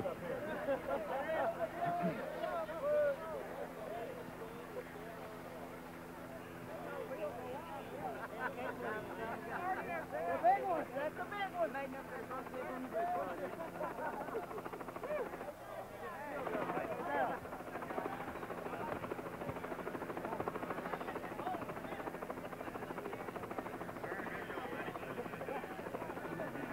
For the third time in 3 years, for the third time, we have a first-time winner in the Daytona 500, Ernie Irvan. What's it feel like? Man, I don't know, man. When we come across, I looked in my mirror, saw Dale and Davey get sideways. I remembered there was like 98 laps, 2 laps left. I said, this can't be true. I just kept waiting for them guys to run me down, and then when we had to just, live off the caution. Then we come around and it started running out of gas on the caution. I said, no, this can't happen to me. Got down on the apron and it kept running. But man, I owe this all to this crew, this Kodak Film, Delco Remy Chevrolet, AC Spark Plugs. I mean, they did an excellent job in the pits. Congratulations on a great win. Let's go to Dave Despain. Give this man a lot of credit. He's come out of this car smiling 2 years in a row, and that can't have been easy. Dale, what happened on the backstretch? Well, we was giving it everything we could. Ernie got by us there on the short chute, and me and Davey was racing, trying to get back in position. I couldn't get no help from behind me, and Joe was in and out behind Davey and behind me, and the air got off of me down there in 1 and 2 under Davey, and whether somebody was behind me or what, but I lost control of the car and spun me and Davey, and luckily we kept coming around. We didn't lose any laps there. We finished 5th, so we didn't worry about our points, but still, we was going for the Daytona 500. We wasn't leading it, so we was going to try to go to the front. There will be another one of these, won't there? Hopefully. I'm living for the 1992 Daytona 500. It's a long time off, but we made it back to this one, so we got a long year ahead of us, and we won the championship without winning the 500 last year, so we're going to go after them. Thank you very much. Dale Earnhardt, let's go to Ken Squire. A year ago, Earnhardt said he would have given $1 million for that last lap over again. I wonder what he would pay for the last 3 laps of this one. Ernie Irvan is victorious in the 1991 500. Sterling Marlin has his finest run here, getting 2nd. Joe Ruttman is back in 3rd. Rick Mast finishes 4th, and 5th, Dale Earnhardt. In the 6th position today was Dale Jarrett, followed by Alan Kowicki in 7th with the Army car, and then it was Bobby Hill and Ricky Rudd, and the rookie Bobby Hamilton finishes in 10th position.